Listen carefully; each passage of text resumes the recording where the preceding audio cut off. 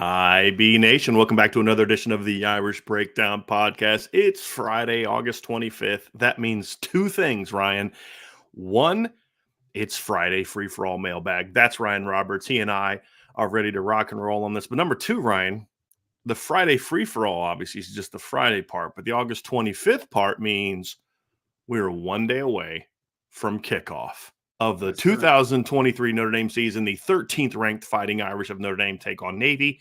The 96th meeting between these two teams. Brian, we've broken it up. Ryan, we've broken it all down this week. Tons of different content. We had Greer Martini on this week. Ryan interviewed Greer Martini. That was an awesome interview. You haven't listened to it yet. Definitely check that out. We'll have another interview with Greer posted tomorrow where Ryan just kind of talks about what's going on with him and his career and kind of where he's at right now. He's a linebacker coach at Charlotte right now. So we'll have that this week. We'll have the countdown to kickoff tomorrow morning. We'll get posted at 6 o'clock in the morning. Vince and Sean are going to record that tonight. We're going to have that. And then, of course, Ryan, first post-game show of the year. So lots of fun stuff going on. Vince and I will do our upon further review on Saturday night. Man, I'm so fired up for the season to be started. But before we dive into that, I did want to do something a little bit special, and I've been trying to figure out what day would be the best to do this. And today, I think, is the best to do this, and kind of before the mailbag. And I wanted to kind of talk with you guys about something. You know, we get asked a lot, Ryan, on this show about how we started and different things about the business. And you and I have talked a lot about this, and you kind of know what's going on. Is one of the big benefits of Irish Breakdown over the last couple of years has been our partnership with Blue Wire. And you guys have heard us talk about that. And, when Vince and I first started figuring out how are we going to do a podcast, because I always wanted to do a podcast. And I really, what's the way we're going to do it? We talked about subscriptions and all these different things. I had conversations with Locked On and other podcast providers. And, they all had this vision for this is how podcasts need to be. They need to be this, 20 minutes long and this here, and it's got to be that. And I just said, look, I'm going to do this the way that I want to do it and the way that I believe in. And unfortunately, there are no platforms out there that are going to allow us to do it. So we've got to kind of go independent. And about 3 years ago, I got a phone call, and I'm trying to remember who it was, but I remember, I think it was Henry. I got this phone call and I was like, hey, I'm with Blue Wire and we want to talk about partnering with you. And I was like, okay, whatever. It's going to be another waste of my time, but I'll meet with them. And it was something that completely changed the outlook for Irish Breakdown as a business. Driscoll Publishing is a business, but Irish Breakdown as an entity, Ryan, was that partnership. And Blue Wire is still a new company. It was founded in 2018. A lot of stuff they've done has been, raising private funds. They've been such a great partner for us. And, just with the ability to sell advertising. But the thing I like about it is they are really into promoting the content creators. They're not into saying, hey, here's what you need to do. You need to do it this way, this way, this way. And you need to talk about this, this, and this. They've said, look, there's always opportunities for them to help us if we have questions or ideas, or if we want to connect with somebody. They've been a great partner in that regard. But they were the one company that said, hey, we believe in the content creators. And you do your show the way that you want to do it. And if it works, great. And if it doesn't, then we'll figure something else out. And it has been tremendous, Ryan. I mean, I kicked some of the numbers around to you yesterday about what we're doing on the podcast now. And it's been such a tremendous blessing. And so I had a meeting last week with Blue Wire, and we recently actually signed a 2-year contract with Blue Wire. That's how much I believe in them, is I was willing to partner side by side with them. I don't have to worry about keep getting calls from all these other people about taking our podcast somewhere else. But they're starting something really cool that I wanted to kick over to you all, because I really believe in Blue Wire and the direction it's going. And you look at Blue Wire, they're now up to 300 shows. They have a lot of former athletes on it. They have people like us on it that are more team provided. They have NFL coverage, NBA coverage. They have, different professional athletes on it. It's been a lot of fun being part of this network. But now they're opening it up to really the first time for some sort of investing. And I'm going to put something in the chat here for all of you. If some of you are interested in it, it's sort of it's not so much a true investment. It's more of a crowdfund situation, but you can invest in the company and partner with the company if that's something that you're interested in. And so I put a link in the description box below, and you can find it at wefunder.com/Blue Wire. And this is an opportunity for you all to support Blue Wire, and Blue Wire supports Irish Breakdown. Having being part of Blue Wire is a big reason we've been able to grow the way that we've grown. And we're going to look to make new hires over the next 6-7 months. And this partnership with Blue Wire is a big reason for that. And so, they're continuing to grow. The financial conversation we had last week made me a lot more confident in the direction that they're going, but they're trying to now take their game to another level, and they're going to need some capital to do that. And I really like this idea.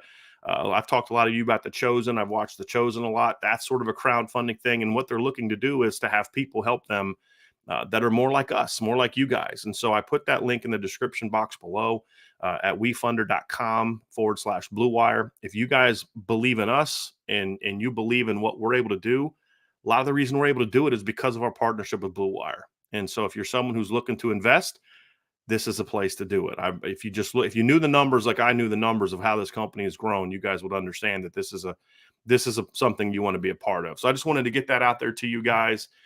I believe everything that that I've ever said about Blue Wire is how I feel. They have been a tremendous partner. And as other people have tried to come at us and, hey, come over with us, and I'm like, you know what? I don't even really want to hear it. I love where I'm at. I respect you guys, but I love where I'm at. And Blue Wire's been such a great partner for Irish Breakdown. So I just wanted to get that out there to you guys and talk to you a little bit about that before we dive into this mailbag, Ryan, because, man, I'm excited about both of those things, right? Yeah. Blue Wire, our partnership, being able to do this, but man, we're able to do this and talk about Irish Breakdown, and we're able to talk about Notre Dame and this big game coming up. And I know people are fired up. We had our predictions out today. We had a prediction show yesterday. We got a ton of great questions, but man, it's just the whole football season in general, Ryan. It's here, man. What's funny? I was looking at something the other day, and I was looking back at the Navy series. Notre football games usually didn't start like back in the 20s and 30s till like October is when the season started. I don't know what I'd be able to do with myself if I had to go a whole nother month without football. It would be rough. It'd be rough. We'd cry every single day. So fun times. Rough. So let's get down to it, man. Ryan, you ready to rock and roll here with some questions? Yes, sir. Ready to roll? All right. Let's do it. This is your boy. We're going to start off with your boy, Ryan. T Guns, who's living in the past with his little avatar down there. It's just funny. At this moment, right now, what is your excitement level for tomorrow? 1 to 10, mine is a 15 after watching the hype tape. How about you, Ryan? By the way, so I'm more like a gentle into the excitement kind of thing. Like I didn't really start getting excited for like games when I played until the day of, right? Like that was kind of when things escalated a little bit. I feel like I'm easing right now. I would say I'm like a 7. I mean, it's still high, right? But like tomorrow morning, I'll wake up, it'll be a 9. And then about middle of the day, it'll be a 12. And then once 2:30 kicks off, it'll be like a 19 on a scale of 1 to 10, right? Like it's going to escalate quickly. But I was never a guy that I was never a person that was like multiple days beforehand. Like I can't sleep. I can't, I'm just like that dude. When I wake up, I have a panic the day of. Like that's kind of how my excitement works generally. I'm a 15. I'm with Tommy. I'm a 15. I'm always the guy. I was the opposite of you, Ryan. Like as far as in this job. Now as a coach and as a player, it's easier to do that when you're a coach because you're just focused on the task at hand. Hey, look, today's Thursday. We have our goals for Thursday. Today's Friday. We have our goals for Friday. But doing this job, man, the week leading up to the season has just always been just something I start getting excited about it. And especially now because Notre Dame's kind of a bit of a prime time thing, they're kind of, when I mean prime time is like they're the only show in town, basically, from a college football standpoint on Saturday at 2:30. So I'm very much looking forward to that, man. I'm at a 15. Now, way it works for me is on game day, Ryan, I'm kind of the opposite. I'm kind of like, okay, now I'm kind of chill. It's here. Yeah. I started thinking about all the stuff we've got to do that day and just kind of formulating it all together and getting everybody on the same page and getting ready for the game. And that's when my old coach mode kind of kicks in where it's like, okay, now's the day that I'm calm. But the days leading up to it, man, like right now, I'm just like a ball of energy. I just want to start screaming, so, but yeah. Some people in the chat would probably like if you started screaming. Yeah. It's a little bit weird, but sometimes. They probably would. Here's a great one, Ryan. I will read this one real quick from Beefeater ND08. It says, Brian, did you contemplate doing this show in a tuxedo? If not, why? No, I didn't. Why would that be a thing? Like, first of all, if you guys knew me at all, this is as much as I dress up right here, right? Like, to me, like, I show up at games and all the other people that cover the beat probably are annoyed by me, but I don't care. I show up in jeans and a polo, right? Like, I'm there to cover a football game. You know That's what I most mean? people. That's most people, Yeah. honestly. Oh So no, not covering Notre Dame. It's slacks and sport coats and all. And I'm like, hey, my thing is do whatever it is you think is right for you, right? It is all good. But that's just me, man. Like, if I could show up to a game in jeans and a hoodie, I'd show up to games in a jeans and a hoodie, man. So I think the last time I wore a suit, we were living in Colorado and Angela had some function for the school she was going to. I think this is the last time I put a suit on, other than actually job interviews. I had some job interviews when I got back into coaching that I had to wear a suit. But yeah, I am not a suit guy, and I'm definitely not a tuxedo guy. No, actually, last time I wore a suit, I think was actually for Lou's funeral. It was the last time I wore a suit. I forgot about that one, but yeah. Last happy memories were in interviews, but yeah, I'm not a suit tuxedo guy, Ryan. You know that. well, how much of a super chat will you have to get to put a tuxedo on during a show one day? Well, first of all, 0, because I'm not gonna put a suit on when they're taking 50% of what you're giving. But if we're gonna have some new functions here, there might be a price. There might be a price. If somebody wants to do a sponsorship, Drop your Venmo. get into the 4 or 5 figures. You know what I'm saying? We may put a tuxedo on for that one, but no, nobody wants to see that, Ryan. Nobody actually wants to see that, other than to get a good laugh. I just want to apologize to Tommy real quick. I got a nice message from Tommy. I apologize, Tommy. I didn't know that was your son in the picture. I think it's a great picture. Then my deepest apologies, man. Deepest apologies. Now the cool thing is, I think his son actually plays at the same high school that Tommy played at. I think Tommy also played at Massillon, I believe. Massillon, yeah.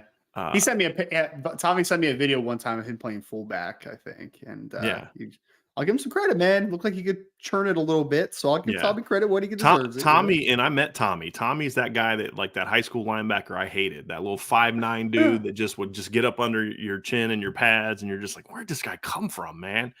So yeah, that's my guy. Tommy's one of the OGs. Like wrestle and stuff. Yeah, Tommy's one of the OGs, man. There's no doubt about it. No doubt about it. We had a super chat from AST12321. Thank you so much for super chat. I said it at the start of camp, and I'll say it again. To hell with the offseason. Football is back. That's right. That's right, man. I'm as fired up as you are. It's going to be a lot of fun. It's going to be a lot of fun. We had a question from Irish Gordian Knots. What's up, IGK? Boldest take you have for the season?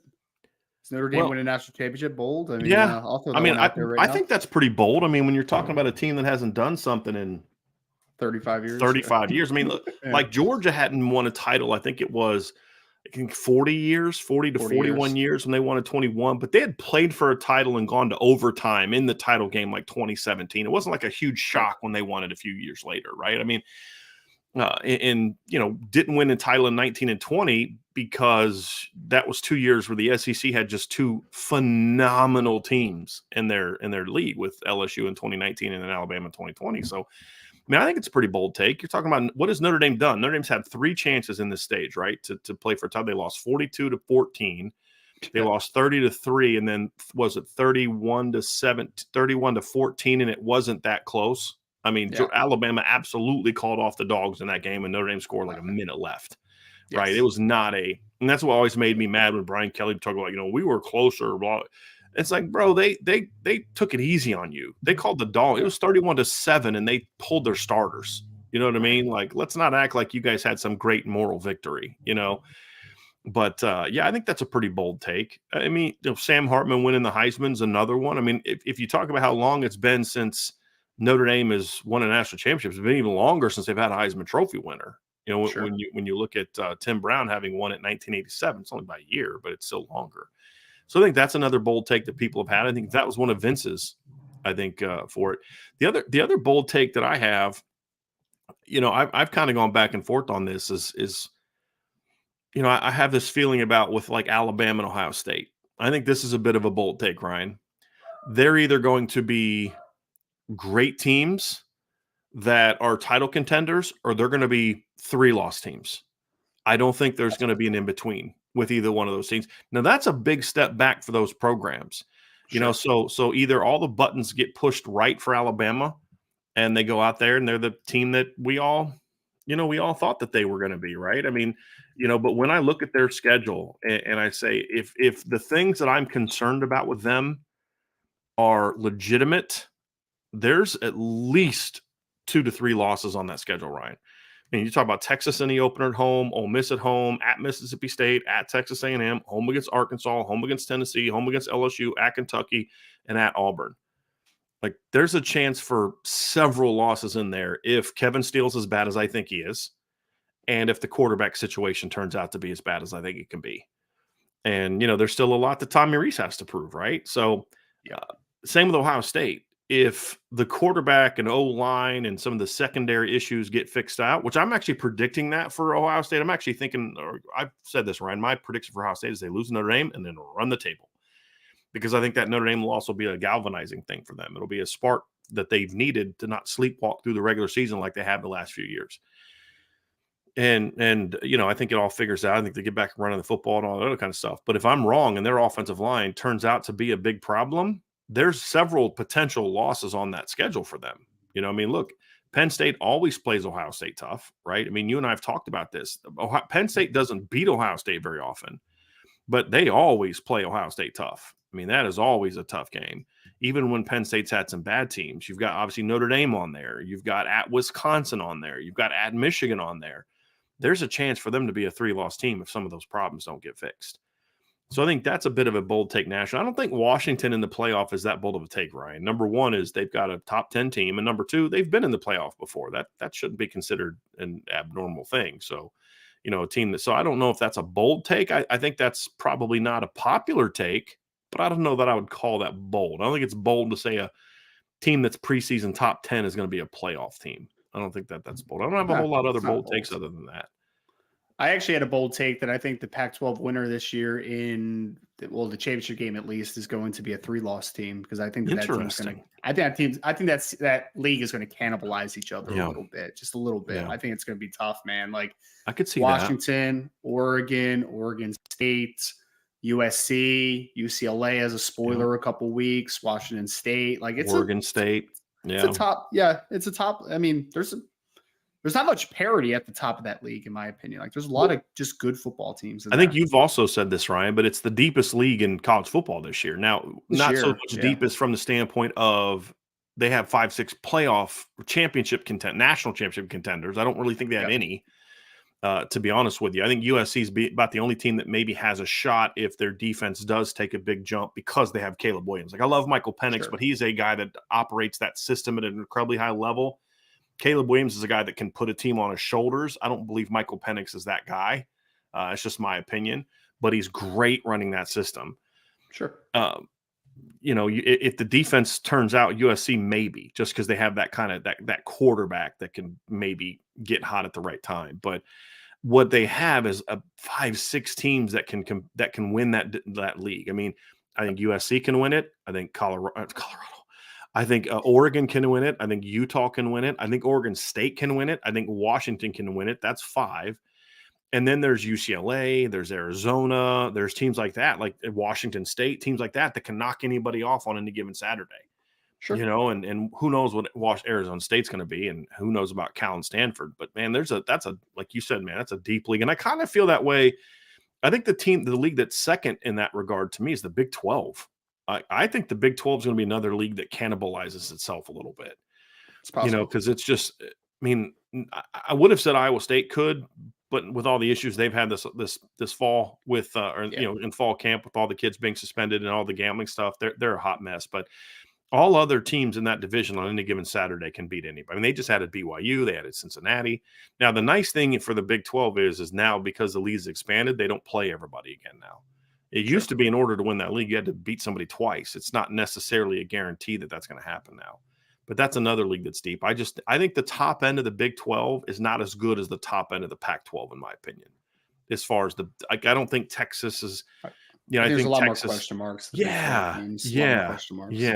I don't put Texas on the same level as USC and Washington just yet. I don't. I think they're more Oregon for me right now than they are.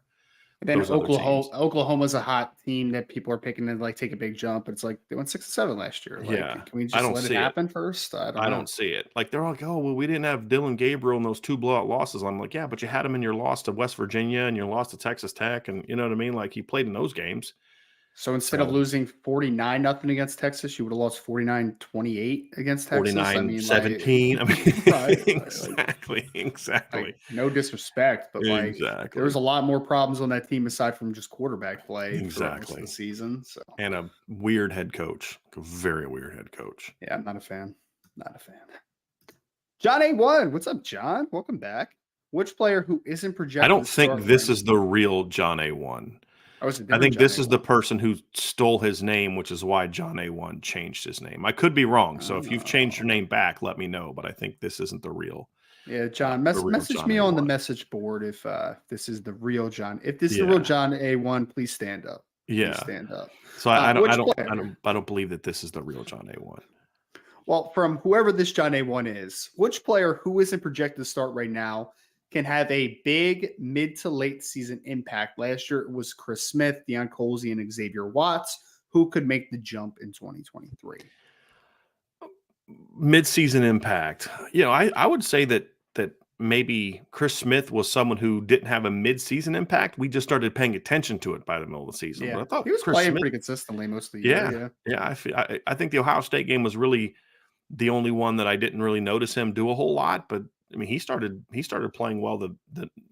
Well, Marshall, nobody played well against Marshall. I think we ignored Chris Smith for a while because we're like number 65 is a terrible number for a defensive lineman, but like then we forgave him because he was playing pretty solid ball. So Gotcha, yeah, gotcha. Uh, Mid-season, well, Ryan, I think the freshman class could be that. There's several guys in the freshman class that I could see that. Couldn't you? Like, guy, Jeremiah loves my pick. yeah, Jeremiah loves my guy. a Yeah, Drake Bowen starting to get more time in the rotation. Jaden Alsbury maybe getting some more time. Antonio Carter is a transfer. I could see him it's a good really one. starting to maybe step up and get more playing time as the season wears on. I could see that. And I'm trying to think of some other guys that can Sam maybe be Hartman. that. Just Yeah. kidding. Yeah. Jajarian Price is a guy who may not take off right away, for Yep. Notre Dame. I could see that. Who's a freshman on offense that could maybe middle of the season start having more of an impact, although it won't be much statistically. I could see by middle of the season Cooper Flanagan's playing a lot more and as a blocker. I could see Agree. that. I could see Agree. that. He'd be Yep. one. He'd be one. Defensive line wise, Ryan, maybe the light goes on for Josh Burnham about midway through the season and he really Maybe. starts to take his game. But I think what I'll say this is I think there's a much better chance for guys to become true mid-season breakouts than last year, where of those guys right there, Xavier Watts is the only one who really kind of had any sort of breakout type of. Now, Deion did some really good things for Notre Dame. I think his best game was like 3 catches. I wouldn't actually call that like a kind of a breakout. Not that word's not being used by this John A1 person here, but yeah, I could see that being more of a difference maker type of impact this year, sort of middle of the season than maybe we saw last year. Just a thought. Could be. Just a thought. I could also see Christian Gray continually getting more and That's a more good reps throughout the season, Yeah, and then by that's a good midseason, you're one. like, oh, it's her number 3 corner, like impossible. That's a You know what I good mean? one. So yeah. Yeah, that's a really good one. I like that one, Ryan. Let's see here. We got one from Irish Gordian Knot. Irish Gordian Knot. How much do we expect Jordan Faison to be utilized this season? Who's of course the freshman walk-on lacrosse player.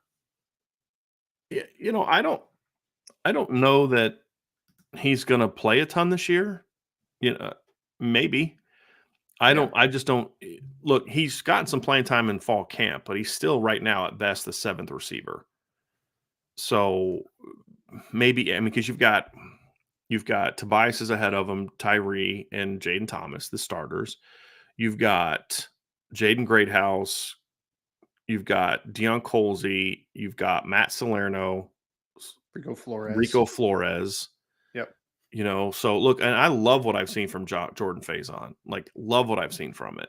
Pleasant from him. surprise, man. I thought he was going to be a good player, but I didn't think he'd be making noise this Right. early as a freshman where people would be Right. like, man, is that kid going to play as a walk-on? Like, that's wild, Yeah. Now, some of that is like, just people needed something to talk about. But the other part of it is like the kid was impressive athletically. Yeah. I think the thing is, like, for me, I don't disagree with anything I've heard anyone say about him. I think he's fast, he's quick. He has a chance to be a player. I think the thing that I've disagreed with is the hype of, oh, well, he's passed up so and so and so and so. I'm like, really? Like, that's not what I've seen. But if he does play it, I mean, I'd be fine with it. You know, have him back there returning kicks or something. Like, the kid's really athletic, easily.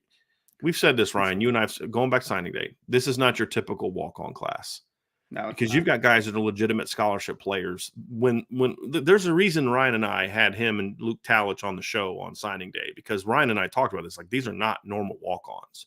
Like, we need to talk about these guys as being part of this class, because these are not, you know, the quality walk-on type of guys. These are Division I football players, man. We had them on at the same time too. I remember, like, literally they were on at the same exact time in the interview, which is pretty funny.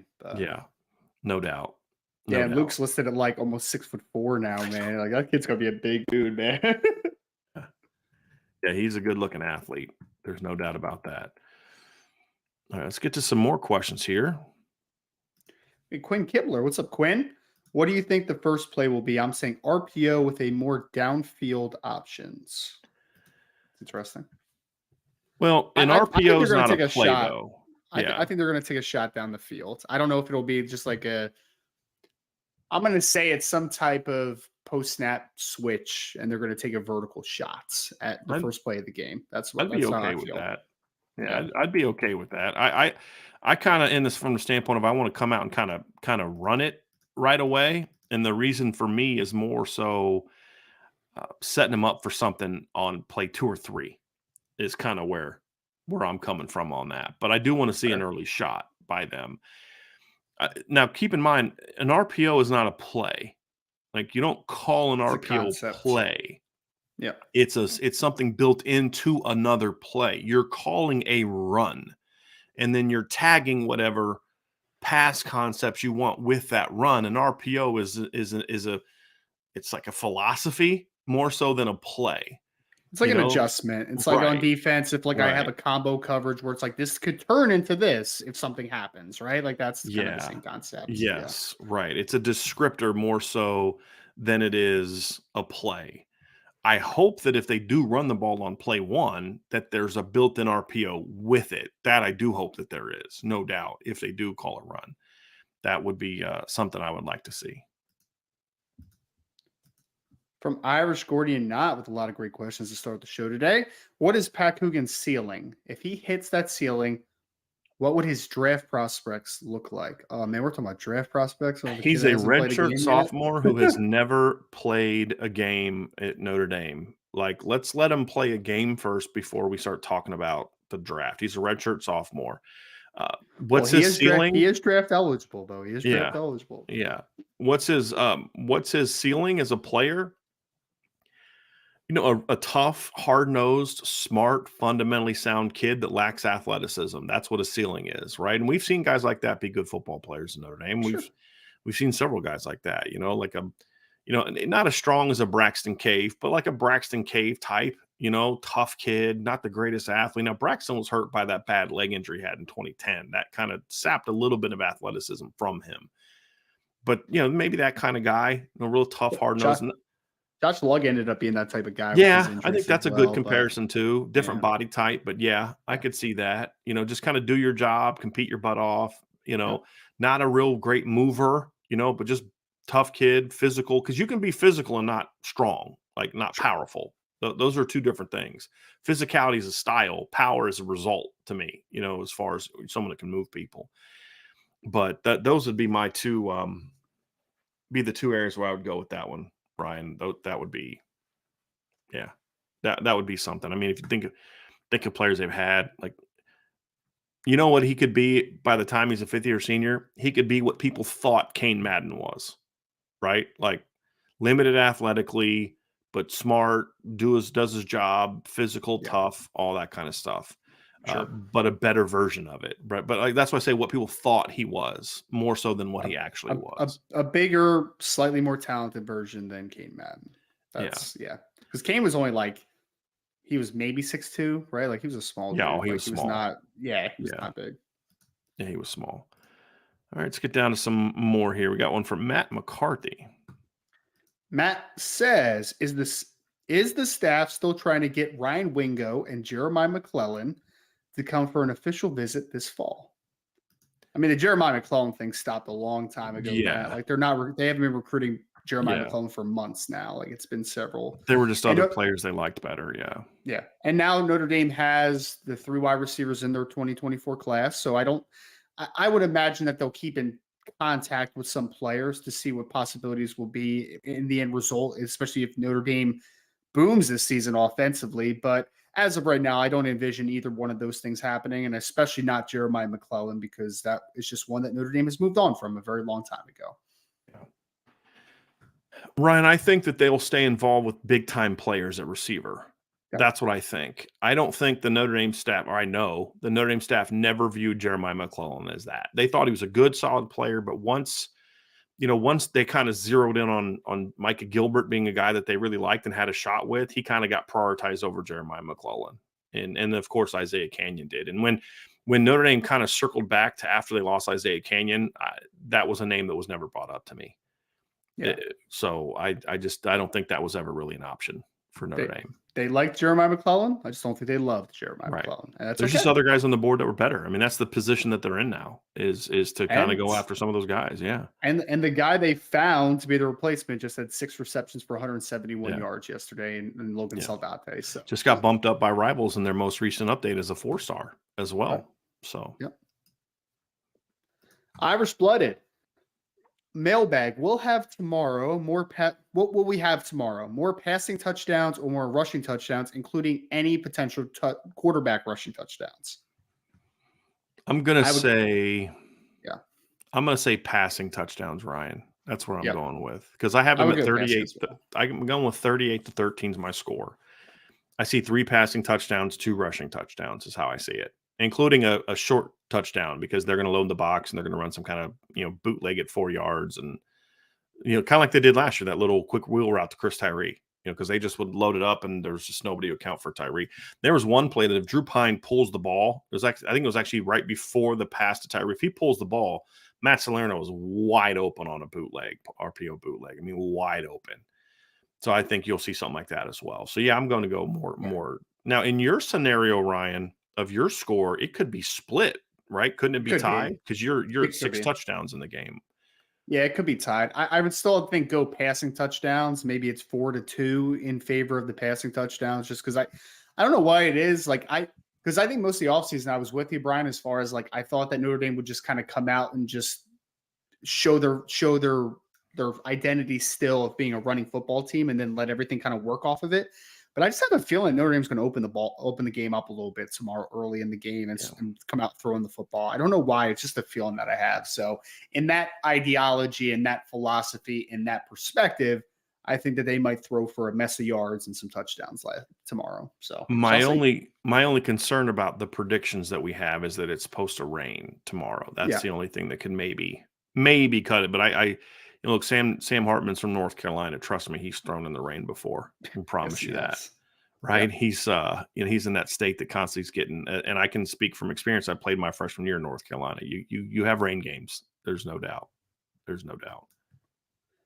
Pete Weber says hypothetical. It's the first game of the season in Dublin. The 2012 Irish versus the 2023 Irish. What's the final score, and who are the most impactful playmakers that end up deciding the game? Wow.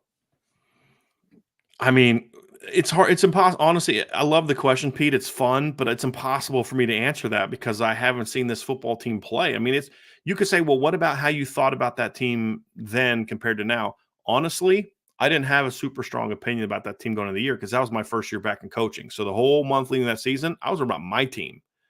And, I was a Notre Dame fan and I was ready for the game to start, but I wasn't locked into what that team was going to be. I just remember how disappointing they were the year before.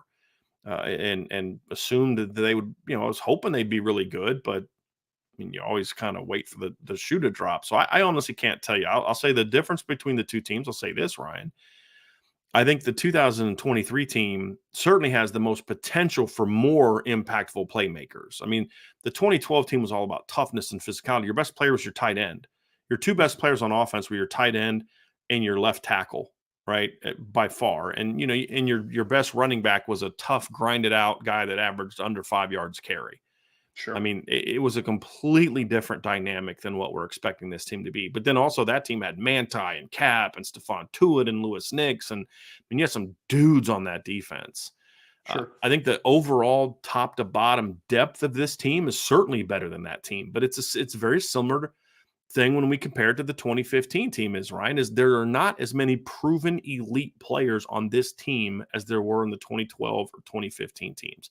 That's still the question mark. Now, we think that those certain guys are going to step up and become those stars, right? But going into 2012, forget what they ended up being. I mean, you had Manti, who you knew was a great player. I mean, you had Tyler Eifert, you had Zach Martin, you already had guys that were established, really good players.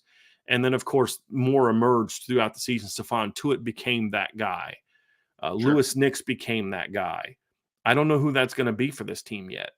So I think the 2012 team would have a difficult time handling the pass attack of this team. But I also think this team would have a really hard time running the football on that team as well.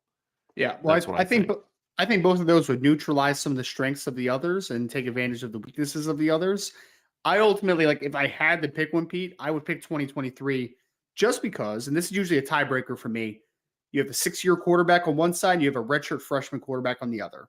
I'll take the experience in that regard. Like, that's my tiebreaker, because we right? didn't know what Everett Golson was going to be going into the season. I loved him as a prospect, but we didn't know what he was going to be. So it's really hard to do. He was a good player as a redshirt freshman, but like he's not what Sam Hartman is right now. No. You know what I mean? Like ever. No. I mean, so yeah, right. I'll take the 6-year quarterback that's had a lot of experience and thrown for a mess of yards and touchdowns. Like I'll take that guy as the tiebreaker there. And Ryan, I don't know that you can go to the college football. You can go 12-0 today in today's game. It's crazy to say this because it was only like 11 years ago. It wasn't even that long ago. I know. But I just don't think you can get to the college football playoff this year where in your first 4 games, you only scored more than 20 once. I mean, you scored 50 in the opener against Navy, but in the next 3 games, you were 20, 20, and 13, including a couple teams that were ranked at the time. And then you scored 41 against Miami, great, but then you were 20 in overtime against Stanford. You were 17 against BYU. They scored 21 against BC, 22 against USC, 29 against Pitt. So let's see, 1, 2, 3, 4, 5, 6, 7, 8, 9 times that year, Notre Dame scored under 30 points. They will not be 12-0 if they have 8 regular season, because it was 9-1. The 9th was the championship game. They will not go 12-0 this year if they score under 30 points 8 times. I can almost assure you of that. It's just, and if you have, how many games do they have? They had 1, 2, 3, 4, 5, 6, 7 games, Ryan, where they scored 22 or fewer points. Like, you just can't win in today's era when you do that often. You're not going to win a bunch of 17-14, 13-6, 20-17 games. It's a different era. So that's the other part, is this offense better be a whole lot more explosive than that offense was. But that's all that offense needed to do. I mean, they did what they needed to do to win those games. And also I would say is, because the counter would be, well, what if you took this team and you dropped it back in 2012 to go against that 2012 team? Well, my response would be Notre Dame's offense would still run the same today as it would in 2012, because we're meshing 2 different circumstances, right? So they would still be able to take advantage of some open space, some ability to work outside, like those types of things, right? Yeah. Would running duo against that 2012 team work? Absolutely not. That's not a very smart thing. But the only way it's going to work is if you can give the 2013 team the 2017 offensive line. That's about the only way duo is going to work against that 2012 Notre Dame front seven. Like smashing our heads against the wall against Capron, Lewis Morris, Lewis Nix, and Stephon Tuitt, and Manti Te'o behind him. Like, that's probably not the smartest thing of all time. So yes, I would agree. Yeah. We had some super chats down here, Ryan. Let's get to a few of those. Good question, Pete. Thank you for that. Those were fun. Let's get to a few super chats here. D Breezy, thank you so much for the super chat. Will you scream if the first play is a handoff? No. I mean, that's kind of what I've predicted. I mean, especially because, like, it doesn't give us an outcome here. Like, what if it's a handoff that goes for like 70? Like, okay, cool. I'm good with that. Yeah, look, I mean, I still believe this team needs to be able to run the football. Right? Like, I don't want this team coming out there looking like, the late Coach Leach is running the offense, right? Like I don't want that. This is still needs to be a team that can run the football on anybody. I mean, if Navy punks you out of being able to run the football, there's much bigger problems for this football team. And so, no, I have no problem with that. I mean, I'm not one of those people like, oh, you just got to come out throwing the ball. If they do that and they think that's their best way to play, that's fine. But if they think that, hey, we got to try to still establish the line of scrimmage, sure.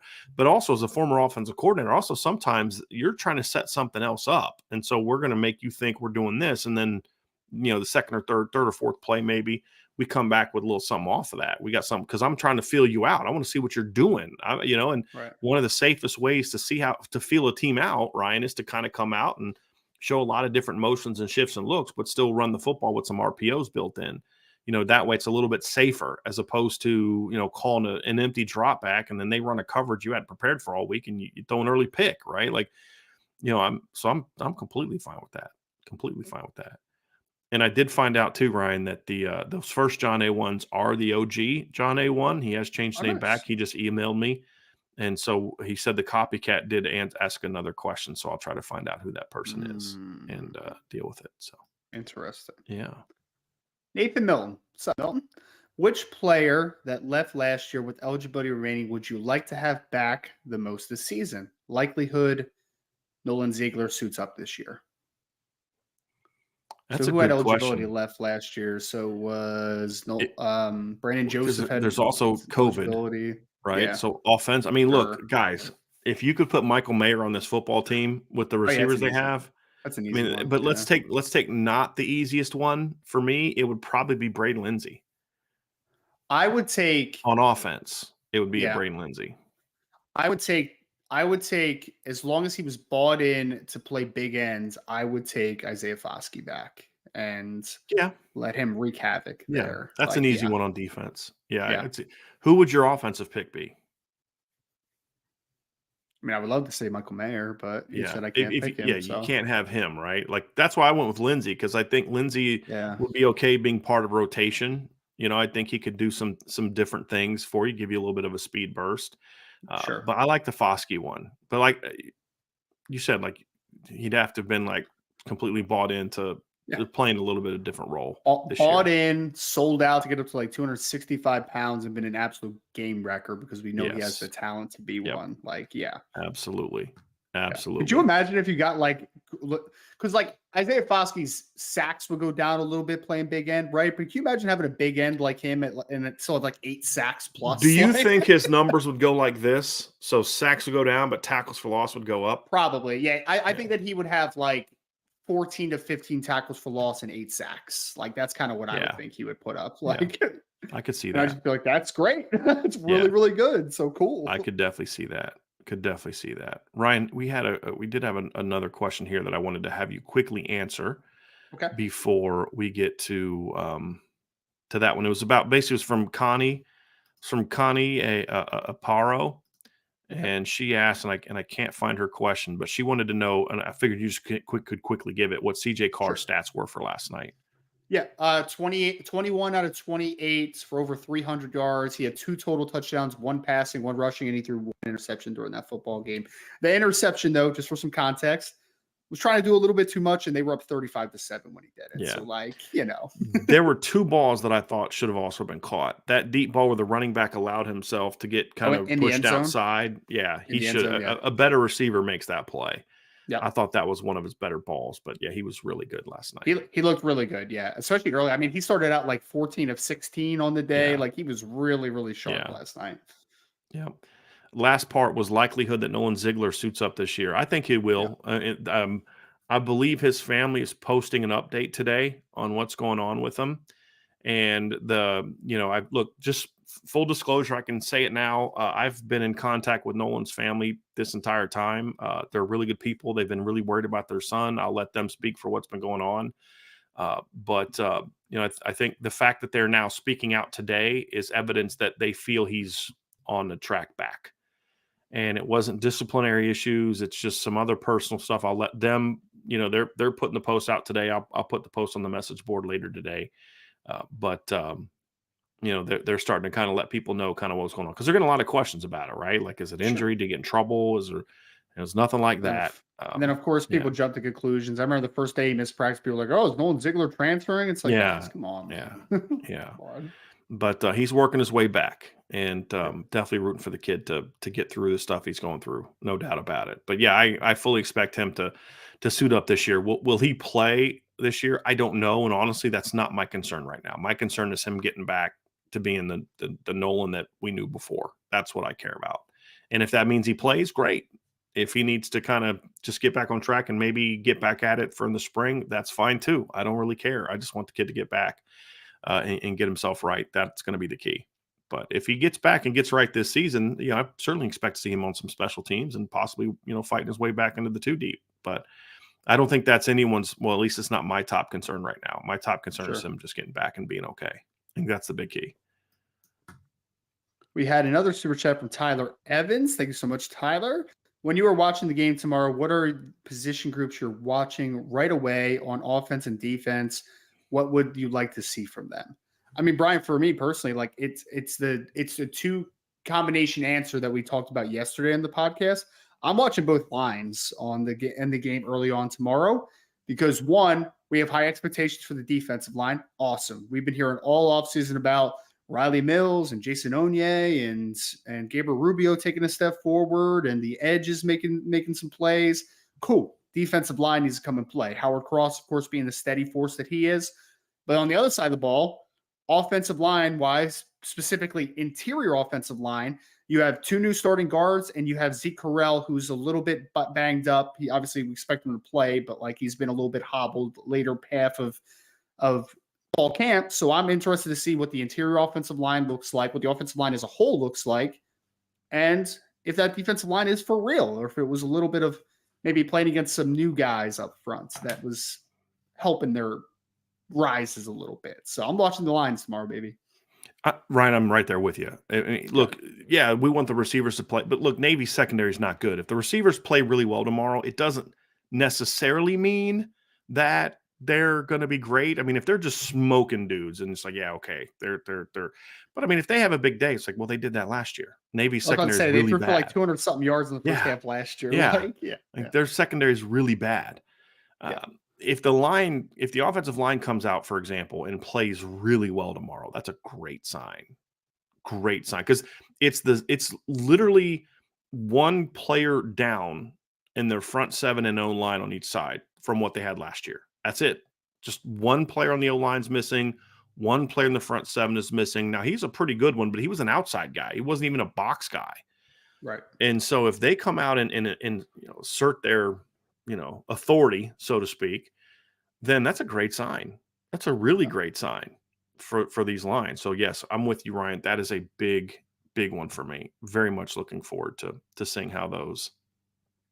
So, yeah, we'll get to some of those. So here's a good one, Ryan, from the real John A1. I've now been able to identify who the fake John A1 is, and so we're gonna deal with that here. So, nice. Yeah. John A1, what will Sam Hartman need to accomplish this year at Notre Dame to gain the national respect he should have in the first half on the season? I mean, it's really comes down to go on the road and light NC State up, right? I mean, that's a team that he hasn't had a ton of success with in the past. Light NC State up. I think that's his first chance to play in the national spotlight game. But really, the first half of the season, Ryan, it's the Ohio State game. I mean, that's the one. It's not only beat Ohio State, but you've got to make big play. He doesn't need to throw for like 380 yards, but you just got to be good.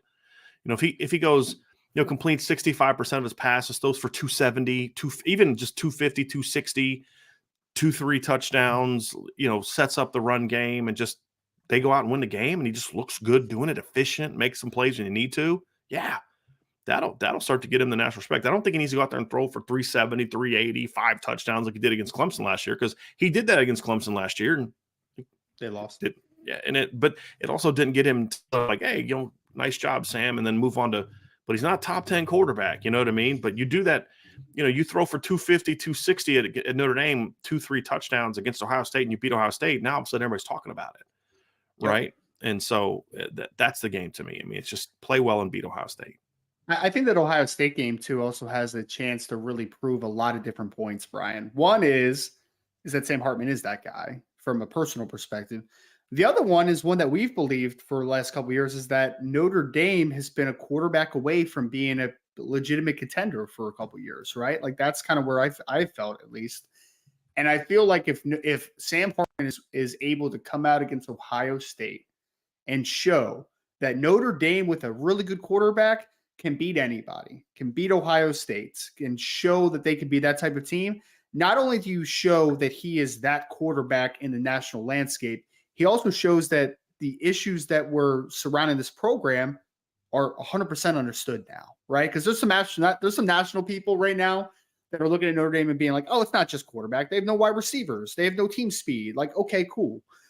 If Sam Hartman's able to go out and beat an Ohio State team and spread them up a little bit, make some plays, then you can go like, huh, Notre Dame can be relevant here, can't they? They can make, they can make a so push what you're saying, Ryan, is not only does Sam Hartman get the national respect, but you're saying he now changes the narrative for Notre Dame because now everything we've been saying, like, no, this team has been more talented than people think. They've just needed the right quarterback to get them. Because I'll say this, Jack Cohn led one of the worst Notre Dame teams I've seen in the last since 2016. The worst Notre Dame team there was the 2021 team, in my opinion. When you just look at that roster, O-line wasn't any good. There was a lot of issues on that team. They went 11-1. Now, yes, they played a bad schedule, but they went 11-1 because mainly, in my opinion, because of Jack Cohn. I mean, you take Jack Cohn off. If you don't have Jack Cohn for that Florida State game, that's an L. He played great in that game.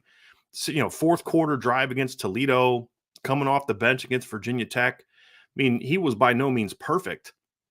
But if you don't have Jack Cohn on that team, Notre Dame is not in a good position that year.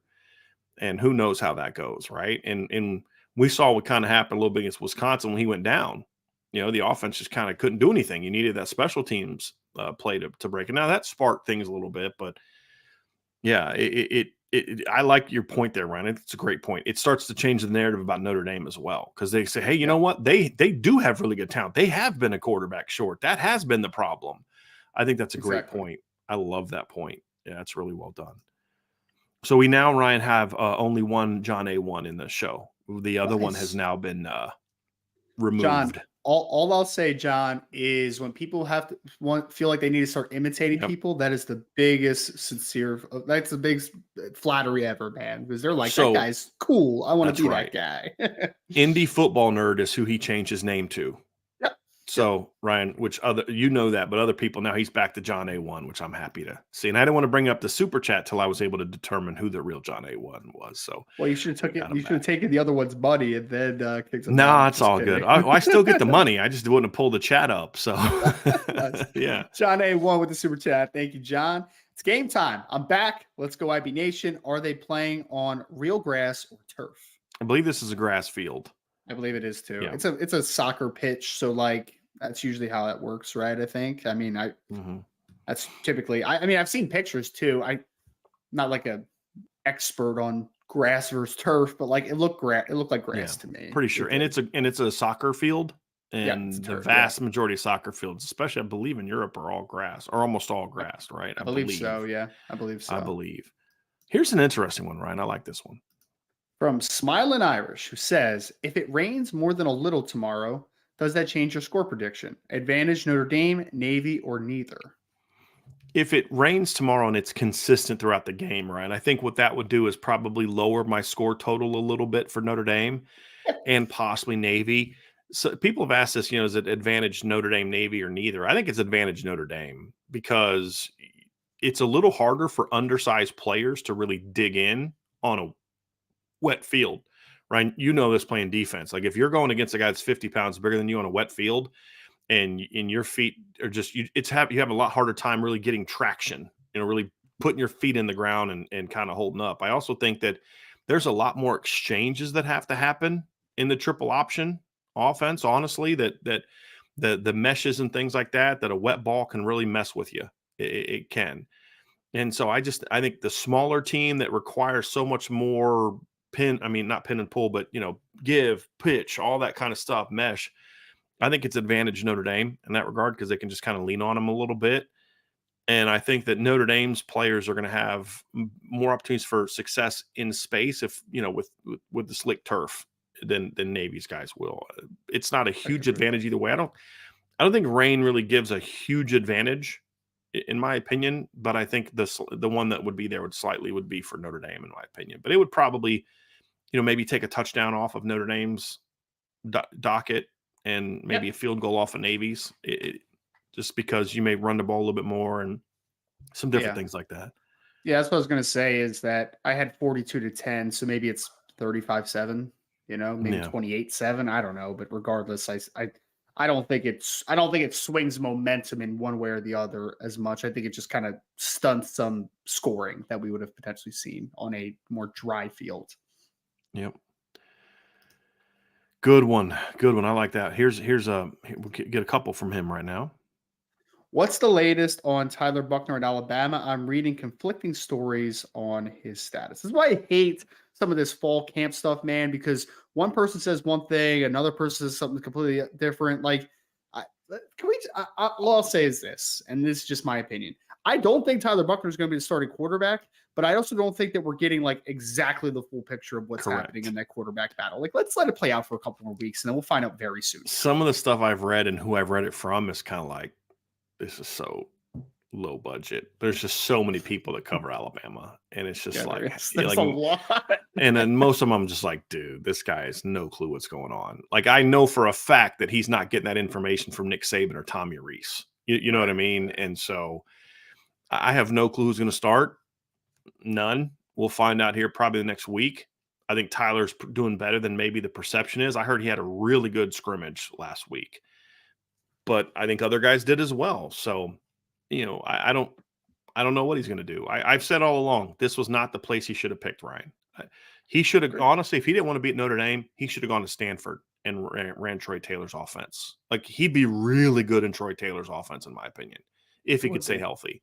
Because that's it's an air raid type of offense. They let their quarterback, they like their quarterback to run a lot. I think their quarterback was their leading rusher last year, wasn't he? At Sacramento State, I believe he was. First or second? It was the backup quarterback. The backup quarterback? Okay. Yeah. They used him as like a just pure like wildcat type of kid. Yeah. So, yeah. So you can get Tyler Buckner. You don't need to put that guy in there run a wildcat. Your starter can do that, So, like, to me, I thought a system like that, somewhere going back out on the West Coast, somewhere that's going to let you kind of be in the shotgun, run pass, going to Alabama's offense just didn't make a lot of sense to me. It really didn't make a lot of sense. I remember one team that people were talking about a lot was TCU as well, and I thought that one could have been interesting as well. I would have been interested to see what he looked like in Sonny Dykes type of system. But that's I mean, kind of a gamer playmaker. You don't need to be a 70% completion guy. They ran Duggan a lot last year too, man. They ran him a whole lot. So I mean, I think Buckner could have been successful in that offense. And Duggan wasn't the greatest passer on the planet either. No, he wasn't. Yeah. He wasn't at all. He wasn't at all. But they manufactured a lot of easy stuff for Max Duggan. I mean, that offense did a really good job last year. So he would have went in and he would have battled with Chandler Morris, right? And it's like, I think Tyler probably maybe could have beat out Chandler Morris. I mean, potentially. So it's possible. Yeah, it's certainly possible. Let's get some more questions here, Ryan. We had John A1 who said, how many yards per catch do you expect from Tobias Merriweather? Are we just talking tomorrow, John, or are we talking full season? Let's do both. Let's just do both. I say that Tobias is a big play threat tomorrow. Like, I would say that I think that he's going to average like 17 or 18 yards a catch tomorrow because I think he's going to be a little bit of the field stretcher. I actually think that Chris Tyree is going to be more of the let's get him the ball quick and get him acclimated and let's let him work in space and create some big plays that way. So I think Tobias will actually be the yards per catch guy as far as stretching vertically. So I'll say 17, 18. That's a high number. So I'll say on the season, he goes 15 to 16 yards a catch. Still a really healthy number. Yeah, I think that's fair. Style. Yeah. Yeah, he'll have some games where he's over 20 and some games where he just catches nothing but stop routes and crossing routes, just the nature of, and then other plays, other plays open up. So I think 15 to 16 is fair on the season. I do. Yeah, I think that's fair. That's a Because there's gonna be some teams that are just gonna be like, we're just gonna play cover 3 and cover 4, just not let you get behind us all day, like it's not gonna happen. So. Right. We had another question from Katie Keevers. What's up, Katie? Is it concerning at all that Coach Freeman described the journey of the wide receivers this offseason as a bumpy road? No, not for me. I mean, it has been. That's when you're going up against the player. I mean, you got to think about what we've seen from the receivers this offseason, right? You get Caleb Smith transfers in. He then has his issues. He leaves. Lorenzo Styles goes to the spring. And then he leaves, right? That's all part of this bumpy road, right? I mean, you've had guys that went through periods where, they weren't playing as well, and then other periods where they were playing well. It's part of the development of a younger group. Yeah. Honestly, if he would have said something different, I would have said one of two things is true. One, he's lying to us, number one. Or number two, maybe this secondary is not as good as we thought it was going to be, right? I mean, that's the reality is the receiving core has a lot of potential. It's not going to be as good as the corners this year, in my opinion. That's one of the 5 best cornerback tandems in college football, in my opinion, Ryan. Cam Hartman. And that's based off just what they did last year, honestly, in my view. Not even projecting them to make huge jumps this season. If they make huge jumps, they're in the top 2 or 3 as a tandem. They were both very good last year. How many teams had starting corners that held opponents to 50% and below on the season? Both of them. In 2018, no. In 2018, the Notre Dame's cornerback tandem of Troy Pride and Julian Love was pretty flipping good, right? We would all agree with that. Both of them allowed quarterbacks to be at 50% or higher on the season. Julian Love was like 56% on the season. I think Troy was like right at 50. I'm gonna have to look that up. I'm pretty sure that Troy actually had the better. I believe Troy Pride had the better yards per attempt, completion percent against him average that season. Let me just go pull that up here real quick, Ryan. So Troy was at 57. So I had him backwards. Troy was at 57. Julian was at 53. Okay. And they gave up 42 and 44 receptions respectively. Last season, Cam was at 50 last season, and he gave up 22 completions. Benjamin was at 43.1. He gave up 22 completions. So the two of them combined gave up the same amount of completions that Troy Pride gave up in 2018, and only 2 more completions than what Julian Love gave up in 2018. Now, part of that is the system. Like, they gave up a lot of 5-yard that because the nature of the defense, that was the kind of their no cover zone, right? So that inflates the numbers and the percentage a little bit. For context, different style of play. You're not giving up as many of those throws in a cover 1 defense, but it still speaks volumes. I had somebody asking me the other day, they were asking me about their All-American lists and why, did I think Benjamin Morrison deserved to be on it over, Will Johnson, for example, and some other players. And so I gave some numbers and I said this, here's the breakdown of it. Cause I don't think people realize just how good Benjamin Morrison and Cam Hart were last year in context. But last year, Benjamin Morrison gave up 43.1 completion percentage and 296 passing yards. Kool-Aid McKinstry, who was excellent, by the way, gave up 37 completions, 352 yards, and 46.3%. Kalen King gave up 27 completions, 45.8%, and 343 yards last season. Will Johnson gave up 28 completions, 56.0% completion rate, and 353 receiving yards allowed, 2 touchdowns. Cooper DeJean gave up 37 completions, 51.4% completion percentage, and 422 yards. And then here's the other one against Ohio State. Benjamin Morrison gave up 3 targets, 1 completion for 12 yards. Will Johnson, they went 6 for 6 against Will Johnson for 67 yards. They went 3 for 8 against Cooper DeJean for 118 yards, right? Like, that's who this receiving core is going against every day. So, yeah, I expect that to be a little bit of a bumpy road. So, and honestly, sometimes that stuff, to me, Katie, it makes you tougher, or you find out who is tough and who isn't, who's mentally tough or who's not. Who's the guy that lets Jaden Mickey get in his head? Who's the guy that just quits on routes when Benjamin Morrison's all over him or Cam Hart's all over him? And who battles? Who's my competitors? Who's the guys I'm going to go to battle with? I think you can learn a lot about your receivers that you just can't learn if you're going against just some okay guys that you kind of beat up and practice a little bit, but they're just not as good as what you're going to see on a lot of Saturdays. That's my 2 cents on it, Ryan.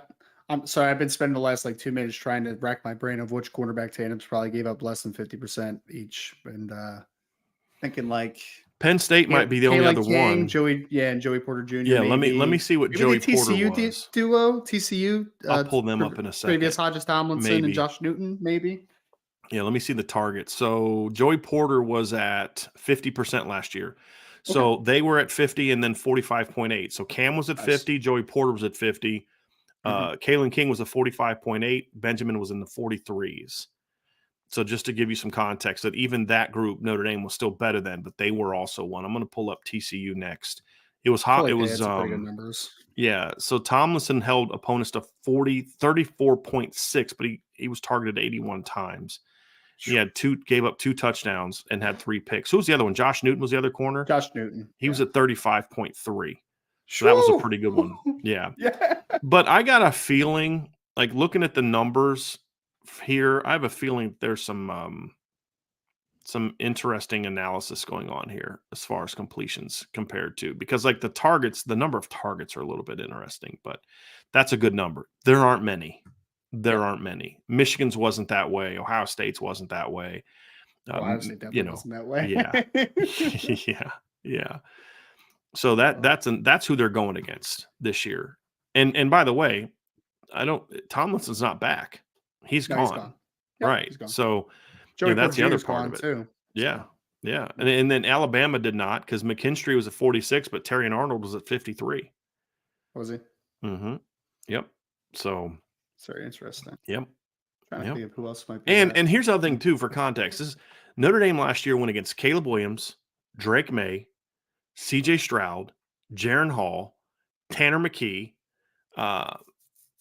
Garrett Schroeder. I mean, Spencer Rattler.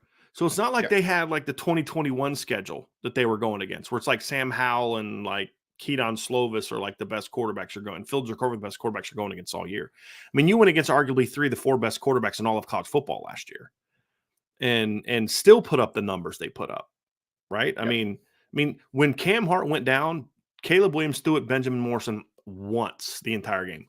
Once. You know how many completions he had? 0.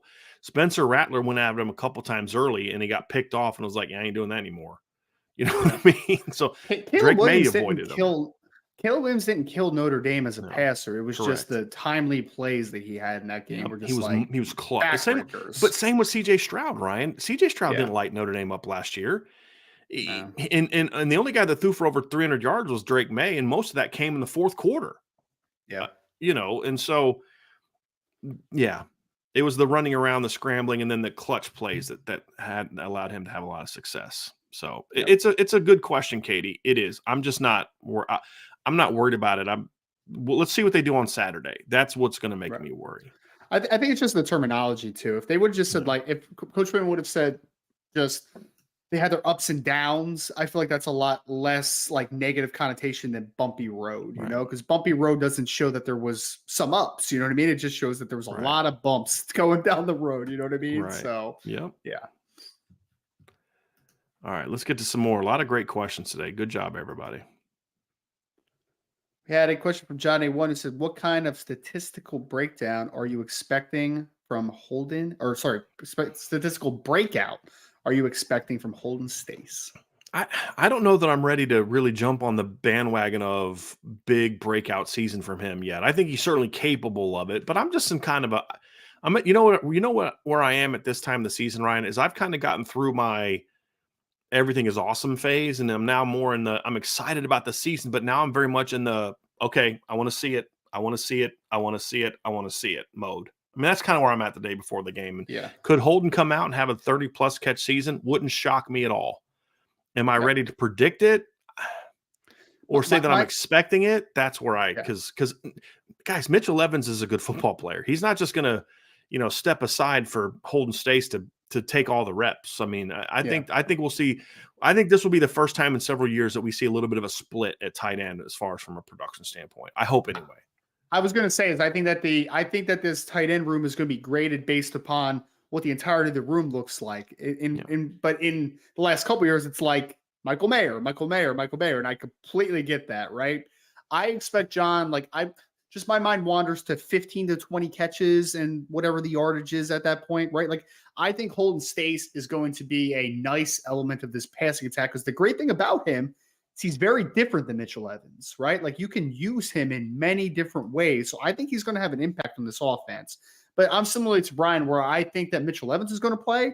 I think Holden Staes is going to play. I think both of them are going to have a role in this offense. So I don't necessarily think there's one tight end that's going to get all of the snaps, right? Like 70, 80% of the snaps. I think that there's going to be a little bit of a mix here, which nothing wrong with that, man, because Holden Staes is talented. And Mitchell Evans, last time we saw Mitchell Evans, he had a good football game. And it was one of the reasons that they beat South Carolina last year, obviously. Yep. More questions here. Let's see. Let's go down to Wade Garrett down here. This is not happening, by the way. I'm just telling you right now. If Notre Dame wins the title this year, can we get Brian, Ryan, and Vince to get on video and sing the Notre Dame fight song? Yeah, you can get me on video to do that. Yeah, Vince and Ryan would absolutely be willing to do that. I will not. I will 100% do that. Yes, Wade, I probably would do a lot more things than just besides that if they won a national championship. But yes, I'm gonna have like that remove button. Like I'm gonna be hovered over that remove button the entire show if Notre Dame wins the title with Ryan and Vince in the show. I'm like, okay. I know we're professionals here, Brian, but if they win a championship or on a post game show, okay, I'm bringing some whiskey on the show. I just hope that you understand that. Oh goodness gracious. I don't know what happened to Ryan's feet, everybody. I'm not sure what's going on. Yeah.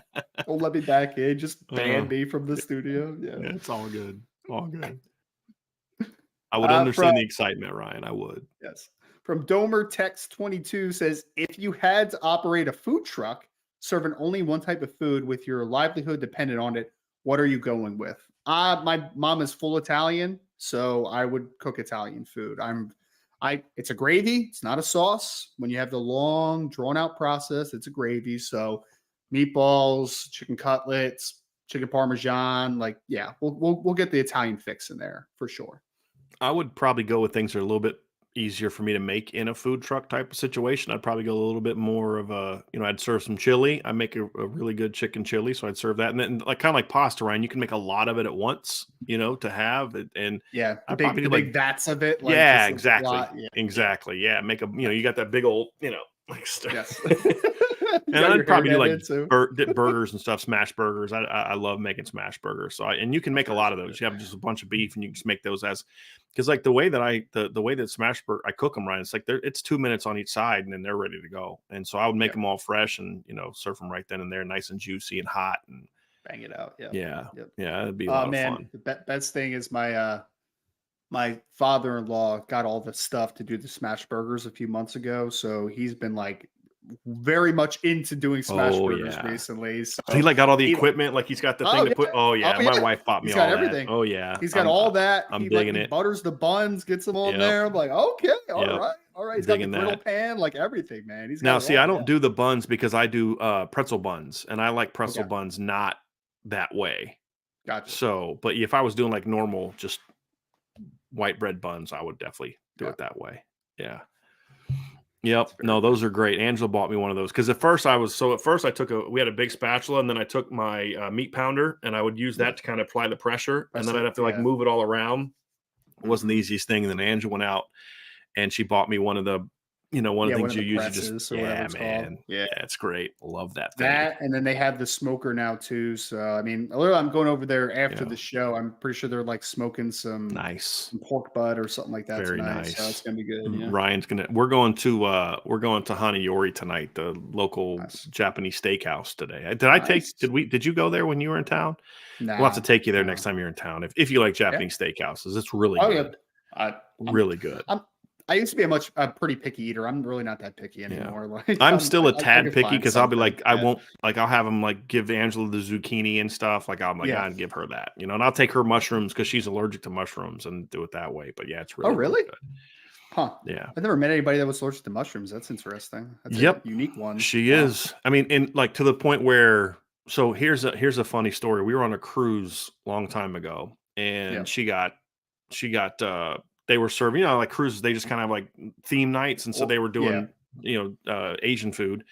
Mm-hmm. And she got spring roll or egg rolls. And so apparently egg rolls, sometimes they have them in there and sometimes they don't. So she asked and the guy's like, no mushrooms. And so she takes a bite of two or three bites and I look over and she's already, her neck's getting all red. Oh no. And she looks at it and there's this mushroom right in the middle. He's like, no problem. It's a Japanese mushroom. I'm like, bro, It's a freaking It's a mushroom. mushroom. Like, she's not allergic Right. to American mushrooms only. You know, like what kind of? So we spent the whole night in the infirmary, and then we went out to dinner with my parents one night. This place called P.F. Chang's in Virginia. It's like a national chain, but it's like a Oh, I know Chinese P.F. restaurant. Chang's. Yeah. And so, of course, Angela has to do everything that they did, and no mushrooms. And so she's eating, and they're like, we're trying to figure out what she's breaking out. We don't know why to take her to the hospital, but they're like, no, there's nothing. They're like, well, what about that soup? And they're like, no, it's made with this, and truffle oil. I'm like, you don't Truffles know are that fun guy, truffles are, oh my God, people are stupid. Yeah. So, of course, I had to spend the whole night in the hospital. So, yeah, it's like Ryan, she bites into one and immediately her neck starts getting red and her chest starts like hiving out. And it's like, oh, let's go to the hospital. So it's really scary, man. When I was a high school coach, we had this one kid that was allergic to fresh cut grass. So, oh my God. Well, you're playing the wrong sport, brother. The one day of practice, he looked like a fish, man. It was just like gills. I was like, oh, all right, EpiPen, get it over here. Like, oh, yeah. Man, yeah. Oh boy. Yeah. Ugh, gosh. Yeah, those are not fun. No. I'm fortunate. I don't have any allergies like that I know of. I'm just allergic to cats, but that just like messes my eyes, doesn't make me blow up or anything. So Vanilla Chill says, what is one thing that you predict that no one else has that you would love to brag about, whether it be Notre Dame related or college football overall or recruiting wise? It's an interesting question. What is one thing that you predict that no one else has that you would love to brag about? I think for me, this one just pops in my head, and I know I'm going to be looked at as a hater from this, and like LSU fans, if they pop in here, will probably be yelling at me. But I am not sold on LSU the way that they're making LSU out to be, as far like the foregone conclusion winner of the East this year. Like they are just this incredible team. I think they could win 8. No, I think they could go 8-4 or 9-3 this year very easily. I think they're a good team still, but like I think we're getting a little bit too ahead of ourselves with LSU. A little bit, man. Just a little bit. And I'm very curious how they're going to look defensively without Mason Smith against Florida State. Yeah. That's going to be very big one to start the year too, man. It's a big one. So, Yep. What is one thing that you predict that no one else has that you would love to brag about? I don't know that I would say, first of all, I'm not necessarily like, I don't know if I'd call myself the bragging type. I'd probably remind people of things. I guess me picking LSU in 2019, I mentioned quite, whenever we talk about it, but I don't know if I'd call it bragging.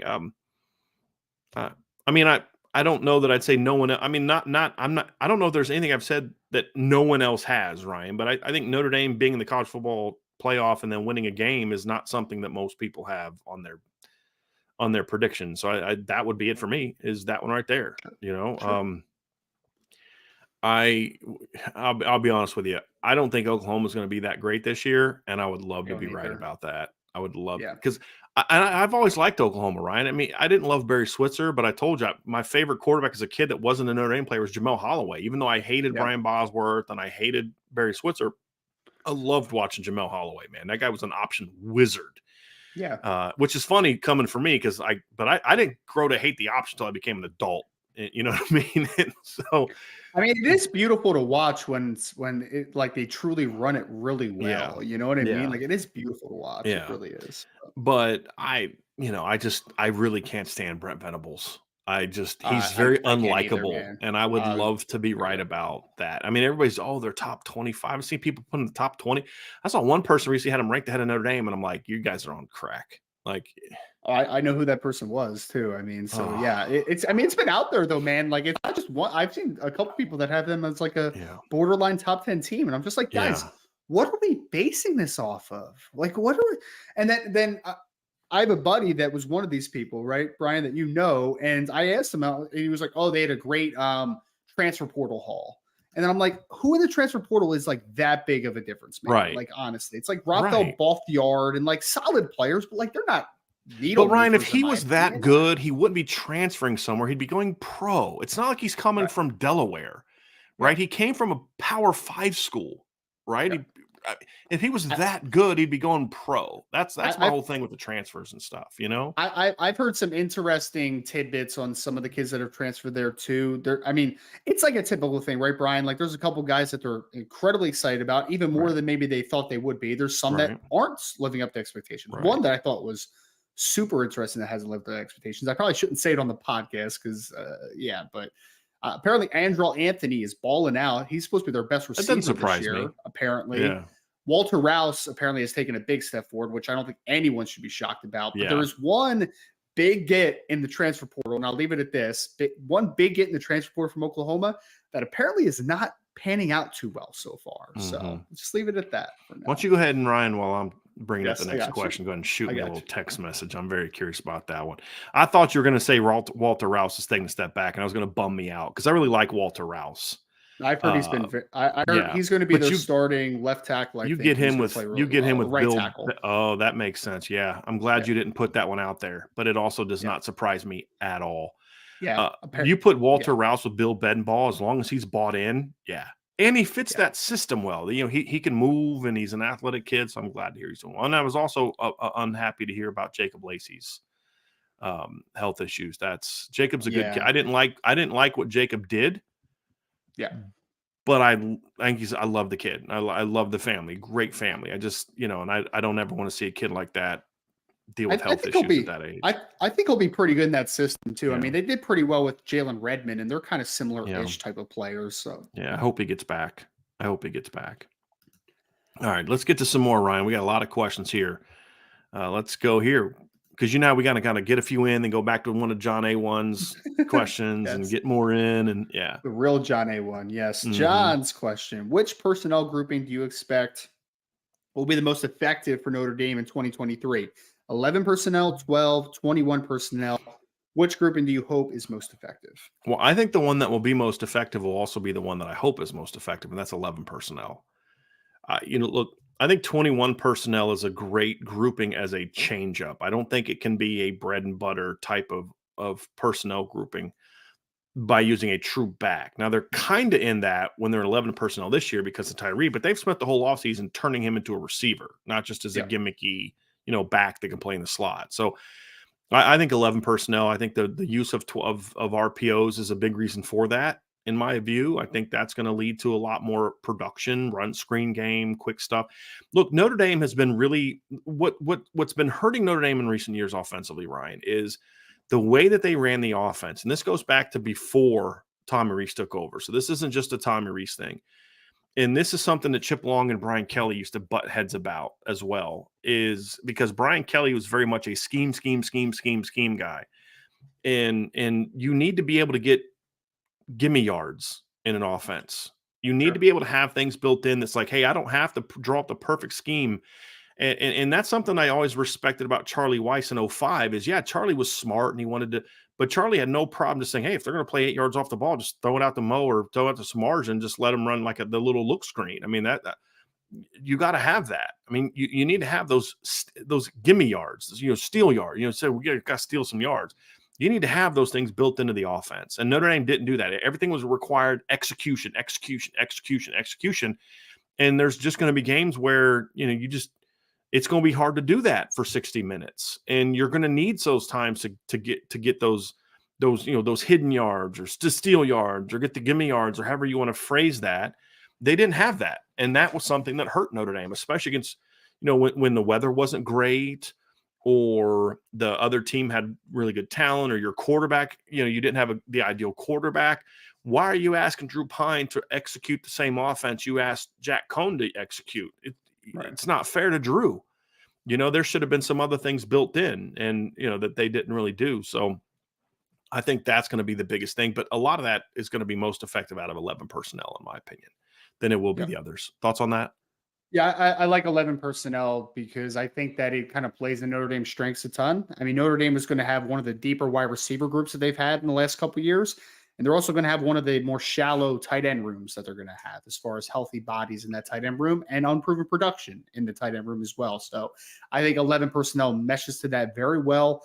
I think and then I also think that you have more opportunities as far as out of 11 personnel to run a lot of more RPO looks where I want to see more RPO assimilated into this offense. So I think RPO handling, I think wide receiver depth, and I think tight end having a little bit of a lack of depth this year of healthy bodies.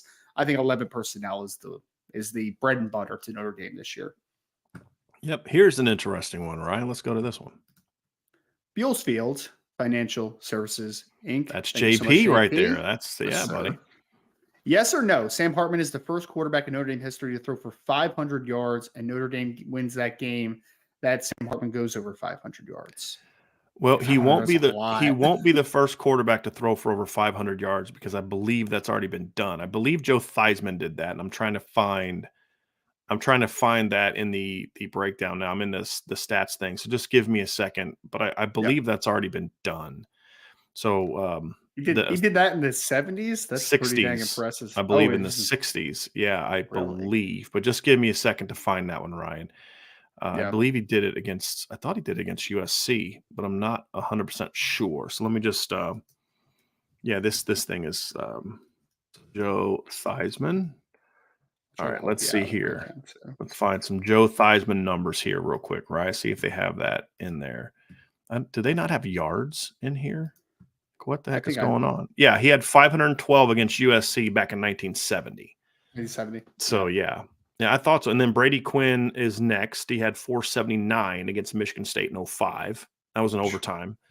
And then DeShone Kizer is the next guy. He had 472. I was actually talking about this game recently. He had 472 against Syracuse back in 2016. Remember after they got rid of the Van Gorder? And I was there. Oh, really? Game, okay. So, it's funny to find out how many times you and I have been at the same game before we met. Yeah. But man. And then Brady Quinn is 4th, 5th, and 6th. He had 463 against Purdue in 05. He had 457 against BYU in 05, and he had 453 against Stanford in 05. Jimmy's highest was 447 against Navy in 2009. And then the next two are actually DeShone. DeShone threw for 442 against Temple in 2015, and then he threw for 441 in a loss to Duke in 2000. And then Everett's highest was 435 against Arizona State. I was at that Temple game as well, where DeShone threw for a messy yard. So I was at that game. That was right in Philly. And he had the two stupid turnovers that kept them from. And he had like a 70-yard touchdown run in that game. Remember that? Yes, I think it was longer than that, man. Like that was a long run. Yeah. I'm like, oh, sheesh. But he had those two stupid red zone interceptions. We were in the end zone that he was coming towards us, and it was just wild off of that quarterback. It was like a QB power, I think, right? Like it was just something. Or quarterback. Yeah, read, it was a read. It was a read option. Power read, or was it? Yeah, it was read zone, I believe. I could be wrong on that, but I can go back and look it up. But yeah, it was. Let's see here. The funny thing is I think he only threw for one touchdown pass in that game. Yeah, he only threw one touchdown pass, and I threw for over 400 yards. But his only touchdown pass in that game was that game winner to Will Fuller. Yeah. But yeah, he had a 79 yard touchdown run. It was a long run, dude. Yeah. I was like, yeah. And he was a big guy, obviously. So it was like, dang, man, he just ran like 80 yards. It's wild. I'm actually trying to find that run to see if I can if I can find it. But DeShone Kizer is still one of the most frustrating players to me ever, man. That kid was just so talented. And the other thing too is it's partly on him, right? His attitude was not what it needed to be. His work ethic was not what it needed to be. His understanding of what it takes to be a great quarterback was severely lacking. About being a great teammate and all that kind of stuff, and being a hard worker and all those different things. But, we should have known that before he even played. When he talked about it, he thought about quitting. No great quarterback ever thinks about quitting like that, in my opinion. I don't see that as being like a thing. But, DeShone liked all that came with being at Notre Dame, being a quarterback, but he just didn't want to put in the work that was needed to be that guy, and that's the unfortunate thing. So he had the physical building blocks, and he was a really smart guy too. So like he wanted it, and he wanted to apply himself. Like he would have been, strong arm. He had all that stuff. There's no reason that talent-wise, DeShone Kizer shouldn't still be in the NFL. Yeah. Like, there's no reason that shouldn't be. But just didn't want Ryan, it. Ryan, I'm looking at it now. It was inside zone read. He took that step back, wrote it, and then pulled it and got around the corner. And that was against a pretty good Temple defense. Temple was Tyler good that year, man. I think Hassan Reddick was on that team. He was young. I think Philip Walker was a quarterback. Who was the D tackle? He's been in the NFL for a while. Dogba? No, Matt Dogba? Something. Matt. Ioannidis. Matt Ioannidis. Yes. He was the D tackle on that team. Tyler Medicavich was a tough football player, man. He was tough as nails. Yeah, he was. Wasn't he a pretty good special teams player in the NFL for a few years with the Steelers? Yeah, for a couple of years. Yeah. He was with the Steelers. Yeah. I mean, he just obviously wasn't physically talented enough to be a starter, but he was a real solid special teams player. So, yeah. Yeah, it's a good player. Really good player. Nathan Milton said, biggest or smaller fan of Coach Marcus Freeman since his hire? Well, I mean, I don't consider myself either. I don't consider Yeah. myself a fan. I'll answer your question this way, not looking at it from a fan standpoint, but do I feel I mean, at this point in time, like, am I more sold or less sold on his ability to be that guy? Honestly, he's still a big unknown, but I'm probably more sold now than I was before because we have seen some things that he didn't do a good job with last year. But we saw a guy that was 36, 37, go in his first year, make mistakes, team underachieves, and then fix it in season. Like, Ryan, you know this. One of the biggest things that a great head coach needs is sometimes the thing you think is going to be the plan doesn't work out. And are you willing to say, screw it, scrap it, because you can't do that every time. Because sometimes, like, look, guys, it's going to work. We just need to stick with it. And there's that fine line between doing that and then saying, hey, you know what? We got to pitch it. It's not working. There's foundational things that just take a while to get assimilated, right? But then there's other things where it's like, that's just not going to work. It's not the right blend for this team. It's just he recognized that. Now, you could say, hey, maybe he should have recognized it after Marshall. But again, year one, the fact that he changed it in season, we didn't see Brian Kelly really do those type of things throughout his entire career because he was just so, it's not my fault. It's not my fault. It's somebody else's fault. So I'm not going to change what I'm doing. I'll bench a player, and I'll do that. Brian Kelly's not the only coach that's ever like this, but it took to get to rock bottom to elicit a change, right? To go 4-8, we're like, I might need to be able to do something different here. And let's be honest too, some of those changes that he, chose to do were not really him choosing to do it. It was done for him. It was either, and Brian Kelly, if anything, was a self-preservationist, and that's the reality of it. But yeah. This question was asked. Quinn Kilber said, Brian, have either of you guys coached the triple option? I have. My last coaching job was in the triple option. Yeah, and that's partly why I hate it so much. I coached against the triple option plenty of time. I interviewed for an offensive line coach job in high school for a team that ran the triple option. Got offered the job, but I did not take that job. Yeah, so I've never coached the triple option. Yeah. I also played in it for a year in college. This is also partly why I hate it. So, the offense that I was at, the school I was at, they hired a new offensive coordinator going into my junior year. And let's just say he and I didn't see eye to eye on offensive football. Just leave it at that. All right, here we go. Next question is from John A1, who says, do you expect Pat Coogan to be more effective than he was in the spring game at playing between Joe Alt and Zeke Correll?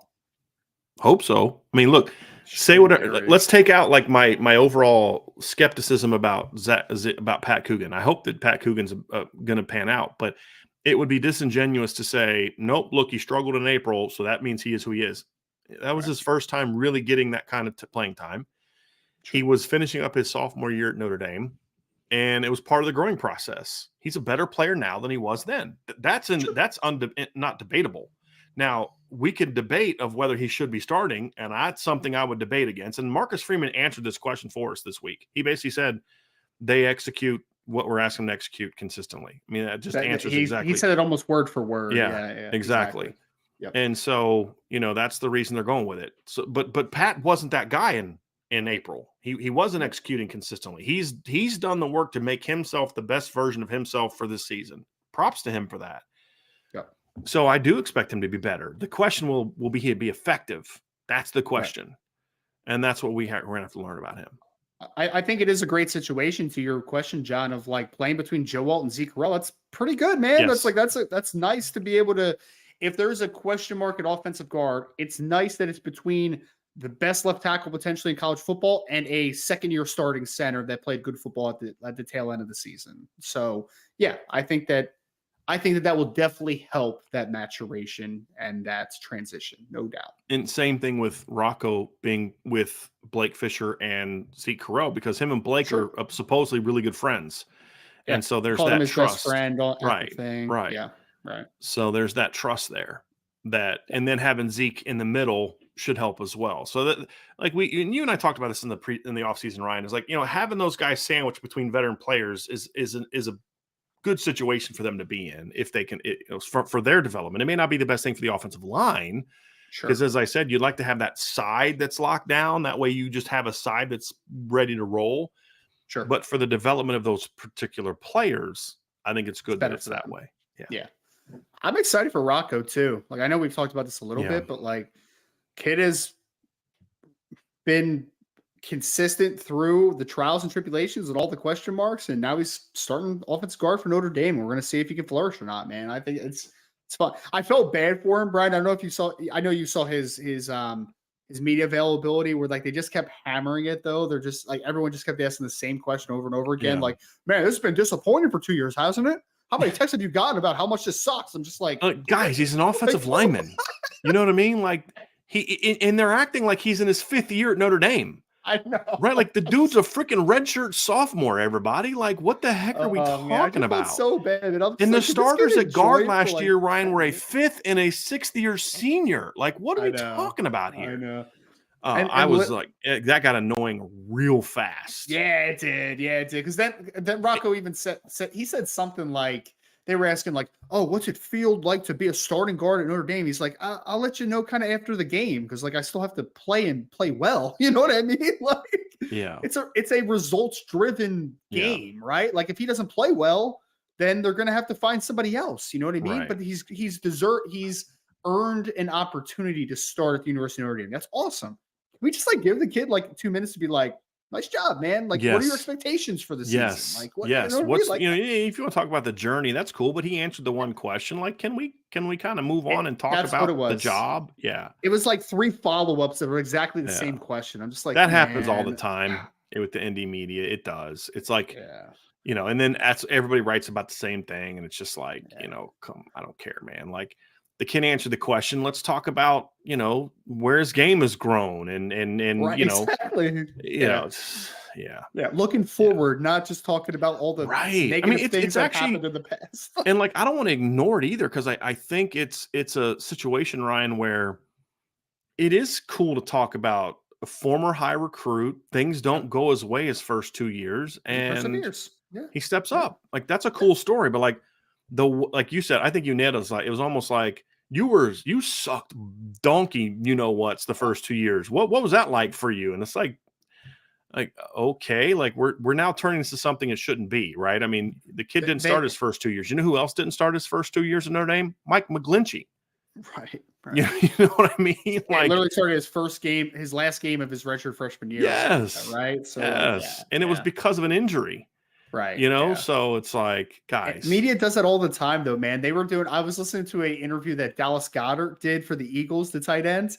And Dallas is like one of the better tight ends in the NFL. Yeah. And this guy was like, man, like no one really thinks you're that great from a national perspective. What's that feel like? Like literally that was like the question. I was like, is that a question? Yeah. Right now? Like that's a question. Liam Eichenberg's another one, Ryan. Got his first start as a junior, like his 3rd year in college, right? He turned out to be pretty good.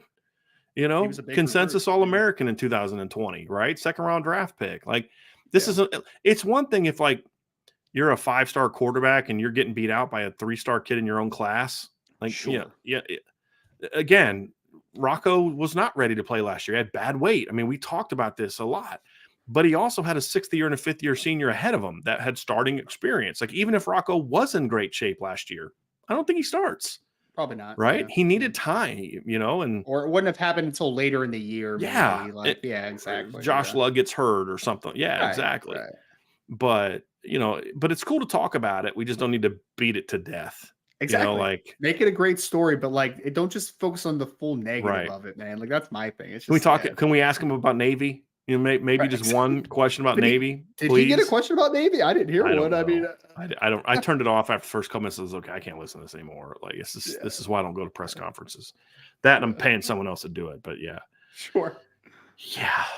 Okay. Let's get to some more here. Love the questions today, guys. You are all guys and gals. You guys are bringing it today again. Smiling Irish. If you had to pick one, what other country would you like to see Notre Dame play outside of Ireland? My guess is you probably prefer the games to stay at South Bend. I have been adamant about this. We've been asked this before, Ryan. I don't really care to see them play out of the country. I mean, I think there's merit to neutral site games in the Shamrock. We've talked about this, Yeah. you know, getting down into Texas, playing a game here, playing a game there, that gets you in those states, maybe that you don't have to play a true road game, get you in those states in the Shamrock. There's recruiting advantages to that.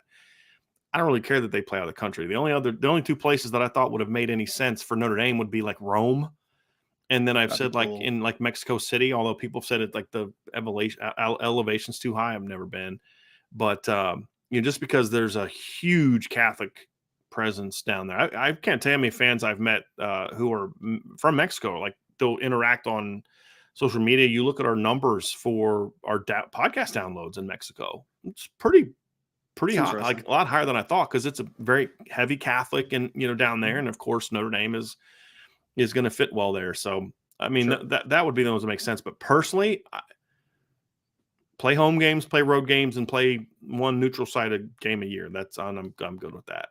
And yeah, I mean, it's a fun question, but like the answer would be for me. You said one, Brian, that like I would love to go to Rome to cover a Notre Dame game if I could go, but like if they go and I can't go, I don't really care where they're at. You know what I mean? Like it doesn't matter to me. So it's all about you, huh, Ryan? I mean, in this situation of like playing outside the country, it makes it harder for me to get to the game, man. Yeah. So, It was about, I'll say this, if it was about me, that'd be kind of cool to go to Rome. My wife's been there. She says it's beautiful. I would, you know, and all that kind of stuff. And she's Italian. I mean, like you, Ryan, like I married an Italian girl, right? Like you did.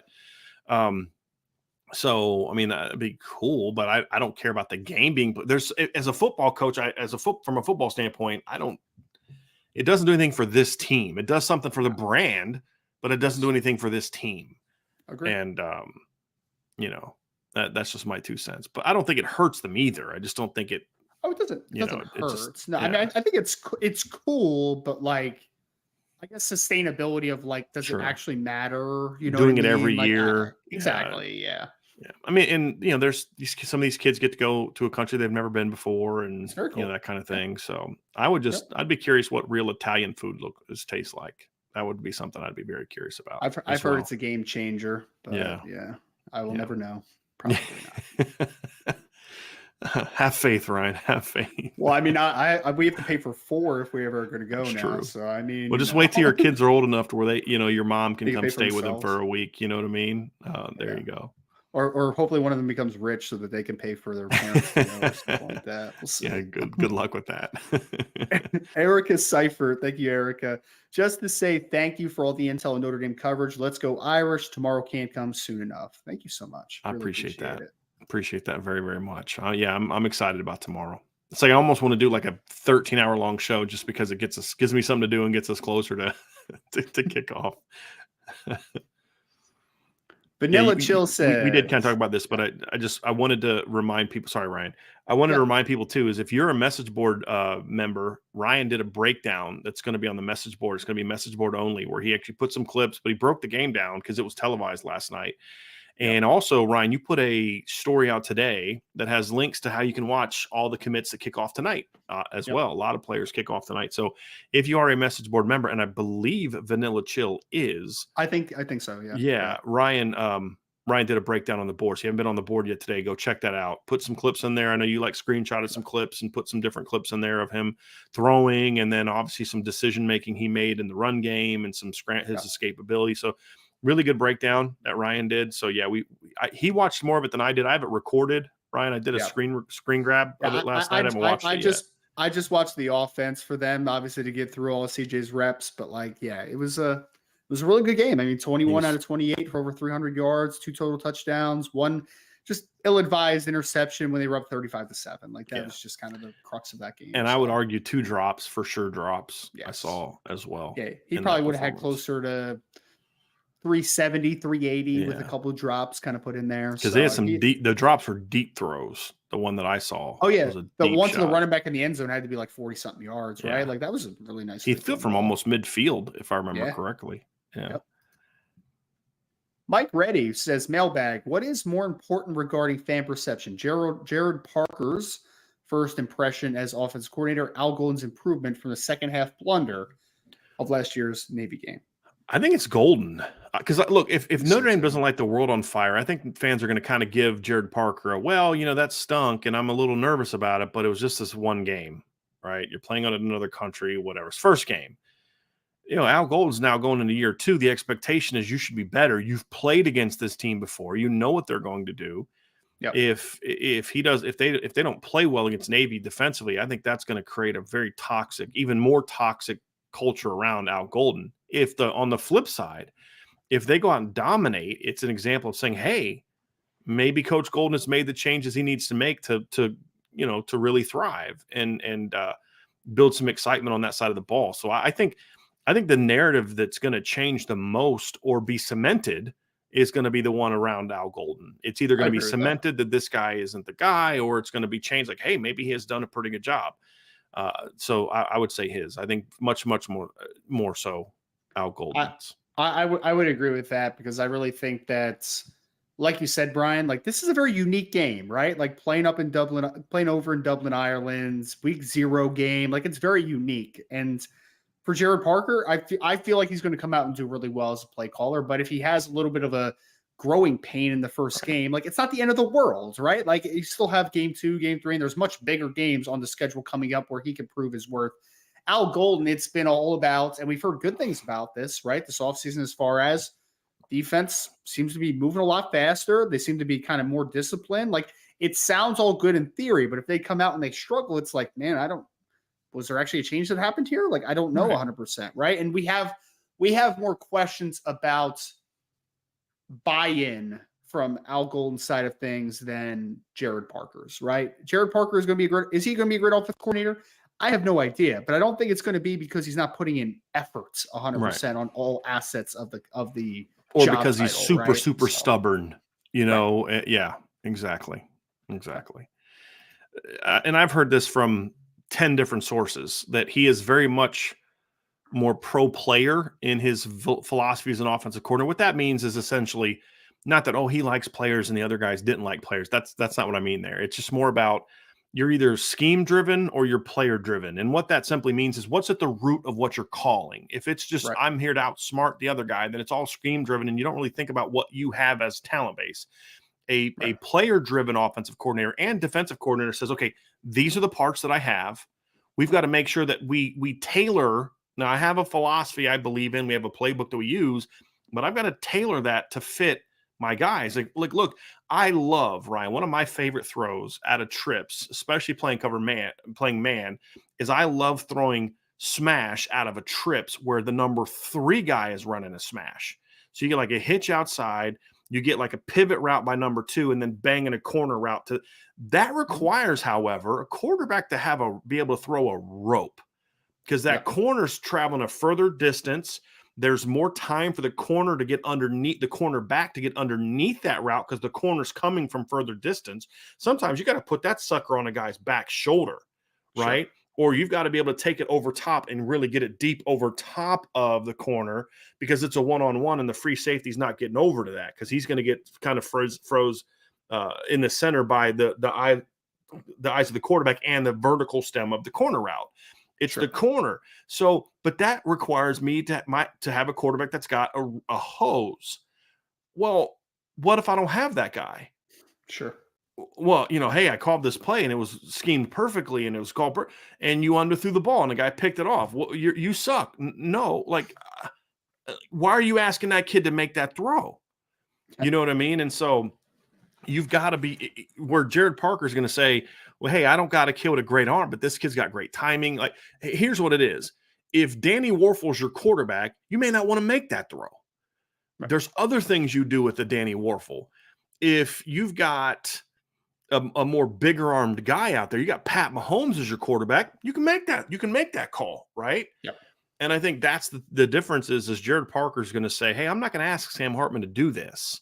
Like, I love quarterback call, run game stuff, but I'm not asking Sam Hartman to do that, or I'm not asking, Kenny Minchie to do that. I'm going to ask CJ Carr to do that, right? Because CJ Carr has more of that running ability. But I mean, those are just different aspects of what I mean and what I think we will see from Jared Parker. How good will he be at it? I don't know, but that's something that I'm very confident in. It's going to be much more player driven. Patrick Holmes is always my favorite because there's a great story of Andy Reid. It was like when he was a rookie. They ran some concept to the field. I forget what it was, but they were about to run it, Brian. And Andy Reid was like, where would you go with this football? And then he looked, and so Pat Mahomes looked at like the secondary, right, and looked around, and he said, "I hit the backside post." And then Andy Reid's like, "What? What do you mean you hit the backside post?" But then they ran it, and he hit the backside post. And they're Right. like, "Oh, I guess that's in the playbook now." Like, Because he's probably thinking like, post. you can't make that throw. You know what I mean? Like against that coverage, you can't make that throw. And Patrick Mahomes like, yes, I can. It was like, I think it was against like open field closed, right? So it's like you're running right into a safety. Like you can't make that throw. And it's like, Right. yeah, he made that Yeah, throw. I can. Okay. Yes, I can. Completely changes the formula. But I think I told you this, but like I listened to an interview that Yurcich did over at Penn State, the offensive coordinator. He actually had a really good interview, man. I actually enjoyed listening to him a lot. But they asked a similar question as far as like, what's your offensive philosophy? And he's like, early on in my career, I was very scheme driven. Like I wanted to, get everything perfect.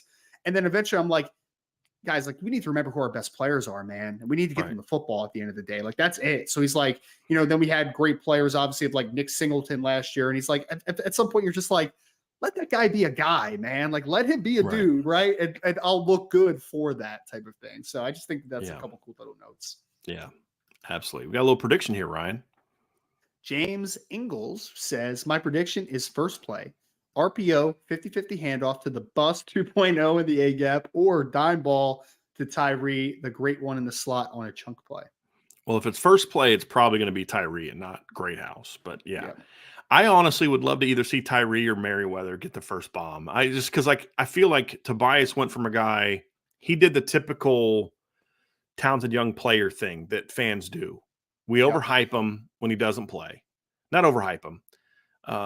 We obsess over him because I don't think he was overhyped. I think Tobias flat out should have played last year. I just don't care what anybody says. You can't tell me what I saw last year at receiver was so good that you can't play that kid. Right. But the other part is for me, Ryan, I look at it and I say, you're in a situation where now, because he didn't come out and dominate Cam Hart and Benjamin Morrison, that now you've got people kind of doubting on him and those kind of things, so yeah, I don't know, man. I just want to see that kind of go away. Okay. Now can we just evaluate him for what he is and not, all these other type of things, so. Yeah. It'd be interesting though. I'm very interested to that question though. Like I'm interested to see how exactly they use Chris Tyree the first game of the season. Like, because I honestly think that I think people are expecting like them to like take deep shots with him and stuff tomorrow. And I'm more expecting like quick hitters, screens, slants, like RPO stuff, like get him the ball quickly into space and let him work. Like that's kind of what I'm expecting, but we shall see in less than 24 hours at this point. And I want to see some deep shots to him at some point in time, but the stuff I really want to see Chris Tyree on is the overs and the crossers. Like if you can hurt teams with that stuff, it really changes what you do, Ryan. It really does to me. Devontae Smith made a living killing people in 2020 on overs and crossers, right? And those different types of go from one side to the other side type of stuff, drags, whatever you want to call them. I mean, and they would scheme for that. They would like do clear outs. And then it's just like, dude, can you run with him across the field? Right. If you can add that kind of stuff to your offense, right? It can, because now all of a sudden teams see that they overreact. And so what am I doing? I'm bringing a deep dig behind it, or I'm using him as a clear out and I'm sailing somebody else across, like I'll have him go and then like a delay, over from the other side and they overreact to that. And then this guy comes free, I can bang a post right over top of that. Cause I know when that backside safety sees Chris Tyree coming on an over route, he's thinking I got to get on top of this guy. So I'm banging a post route behind him. I mean, there's so Ohio many State different things that stuff too. So there's and Sarkisian was great at that kind of stuff. Yeah. And they haven't had that kind of guy in the slot at Notre Dame. And if you can get that opens up so many other opportunities for you. So, I mean, and to me, those things impact the defense more than just him running a go route by somebody or him running a wide fade. It's okay. Let's make this a little bit of adjustment. We're going to switch post snap and we got it figured out right now. You get that one big play,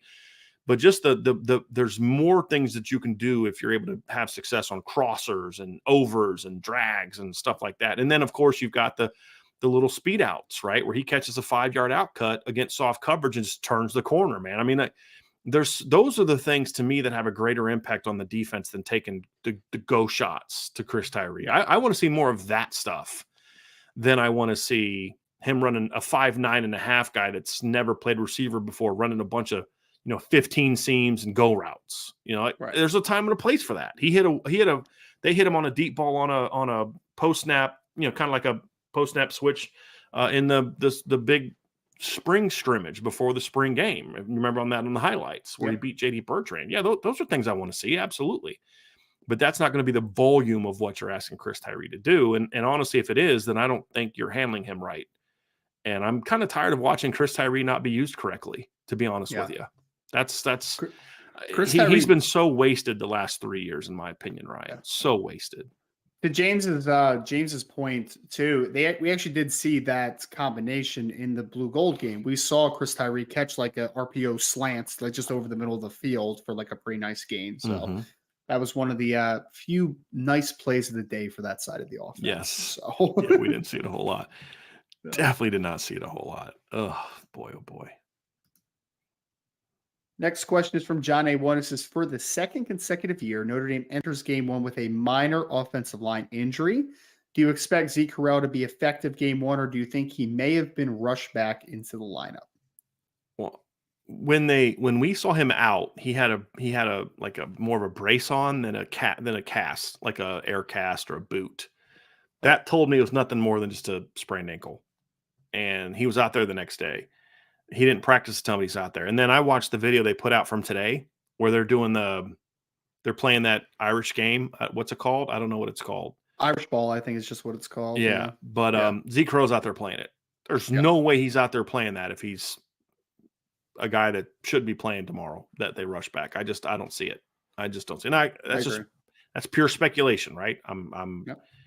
But I don't think that's the case. Now, that doesn't mean he can't get re-injured. That's just all. I mean, look, you could sit him out for 2 more weeks and not bring him back till 3 more weeks and not bring him back to Central Michigan, and there's still a chance he's going to get re-injured. Yeah.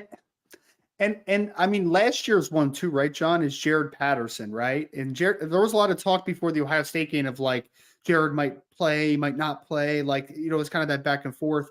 They ended up sitting Jared for that week, right? So like they didn't rush him back. Right. So I think the fact that Zeke is going to play is like a sign of like it's probably a minor thing. Like, and if you were going to rush an offensive lineman back, Ryan, it would be for the Ohio State game, not the Navy game. Exactly. Right? Yeah, that's the other point is like you're playing against an inferior opponent as well. It's like, why would you rush a guy to get back for an inferior opponent? If he was Ohio State again, maybe I would understand that. But yeah, agree. Yeah, I'm definitely rushing him back for the Ohio State game, not Navy. Yes, sir. No disrespect to Navy. I'm sorry. No disrespect at all. I mean, it's just reality. John 88. How many defensive linemen do you see having double-digit sacks? I hope one, 2, if any. Right? Yeah, I hope 2. But Ryan, you and I have pointed this out. Honestly, a great pass rushing team in college doesn't always have anyone in double digits. I mean, I'm not saying that's the goal. I'd rather have like one guy that is a great pass rusher, but was it Louisville last year that was like really good at sacking the quarterback, and they had like just guys that were like 7, 8, 9. Well, they were high. That was Pitt. That was Pitt. So okay. So to your point, Ryan, Pitt and Louisville both led the nation last year in sacks. Louisville had 50, Pitt had 48. Neither of them had a guy in double figures. Louisville had Abdullah was a 9.5 and Diaby was at 9, and then it was 6, 6, 4.5, 3, 3, 2.5, 1.5, and then 5 guys with 1. Pitt was the one you're thinking of. They had 48 sacks last year. They had 18 different players register a sack last year, and it was 7.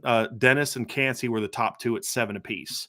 And then Alexander had 5.5 and 4, 3.5, 3.5, 3, 2, 2, 2, 2, and then like 6 guys with 1, and then another guy with 1.5. And so it's the volume, right? It's having a bunch of different guys who can get sacks, and not just having to rely on that one guy. Because the problem is, if you got that one guy, well, what if he has a bad game? Here's another example, Ryan. Last year, Penn State was 6th in the nation in sacks last year at 42. Their highest guy was Abdul Carter, had 6.5. Playing linebacker too. Yeah. And so Notre Dame ranked 13th last year. And they had one guy that had a lot of sacks. And then after that, they didn't really have anybody else. Or actually, if you really think about it, it was one position that dominated Notre Dame sacks last year. Viper. Because Foskey had 11 and Battelle had 4.5. So you had 15.5 from one position.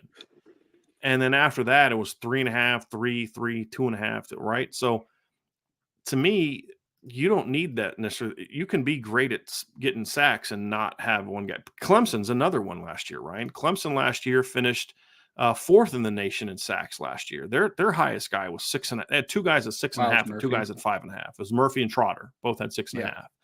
And then Barrett Carter was at 5.5 and Tyler Davis was at 5.5. And then your boy Rook Ororo was at 4, right? I mean, so the point is like it's great to have one guy that's great at getting after the quarterback. But to be a great pass rushing team, you need to be able to bring pressure from all over, first and second level. And that's what Notre Dame lacked last year, in my opinion. Different game, obviously, but I remember NFL last year, the San Francisco 49ers were not a great pass rushing team. Nick Bosa had 18.5 sacks, and the next closest guy had like 4. And we're talking about a 17-game season, right? Like, I think that really matters, obviously, of like, how is it spread out and what does it look like? And also, I mean, like, I think Jordan Battelle could get to double-digit sacks potentially. Like, I think he has that type of talent. But when's the last time Notre Dame had two guys with double-digit sacks in the same season? It's got to be a long time, right? Like, it hasn't been recently, I don't think. I don't know that I remember that happening. To be honest with you. I don't even know if that's. I mean, it's probably been but we're gonna look it up, and it's gonna be like recently, and we just forgot about it. Think so? But I mean, I'm just like that's usually how it goes. I'm trying to. I mean, because like Foskey the last 2 years. Look, Ryan, Foskey last 2 years before that. Yeah. I mean, they hadn't. I think the last guy that had Tuitt had back in 2012 because you had Romeo had 9 in 2015. Yeah, and you had Tuitt had 11, and that year you had 6.5, 7.5 from Shimbo. And then Adi had like 8 that 1 year, like you know what I mean? Yeah. Like it's I mean, and I think Victor Abiamiri had double-digit sacks 1 year. I think. Yeah. But I don't think anybody else on that team had double digits. He had 10.5 in 2006. I don't think anybody else had double digits. And then before that, it would have been like Justin Tuck. Probably. So I mean, like that year, and he had most of the sack. Like, Victor Abiamiri had 10.5, and Derek Landry had 7 that year. But so Justin Tuck did his, I believe. He did his in 2003 is when he had his big sack year. It wasn't actually his last year. I thought it was the year before. Yeah, I think his last year he had like 8, right, or something like that. Like, I believe so. I'm still good, but but not quite as much. Let's see if we can find Justin Tuck. Justin Tuck college stats. So let's see here, because I don't think they provided stats in this one here, right here. What in Pro Football Reference or whatever? College Football Reference. This one, Notre Dame 2003 stats. Let's see here. Yeah. I can't see that anywhere. But I mean, that would be the only year that I could think of. Yeah. Where that might have been the case. Other than that, I don't know of anybody else on that team that would have been in double figures and would have had a chance of being double figures in sacks, to be honest with you. So it's been a long time, man. It's probably like Bryant Young and someone like maybe I don't know. or like a year where they didn't keep sacks. Like you say, well, they would have had it in whatever year with Willie Fry and Ross Browner, but they didn't keep sacks back then. Sure. I don't know that it's ever happened at Notre Dame, to be honest with you, but it doesn't happen in most places. I mean, that's so you hope one, because like the ideal situation, Ryan, is to get like 45, 50 sacks last year. One guy gets 10 or 11, but you're good everywhere. Riley Mills has 7 or 8. Howard Cross has 4. Gabriel Ruby has 3. Onye has 4. Your big ends produce 7 or 8 of their own. Your linebacker, that's the big thing right there, Ryan, is going to be the linebackers. The linebackers are going to have to give you more, because what are those teams that we just all broke down? What do they all have in common? Linebackers that finished. Abdullah Dennis from Pittsburgh. Abdullah was a linebacker, but was he more of an edge guy? He played on the edge a lot. So that's not really a linebacker. But their number 3 guy was Monty Montgomery, who had 6. He was an off-ball linebacker, I believe, correct? Yes, correct. And then Momo Sanogo was 4.5 as a linebacker, right? Yep. And then you look at Pitt. Dennis was a linebacker. He tied for the team lead. And then Solomon DeShields was also had 4. I mean, she had 2 linebackers that year. Jeremiah Trotter tied for first. And then Barrett Carter was next, tied with Tyler Davis for that number 3. So it's like 1 and 2, or that's the way they do it. So, yeah, I mean, so that's something Notre Dame's gonna have to get more from next year. Abdul Carter led Penn State in sacks last year as an off-ball linebacker. Now I know he would line up on the edge at times, like in the nickel package, but so does Maris Littlefowl and J.D. Bertrand and Jack Kizer, right? But in base defense, he was an off-ball linebacker, correct? I'm pretty sure. Oh, you're right. Yep. And then you look at Notre Dame last year, and their sack numbers for a linebacker, to me weren't as impactful last season. And I think, they have Jordan Patel listed as a linebacker. He wasn't. And then it's Jack Kizer had 2.5. J.D. Bertrand had 2, 1.5 from Prince Colley. So that's what, 4.5, 6, and then half from Maris. So 6.5. So Notre Dame's entire linebacking core last year had fewer than the kid from Pitt, Dennis, and they tied Abdul Carter, the entire linebacking core, right? That, to me, if Notre Dame has a big jump in sacks this year, Ryan, it won't be because the D-line produces 10 more sacks. It's going to be because the linebackers produce 4 or 5, and the D-line maybe gets an extra 3 or 4 compared to last year. It'll be stuff like that, to me, more so than just, because, dude, you only had 38 only. I mean, they have 13th in sacks last year, but that was because Isaiah Foskey had almost a third of them. Yeah. Right. I want to see a bit, because I think that makes you more dangerous. Yeah. Right. Everything's about sustainability. I think that's why some games it's like Notre Dame couldn't get home a ton, and then other games they could. It's not sustainable from a week to week perspective. Right. Because if Foskey doesn't play well, you're done. Yeah. You're not against Ohio State. Think of Ohio State. I mean, you got some pressure on Ohio State, but but Foskey didn't play a great football game, and you weren't able to get home a ton. It's a great example, even better than that one, Stanford. Isaiah Foskey was awful against Stanford. And so guess what? Rest of your defensive line wasn't very good either, because he was the guy you counted on to get you pressures. And I think and Ryan, here's the thing too, is if your linebacking core is really good at getting to the quarterback on blitzes, that makes your D-line even more effective. Yeah. And that could help up their numbers, because you get those run throughs. I mean, Jack Kizer comes screaming through and the quarterback has to step away from him, and boom, right into Howard Cross, right into Riley Mills or Gabriel Rubio. I mean, it just has a huge impact when your pressures can hit home with some consistency. Yeah. It's huge. Half a sack from Marist is pathetic. Like, they need to be able to get more out of him. As often as they triggered him last year. Exactly. Yeah, exactly. Yeah. They need to be, I don't know whether it's a timing issue or it's let's be a little bit more creative with where we're sending him. Like, there needs to be some, because I mean, he's a long, athletic kid. Like, he should be able to get home in those types of situations. If for whatever reason he did not, and it's partly him, I'm sure, but I think it's partly maybe wasn't utilized the best at times as well. So, yeah. John A1, which defensive players in U.S. Navy? That's U.S. Naval Academy. Okay, that's right. You have to understand, John A1 is a Navy man. I'm sorry, man. I'm sorry. Yeah. Which defensive player in the U.S. Naval Academy worst nightmare if they have a career level performance? Oh, I mean, I think it's Chris Tyree. Mills. Oh, we're saying I'm going defensive players. You're right. No, defense. Okay. I just saw worst nightmare. Gotcha. Yours, say it, explain it, Ryan, because you were going to say the exact same thing I was going to say on defense.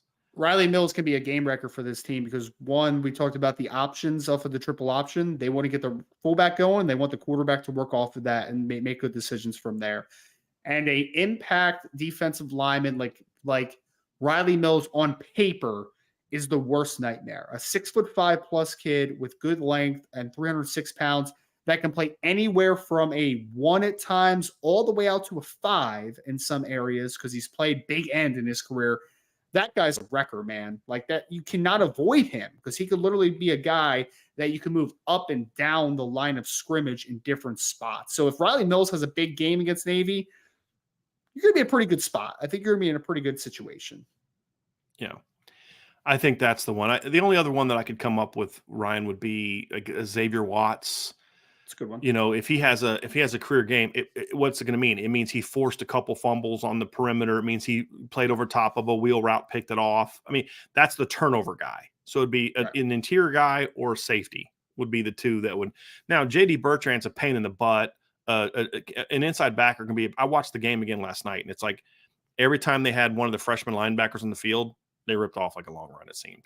Like there was every single long run they had was with a freshman linebacker on the field because JD didn't play. Yeah.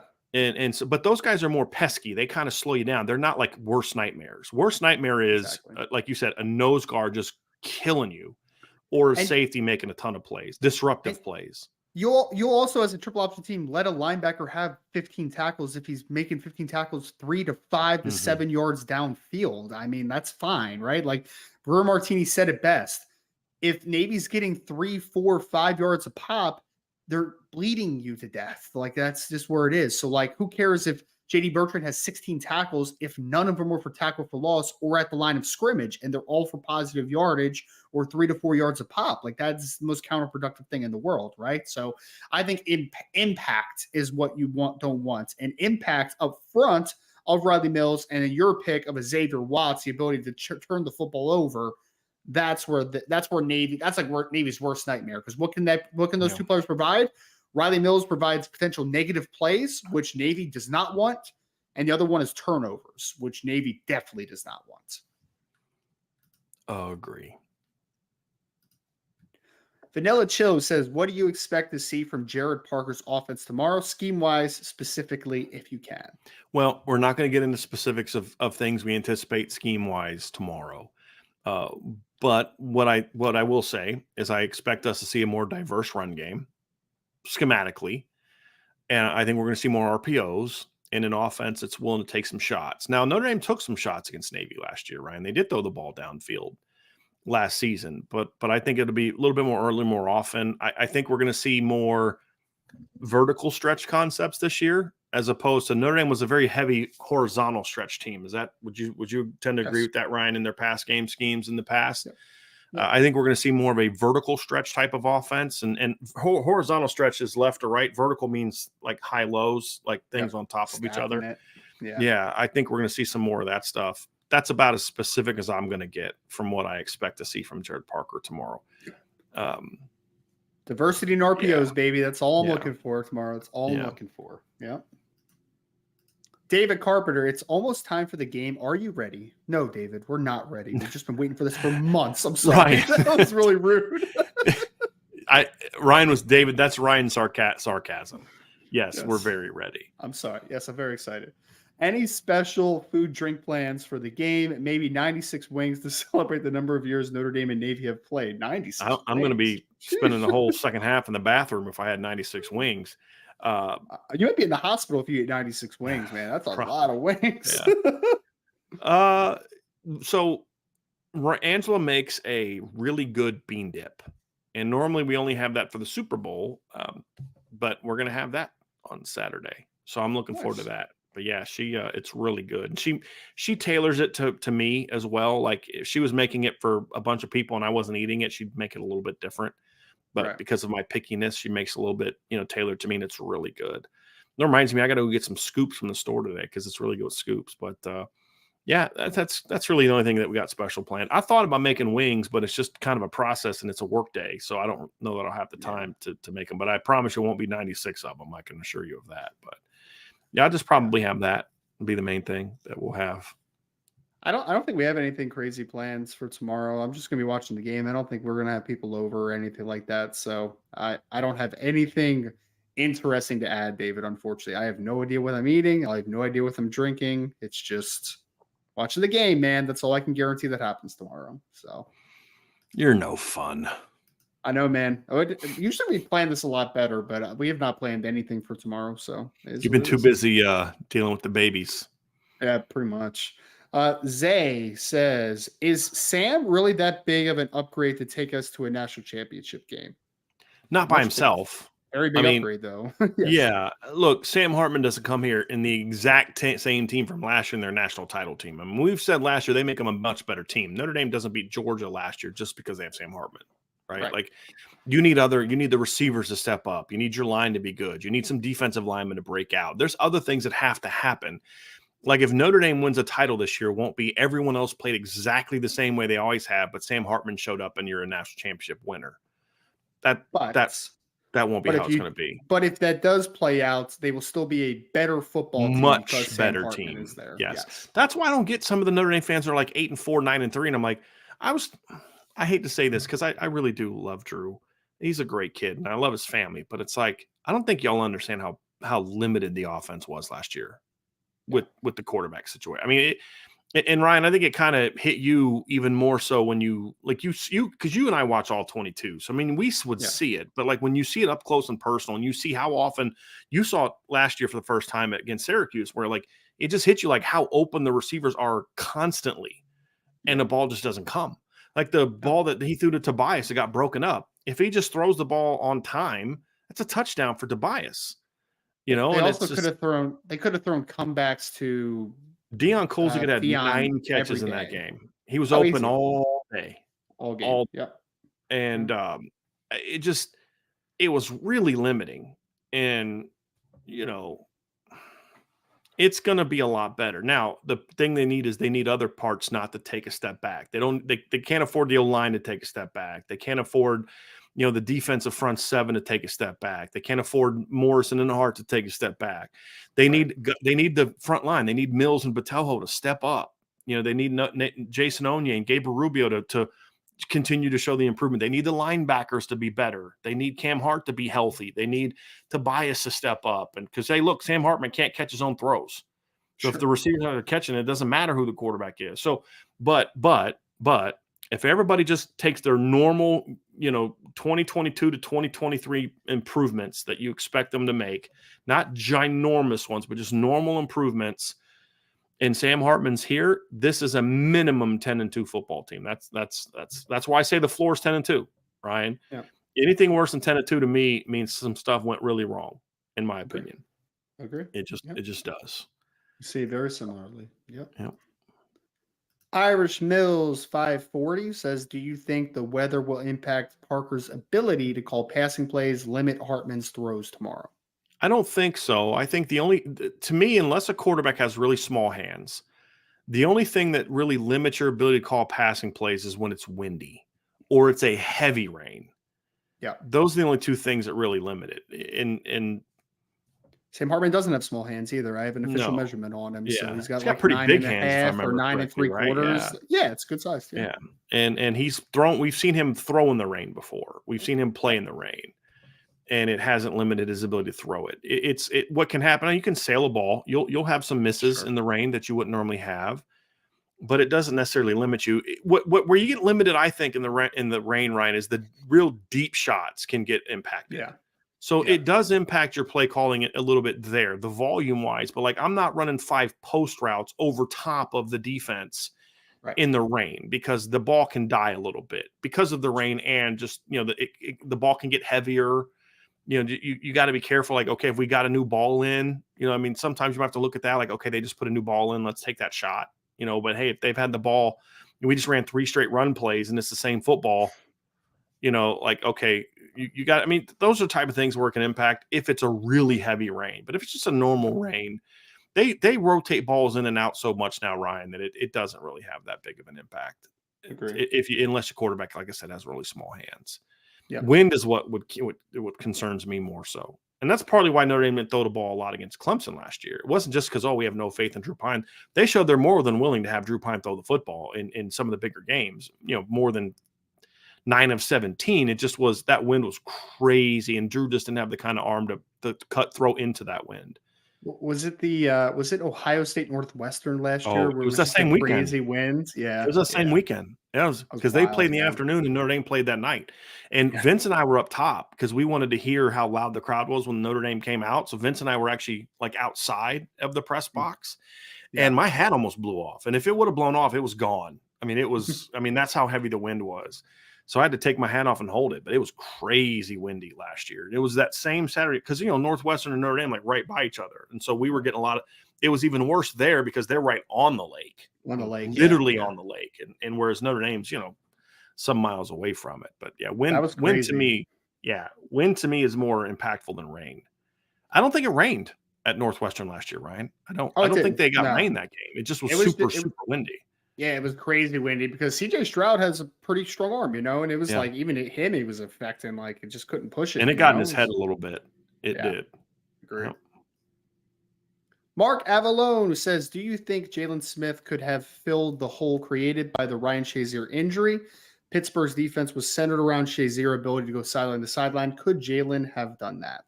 Oh, In yes. theory, Jalen would have yeah, been a sure. better version of Ryan Shazier before his injury, unfortunate injury. I mean, Jalen's one of the most explosive linebackers I've ever seen in my life.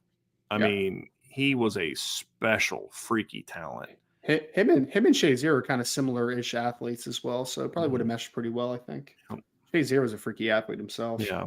Just another one where you're like, man, it just sucks. Like, what could have been? With that Shazier was having a really good career, too, before he had the neck Wasn't injury. he still in his 20s when he got hurt? What? I think it was in like his third year, man. Like, he was young still. Yeah, that's he was what I super thought. young. It was so unfortunate, too, because I hate, like, he always tackled with his head down. Like, he had a history of it. So, like, unfortunately, like, you saw it coming a little bit, like, not to that degree, but like, it's just so sad, man. So sad. It's crazy that he's able to like walk now and everything, like he's able to do a lot by himself, which is pretty wild. So, Irish 17, Coach D, is North Carolina State the first week we can say if Notre Dame is legit or not, or are they not even good enough to prove that? Oh, yes, absolutely. I mean, look, if you go on the road and beat NC State, where you're clearly the better team for 4 quarters, whether it's by 10 points or 30, that's a statement game to a degree, because statement games don't always have to be you beat one of the big 3. You can make there's other statement games you can make, and NC State's that first one. Look, NC State's a good football team. If they don't get upset in just a dumb game against BC late last year, like that was their version of Stanford, but not as bad because BC was better than Stanford. Like, I'm sorry, they were.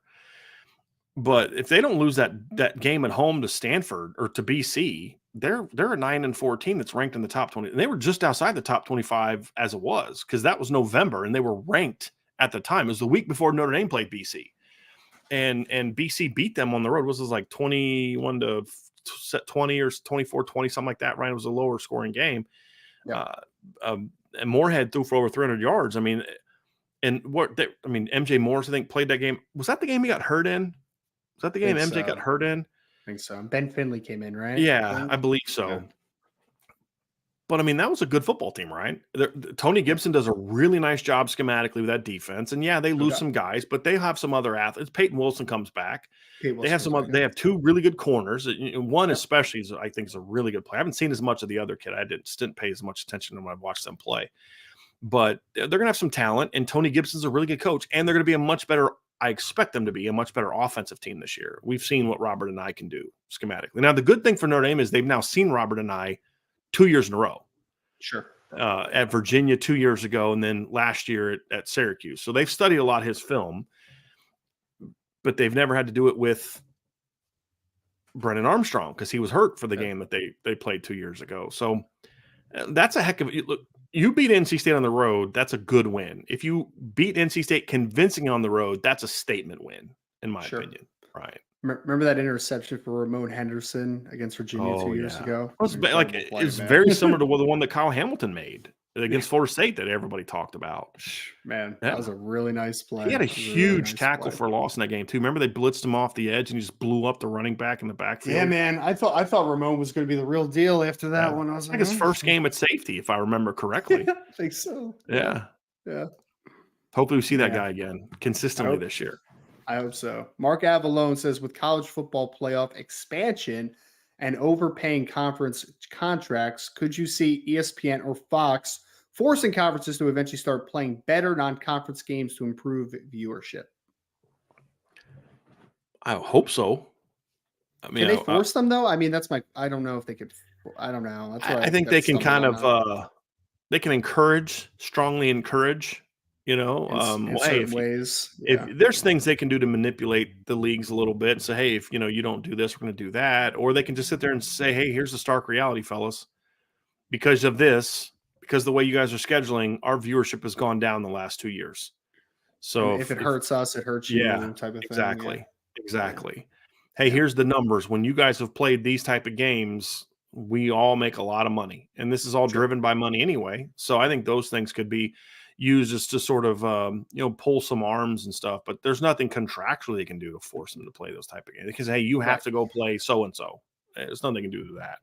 Sure. Now, what they could do is they could, certain negotiations that I don't know what their contract would say, but hey, if we do a partnership with this conference, you guys have got to play X number of games against that conference. I mean, they could maybe do some things like that, but I don't know of anything in their current contract that requires that. Yeah. Connie Aparo, excuse me. If you were the Navy head coach, who would you rather have for your quarterback? Tommy Frazier or Vince Young? Tommy Frazier easily, because for the triple. Yeah, for sure. Yeah, because of the type of offense that they're going to play. You know, I'd rather have a quarterback, and I love Tommy Frazier, but if I could have anybody quarterback running their option, it'd be Tony Rice, or like it'd be him for me, or Jamel Holloway. Because to me, Tommy Frazier was in today's game, I would rather have Tommy Frazier running like a Rich Rod's offense. Yeah. Because I like Tommy as a passer. Like, yeah, he could do read zones and he could throw the football, but Tommy also had a hard time staying healthy in his career. Sure. And in this kind of triple, he's going to take a beating in this type of triple. Jamel Holloway is one I would love. He was a absolute flipping, I'm going to say it all. And he ran an offense that's going to look a lot more like the one Navy ran. Tommy Frazier ran an offense that looked a lot like the one Notre Dame ran. It was like a power I option. Yeah. And they'd run power O, like they ran the option, but they would just like literally run handoffs. They'd run counter, they'd run power O. They do all that stuff. It was a lot like Notre Dame's. Notre Dame would run the option, but it wasn't all they ran. Where this is like everything centers around the option looks. That's more Jamel Holloway type stuff for me. Yeah, that would be the guy that I'd rather have. But of those two options right there, I'd even rather have Tony Rice than either one of those guys. But of these two guys, it's a no brainer. And I would not want Vince Young 6'5", taking those kind of chops to the knees either, man. Yeah. I don't want a massive quarterback playing in the triple option. Like it's one, I think it's a little bit harder for him to hide the football for one, right? When he's running the option. And also that bye is going to take a lot of beating, man, at 6'5", 230. I mean, Will Worth was pushing it a little bit. I mean, that was a bigger triple. I mean, he's like 6'2", 215, 220. Like that was a bigger option quarterback. You want the Keenan Reynolds, 5'9", $195. I mean, Ricky Dobbs was a little bit bigger than that, but like that's the archetype you want as a triple option quarterback. I want a smaller guy that can hide the football well, man. That's what I want. Yep. Don't low to the ground, good center of gravity. Like that's my guy. Yeah. Irish 17. Who is Navy's best player? Who can be their guy this year? I think their fullback's their best player on offense. And I'll tell you the guy that probably gives me the biggest concerns. It's not their nose guard. It's the other kid, the 300-pounder kid. What's his Clay Cromwell? Clay Cromwell, he's like 6'3", 290 something. He's a disruptive player, man. He'd probably now last year was Jordan Marshall or John Marshall, excuse me, John Marshall. He was their guy last year. It was easily 18 tackles for loss, 8.5 sacks. He was a dude. Cromwell's the one to me. I don't know if I'd say he's their best player. He's the one I'm most concerned about. Would be the one I'd be most. Now Busick's a nice player too. The other end, he's a nice player. I think defensive line's solid. And Bernard's kind of got some Howard Cross to his game. Real quick guy. Cromwell's the guy that would probably give me the biggest concern. Yeah. They got two really solid nose guards. I mean, the backup nose guard was on the freaks list. Like they got a couple solid kids, and then they're probably their most productive kid coming back is the Colin Ramos kid, who's the inside linebacker. But I agree, Brian. The defensive line is much more my worry than the linebackers or the third level. Like I just don't see playmakers there. I just see solid players. So agree. Like the one kid, 54. What's his name? Ramos. Colin Ramos. No. The other one, the bigger one, Harbor.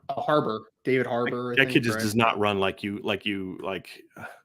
They let him be way too impactful last year because they played everything in a tight box against a defense that doesn't have a lot of fast guys. I mean, Marshall could run, but like they did nothing to get those guys in space. Agree. And you let Harbor just make plays, and I'm just like, this guy should not be making plays against you. I'm sorry. He's not like the kid they had. What was the kid that they had a year before? How do you pronounce his name? Because if I get it wrong, I know.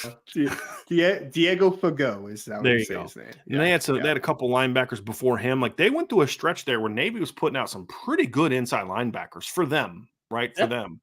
Last year, the Ramos kid's a nice player, but he's really small. 5'11", 205. Yeah, and then the other kid just can't run. I mean, Yeah. and he's shooting gaps and making. I'm like, how is this guy making plays? Fagot was a good player, man. Diego Fagot was was. a really good player. He I think he's was. on a practice squad in the NFL. Like, he was a good player. Yeah, I remember first time I saw his name, I was like, "There's no way you pronounce that like it's spelled. Like, no way." And then I was glad to hear that it wasn't. That would be a very unfortunate name. Because I was like, they are so gonna ding our channel for this one, like, but You're just going Diego F at that point. yeah, Like, you just linebacker Diego. That's exactly what I would have done. I'd have done with them like I do with DJ Uyunglele before I could learn how to pronounce his name. I say DJ quarterback. It's like, yeah.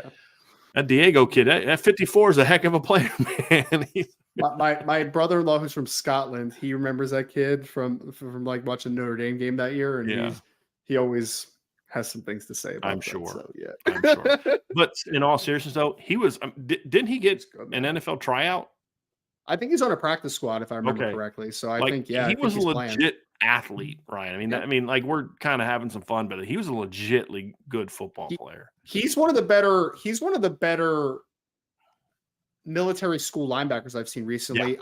Yeah, Army had a kid a couple years ago with Cole Christensen, who was a really good player as well. But like, those were a couple of like the. And remember, Anthony Schlegel transferred to Ohio State from Air Force. Yeah, if you remember correctly, he was a starter on that 05 linebacking core for Ohio State back in the day. But but the point is, we're going back that far.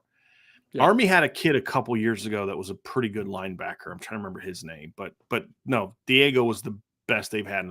The service games had in a very long time. Yep.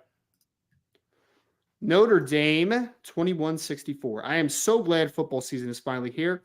If Notre Dame goes 10-2 with losses to Ohio State and USC with a New Year's 6 loss, do you guys see that as progress for Freeman or no? Yeah. I mean, it's progress. It's just not great progress. It needs to be. Yeah. I mean, you're a game better than you were a year ago. You went 10-3 instead of 9-4. You had the same record against the big. I mean, you lost to the same teams you lost last year. But what this also means is Notre Dame beats Clemson on the road. That's big. They show that they can beat the teams they're supposed to beat. So there's no upset loss to a Duke or a Stanford or a Central Michigan or a Pitt or a Wake or something like that, right? And so it's progress. It's not progress that necessarily excites me to be completely honest with you. It doesn't fulfill you, right? It's like progress if that happens. I can live with 10-2, Ryan, as long as it's a bowl game win, or as I said, I think I said this a couple weeks ago, but if they have a New Year's 6 loss, it's like, let's say Georgia doesn't make the playoff and somehow Notre Dame and Georgia are playing in a bowl game and Notre Dame, they go toe-to-toe 4 quarters and Georgia wins by a last-second field goal. I can live with that, but I'd feel a lot better about that if Notre Dame went 10-2 and let's say they did get upset by an NC State or a Duke, but they beat Ohio State and USC lost to Clemson, or beat Ohio State and Clemson lost to USC or something like that. I'd feel a lot better about that, but it's still more of a baby step than it is a big step. Okay. I mean, look, 10-2 would now here's the thing, right? If you have this record and you go to New Year's 6 bowl and you win, that's a big jump. Even though you didn't make the playoff and you weren't as good as I think you should have been, you literally played to your floor. That bowl game would be the key. You go play a Georgia and Alabama, a team like that in a New Year's 6 bowl and you win, that's needle moving to me, because it's another thing that you haven't done in a long time, right? right? So that would be a progress for sure. That's right. Agree. That's right. Although I honestly would rather lose to Clemson and beat one of those teams. Like if you could tell me, would you rather lose to Clemson or Ohio State this year? I said I'd rather lose to Clemson, because we know Notre Dame can beat Clemson. Beating Ohio State would be the biggest win of the season that they could have. The only 2 games that could be bigger for Notre Dame than beating Ohio State is winning a playoff game and winning the championship. Like, literally, there's no other games that could be bigger than that. Even a bowl game over Georgia or Bama will not be as big, because here's what's going to happen if they play Georgia in a bowl game. Georgia's going to have like 7 kids sit out that game. Yeah. And if they beat them, it's like, well, it's the same crap we heard about South Carolina last year. Oh, they didn't have this guy. Like Notre Dame's out there playing with a full deck. Right. Yeah, they didn't have Foskey or Mayer or Cam Hart, or you know what I mean? Like, but that's the talking point. Whereas there isn't that for Ohio State. That's the reality of it. So to me, other than a semifinal playoff win or a national championship game win, Ohio State is the biggest win that they could have from a program defining, narrative changing standpoint. That USC, we know they can beat USC. They've done it a lot. I don't want to ever lose to USC, but hey, Clemson, we know they can beat Clemson. If Clemson beats them by a field goal, hey, you know what? That's a really good football team. They beat you on the road. Sure. The Ohio State game to me is the needle mover. That if you do this same scenario, Notre Dame 2-1-6-4, and you just change out, you eliminate Ohio State from one of those, I feel a lot better about this season. Like if let's say they get upset by Duke the next week and they lose to USC, but they have wins over Clemson and Ohio State, and then they have a close loss in a New Year's Six, that's still not where I want it to be. I want that New Year's Six win, but that's a much bigger step for me because of the ramifications of beating Ohio State would have on the program. I mean, look what it's done for Michigan. Look at the perception change about Michigan in the last 2 years because they beat Ohio State. They've had teams better than the ones they had last. The 2016 team is still the best team Jim Harbaugh's ever had, in my opinion. Like, that was a heck of a team, but they just couldn't win those big games. This one did, and this one has, and it's completely changed their perception. Best teams, I should say, most talented team, not best, most talented team that he's ever had. It's I think a more fair way of putting that. Got some super chats down here, Ryan. Super chat from Nathan Milton said, funniest thing you've seen during a game. Funniest thing. I've seen some funny stuff in the stands. Oh, can I say one? I got one. Yeah. I got one. You can find this on YouTube still. I remember I was watching an Eagles game. I forget what the year was. Jeremy Maclin was on the team. Jeremy Maclin returned a punt. He got pushed out of bounds, and they pushed him, and he completely took out the entire Gatorade table. And you could clearly see that the person that does the hydration for the Eagles had just finished filling up those cups. And it was so sad, but also absolutely hysterical that he knocked over the whole Gatorade table. All right. It's great. Just YouTube it right now. Just write Jeremy Maclin Gatorade. It'll pop up on YouTube. Don't leave the channel though, but just write that down somewhere. It's fantastic. Absolutely fantastic. That's great. Me and my wife still pull that up sometimes because it is absolutely hysterical that it happens. That's awesome. Hey, Tim Sullivan, one of the members of our message board, just sent me a couple pictures of him in Ireland. And he's got a picture of him with Dan Patrick and Brady Quinn. And in both photos, he's rocking an IB hat. Brady Quinn, I saw him on the what show was he just on? He was on the Dan Patrick show? Yeah. Dude, that guy needs to chill out with lifting, man. He's gonna tear something at his age. Sheesh. He should have transitioned to linebacker. Yeah. Or D-end. Beefeater ND08. What's up, Beefeater? Brian Ryan, thank you for getting us through this offseason. How far away is Brennan Vernon from seeing playing time? Could he see the field tomorrow or versus Tennessee State? Also, any tailgate plans for Tennessee State? Brennan Vernon is physically ready to play right now. He is athletically and physically can play. He's just really raw. Could he play against Tennessee State? Yeah, he could. Central Michigan, absolutely. Would I want to put him in there right now against NC State or Ohio State? No, because I'd be worried about him making the technical mistake or the assignment mistake. But physically, he looks the part. He moves. He just needs to, it's going to him as far as being ready to play against some of the better teams on the schedule. It's just going to come down to him picking up the technical and schematic parts of what they're going to do. Like, I wouldn't play him tomorrow because I'd be afraid he'd, hit the wrong gap or take the quarterback when he's supposed to take the fullback, things like that. And that's true of all the freshmen defensive linemen. But if Brennan Vernon was technically sound and knew the defense, he might start. I mean, that's an exaggeration. He's playing like right now. If he had better high school coaching, Brennan Vernon's playing at Notre Dame right now. He's that, to me, talented. But Ryan, you've been saying this from day one. That is not everybody kept saying, your big comment, you kept saying this. The big misconception people have about Brennan Vernon is he's a high floor kid, and he's not. He's a high ceiling kid. He is a very raw player technically that has a lot of room for improvement as a player. He's a very talented football player though, man. I mean, at 6'5", 260, like he can. I remember thinking about in San Antonio, man, and you have this preconceived notion of a player, right? As far as like, he's going to be a little bit stiff. He's just going to be this big physical lumbering dude, but better athlete than he given credit for, man. That kid, if Brennan Vernon is developed properly, he will be a very good player at Notre Dame. I guarantee it. If he's developed properly, he's very talented. Agree. Trevor Rocket, thank you so much, Trevor, with the super chat. Happy Mailbag Friday, IB Nation, game week. Brian and Ryan, Yep. I'm late to the show. What do you two want to see from this team tomorrow? And we had another question from somebody that was up there too. Irish Mills 540 asked that question as well. What do you two want to see from Notre Dame tomorrow? And really the big thing for me, Ryan, is I want to see him play hard and physical. Yeah. I honestly, I can live with game one technical mistakes and assignment mistakes and quarterback missing a guy that's open. That stuff doesn't really bother me in game ones. What bothers me is game ones is when you do stupid things. Like what I don't want to see tomorrow. I do not want to see a delay of game penalty start a series. That for the love of all things holy, please don't do that. If Sam Hartman has a guy open, he misses him. He's not missing that in 3 weeks. Right. That's game one issues. If a guy misses a block but what I want to see that to me, you don't need you don't need weeks of getting on the same page to be Ryan is to play hard and to be physical and play with fire. Right. That is not something where I need 3 games to build that into you either have it or you don't as a program. And that's the stuff really that I'm going to primarily now, of course, we'll post-game show. We'll talk about things they didn't execute properly and all that. But as far as changing my narrative of this team, if they don't play that way with fire, with physicality, with passion, that's going to say maybe this team isn't who I thought they were. Yeah, that would be it.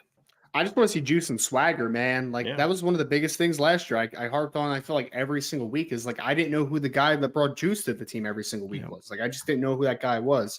We've been hearing a lot of great things this offseason about. I mean, you've talked about it, Brian, right? The Jason Onyes of the world, the Jaden Mickey's of the world, the freshman wide receivers of the world, these guys that seem to be bringing a little bit more swagger to the table. The Sam Hartmans, the Audric Estimes. There's plenty of guys that can be those guys for Notre Dame, but I just feel like there wasn't enough of it last year. Right. So let's come out excited, man. Everyone's excited in this chat room, right, for Notre Dame football starting. I want to see them hit the field tomorrow and just feel like they want to play, man. Let's play. Let's play hard. Let's play well. Yep. I mean, there just wasn't enough of that last year, man. There was a lot of tightness, I felt like, last year at some points. I want to see, and I feel like Marcus Freeman and the staff has really honed in on it this offseason. Let's get the juice flowing here, man. Football's fun. Let's go play ball. And I need to see that. I want to see it. If someone makes a big play, I don't want it to be silence on the sidelines. Let's get excited a little bit, man. If a guy makes a big play, let's get the juice flowing. Yep. All right. Got another one from Trevor, our Canadian friend. He's got a couple more super chats. I'm going to get to all 3 of his super chats here, Ryan. Awesome. Thank you, Trevor, for all 3. I appreciate it, man. Brian and Ryan, keep up the great work, guys. Really looking forward to the season with IB Nation. Thank you, sir. Me too. Really appreciate it. Me too.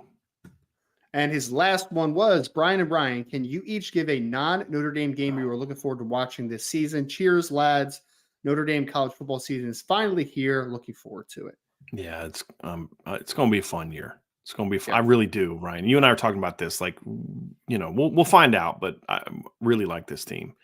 LSU Florida State's one to that question that I'm looking forward to. We've talked about that one a ton, though. I think that's going to be a really exciting game. I don't know how that one's going to go either. I mean, Florida State won last year. They have a lot of hype going into the season. LSU was playing better in the second half. They have a lot of hype going into the season. Until the A&M game. But yes. Correct. Yes. Well, I even meant just the second half of that Florida State game because they came out flat against Florida State and they played better in the second half to make it a closer game. So, yeah. Shelton Hager, 91 with a super chat. Thank you, Shelton. Mild debate, and I'm torn, but what do you all say? 19 LSU or 01 Miami? Who was the greatest? Greatest offense is 19 LSU. Greatest football team of those two is Miami in my opinion, 2001.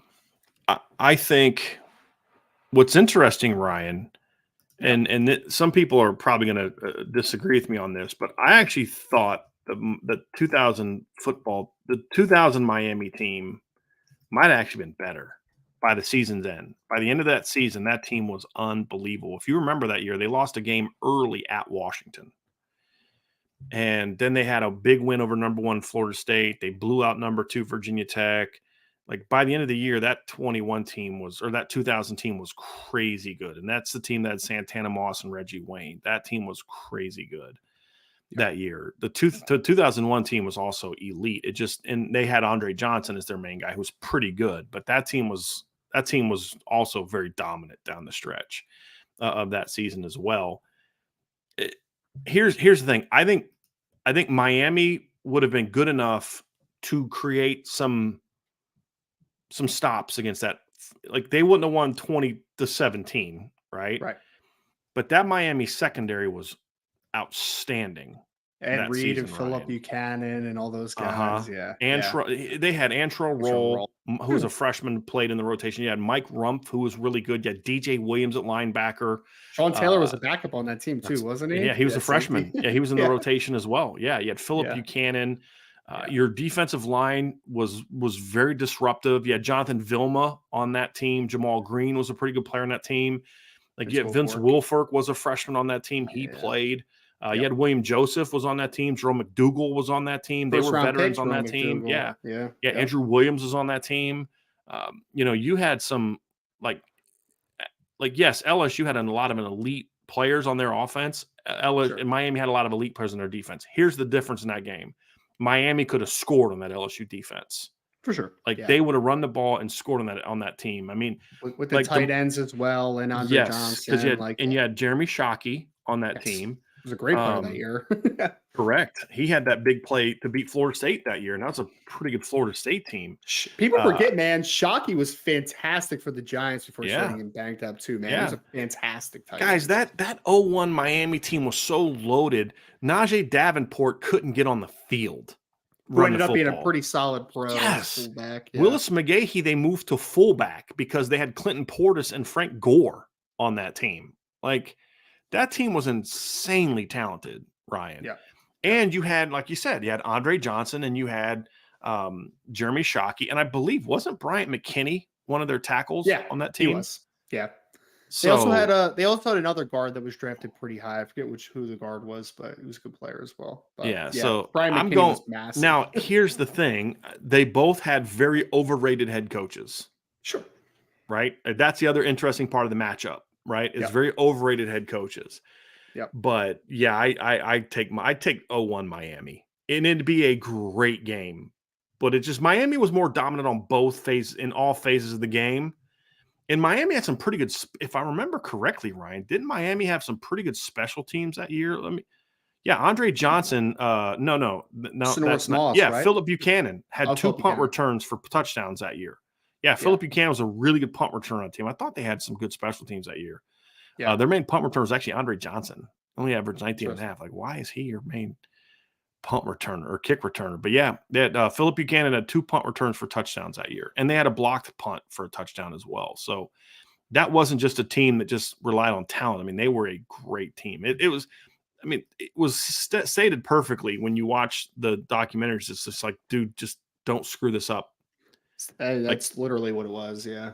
Don't mess it up. I'll say this too, Brian. All that talent on that defense, I don't think I've ever seen a college safety like Ed Reed, man. I don't think I've ever seen it. That guy was insane. I have never seen anything like that dude in my life. He was a great NFL player as well, Hall of Famer. But in college, I just remember one of the that year smartest defensive backs I've ever seen. Man, he just because he didn't test that great either. He ran 4.57, but he wasn't he wasn't an elite athlete. Yeah, he just knew where the heck to be on the football field, man. And he was a good athlete. He just wasn't fast. But he was one of the smartest DBs I've ever seen in my life. I mean, it was incredible. That year too, that speech of what was it like?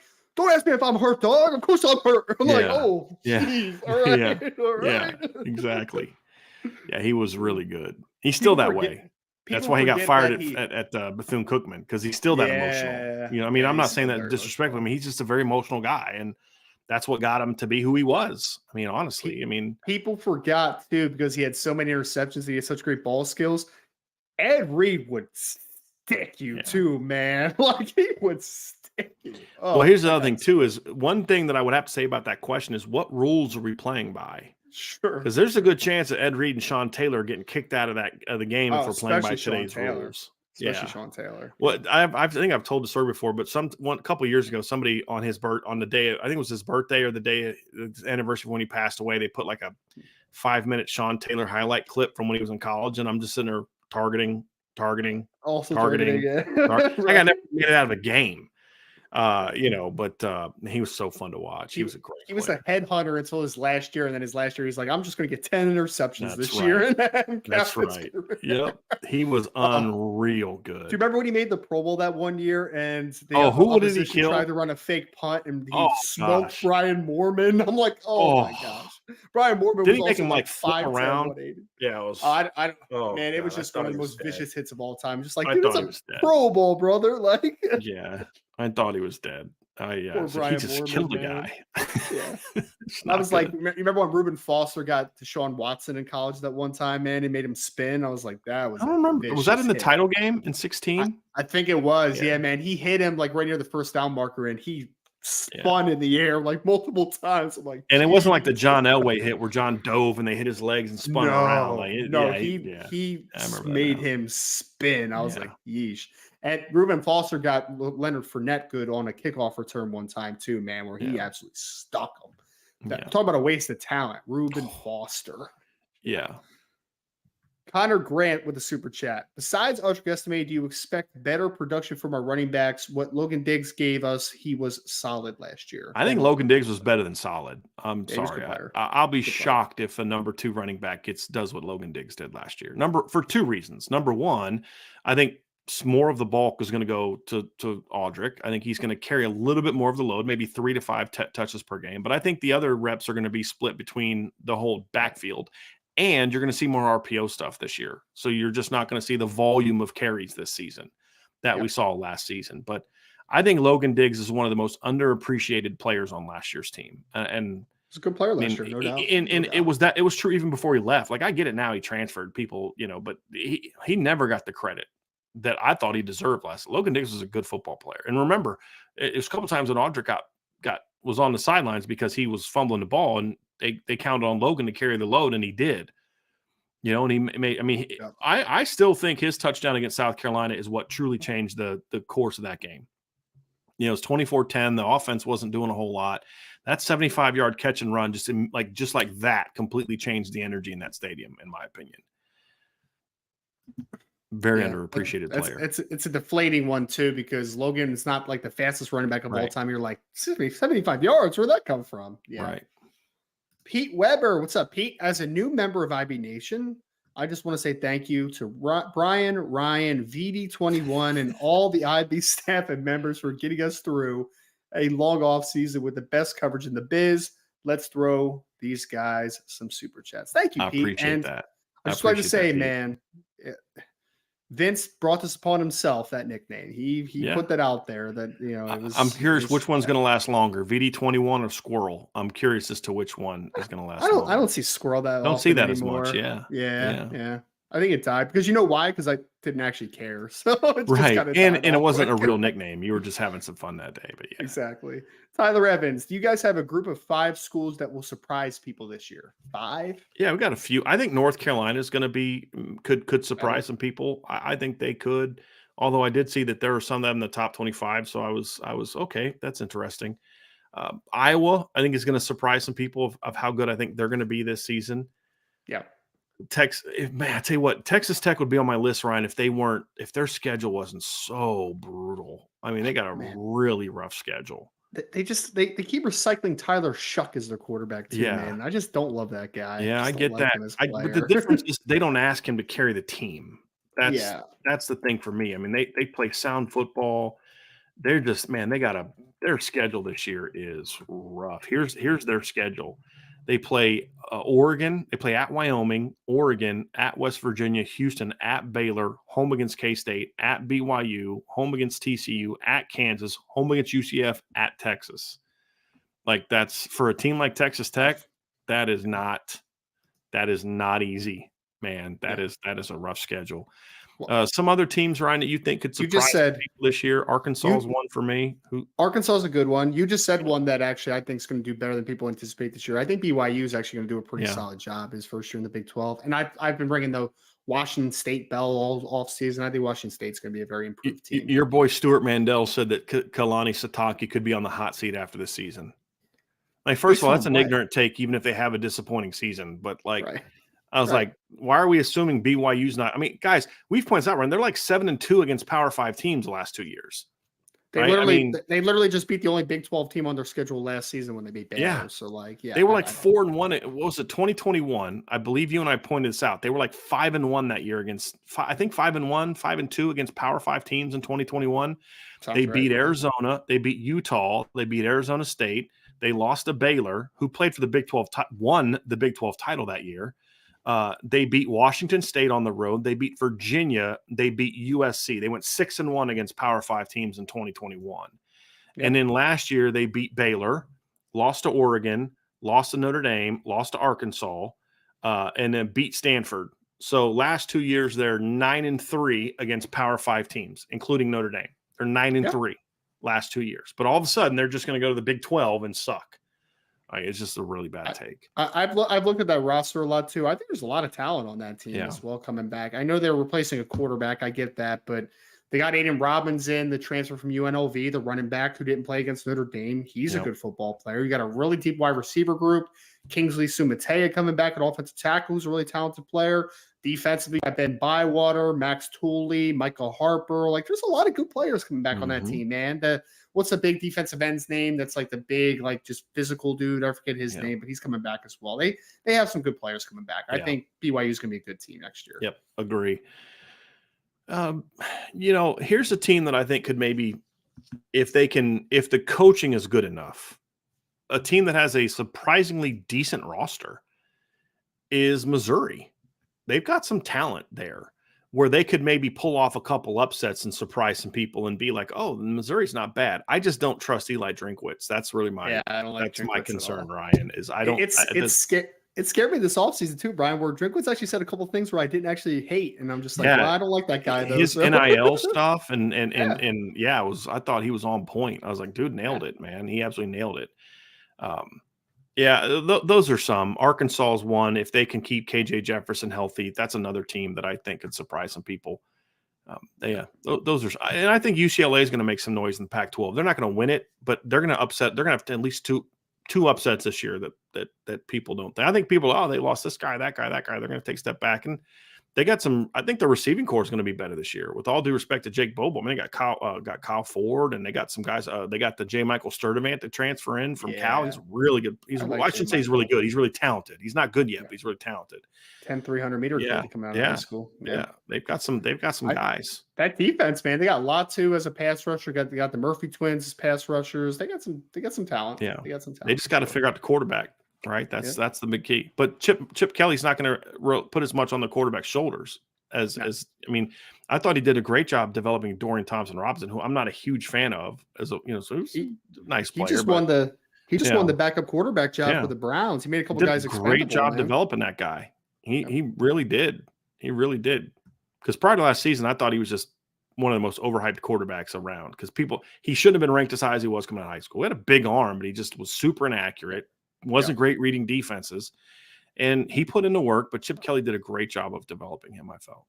No doubt. Shelton Hager with the super chat. Mild debate, and we already got this one. Oh, sorry. Miami, LSU one. I'm just so thankful of Shelton giving us the super chat. I appreciate that, buddy. Always appreciate it. Mike Farina with the super chat. How's it going? Can't wait for the season to start. The game in a few weeks, should be a great one. Yeah, probably thinking of the Ohio State game. Gotcha. Yeah, Ohio State. Yep. Yeah. Will be a great I just hope we see a lot of Notre Dame fans there. That's my only concern. That's my only concern. Tom Connor, super chat. And he credits Pete Weber. Because Pete was asking for people to throw us some super chats. You know what I would rather you do is if we always appreciate the super chats. We appreciate you. If you're not a member of the message board yet, I'd rather you not give a super chat and sign up for the message board. Yeah. Would much rather do that. That's the community that we really want to continue to build up. And we're way ahead of schedule from where we were, but it's really growing and great discussion, and we appreciate that. But yes, thank you, Tom, also very, very much for that. And thank you, Pete, for calling on people to do that. It's very much appreciated. All right, let's go to Tuberton. The last staff refused to run the score up and always played not to lose. Do you see the staff being the exact opposite? I don't know. Ryan, that's one of my biggest fears with Marcus Freeman. And it's not because of him. It's just that tends to be how defensive coaches tend to be. Sure. They just, you can keep score down, run the clock, protect the defense. That's just a lot of defensive coaches that Nick Saban was that way for a long time, but until he shows otherwise, that's just that's something that's going to be a natural concern I have when the defensive head coach gets hired as head coach. And it doesn't have anything specifically to do with Marcus Freeman. It's just the fact that he's a defensive head coach. There's like a conservative feel to defensive coaches typically. Yeah, I get where you're always looking to protect where I don't think Lincoln Riley ever takes the defense into consideration ever. Whereas a defensive head coach kind of errs on the opposite side of that. Too conservative and and those type of things where I just want to see you kind of do a little bit of both. Yeah. So Alex Grinch. Yeah, I know. Bailey Brad, Ohio State loses to Notre Dame, Michigan, and Penn State. Is that it for Ryan Day at Ohio State? I mean, it shouldn't be. I mean, look, First of all, I don't think now that we know Gene Smith's retiring, I don't think that's what Gene Smith wants his legacy to be. It's firing a coach who's going to be at that time like 60 and like 9, right? Like, it's a rebuilding year. They've got a great recruiting class that they're putting together. They do. They just signed a really good recruiting class in some area. You know what I mean? Like, is that really what you want to do, is blow that all up because a guy had a down year? I mean, literally, you're 2 points away from playing for the championship last year, a game they would have won. Right. And you're going to fire him because he has one down year. Like, I mean, that's how you kill a program. And Ryan, I'm not someone who's a big Ryan Day fan. I think know that. I'm not sold on Ryan Day. I definitely have questions on him, but you just don't do that. I mean, it'd be like the year after Alabama won their title in 2009. Nick Saban went 9-3 or 10-3 that year, right? They lost to South Carolina, they lost to LSU, and they lost to Auburn. So they lost to 2 of their 3 big rivals. And that'd be like, well, you won a title last year. You didn't do it this year. No, you don't do that. Now, if he loses those 3 games and they lose Wisconsin and a bunch of kids decommit, okay, maybe. And the other thing is if the 3 losses are like all blowouts, and then you just sure, I guess. But again, that guy's like, isn't he like? I'm trying what's his overall record? It's like it's like 40. I said 45 and. Like 45-6 or something like that, Ryan, as a head coach. Right. Especially if you include the 3 games he had in his first year, he's 45-6, 42-6 in his 4 years as the main head coach. And his record would even be better if he didn't have the COVID year where he only coached 8 games that year. They would have probably won another 3 or 4 games on the schedule. I'm not a believer in Ryan Day, but I think it would be program suicide to fire him right now. Because if you're Marcus Freeman and Luke Fickell, you're just going to have to be, I just want that job no matter what, to take that job. And I don't think Marcus, if you're going to fire Ryan Day, if I'm Marcus Freeman, I'm not taking that job. And somebody asked me at a thing I spoke at, if Ryan Day leaves in a year or 2 for whatever reason, who do you think the next head coach is going to be? I said, it's Luke Fickell, not Marcus Freeman. Yeah, probably. Yeah. So, unless Marcus Freeman just like kills it the next 2 years or something. No, I mean, I don't think Marcus Freeman would take the job. I think Marcus Freeman really likes where he's at. I don't think that he would leave Notre Dame for Ohio State. And that's why I think they would go with Luke Fickell. But look, sometimes you be careful what you wish for. You know what I mean? Be careful what you wish for, because you may not like what ends up replacing that guy.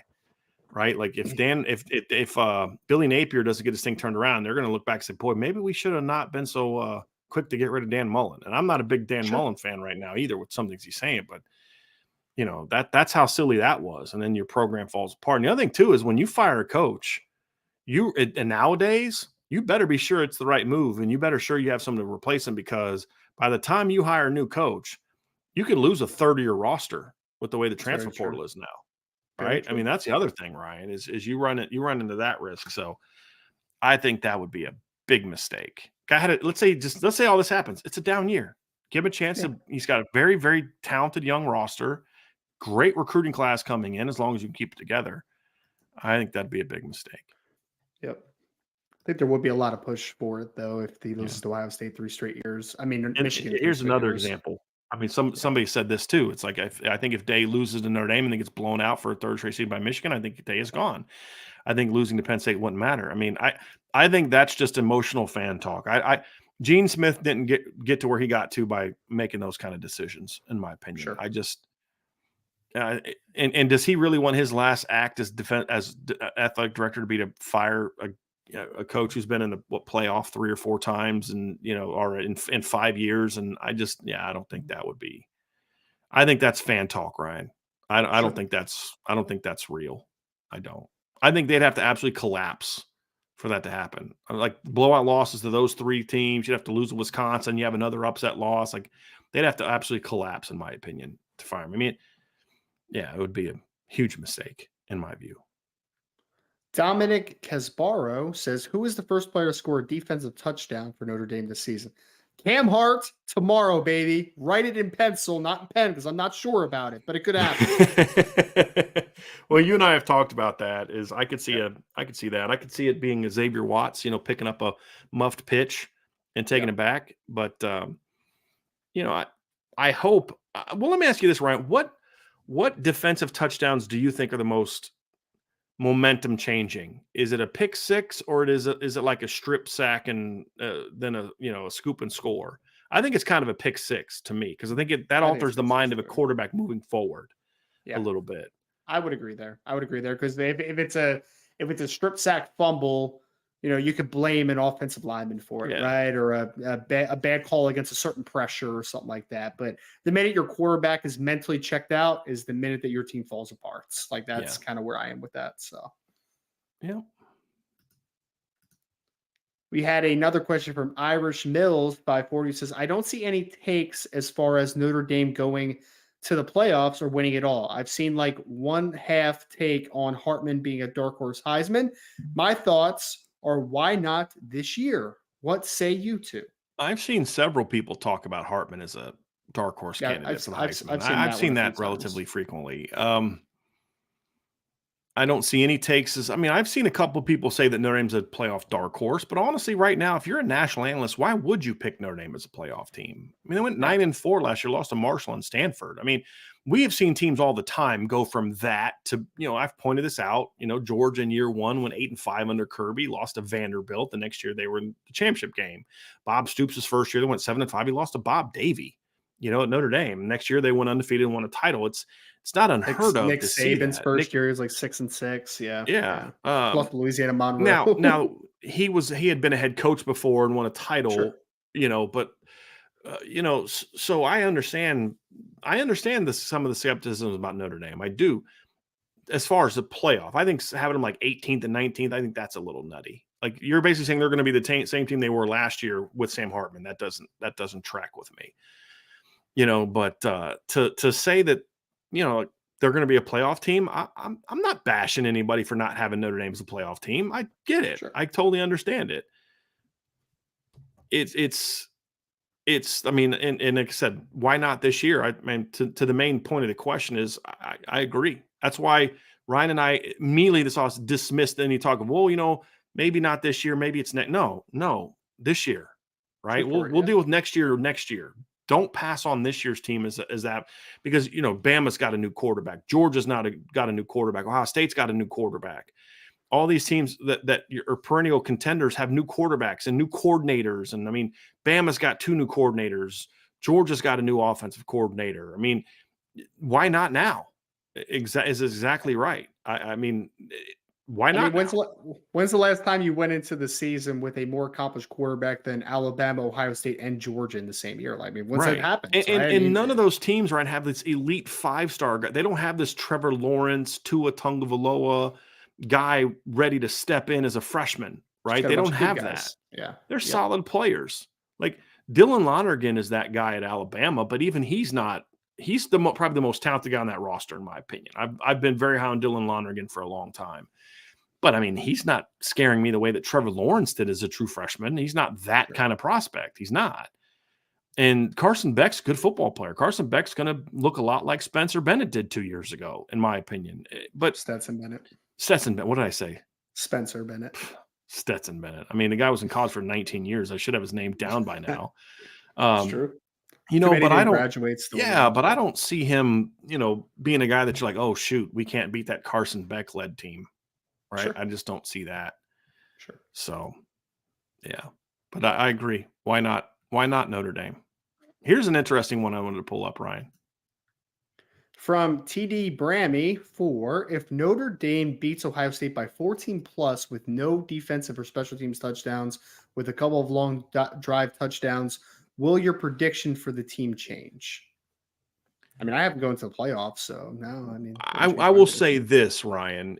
My perception will change. My prediction won't. Yeah. I actually have Notre Dame in the playoff winning a game. I had some fun with it, right? Even if you do that to Ohio State, it doesn't mean you're just going to walk through the rest of the schedule. They could still lose a game. What I would say, Ryan, is I had a buddy of mine ask me that. So, do you think Notre Dame's capable of winning championship? Yeah, I think they're capable of winning championship. They're going to need some help. They're going to need some breaks to go their way. And he was like, well, what do you mean? And I kind of explained it to him. It's like, I just don't think this team is good enough right now yet to just go out there and every single week against Ohio State, Clemson, USC, Georgia, Bama, Michigan, and just out talent every team.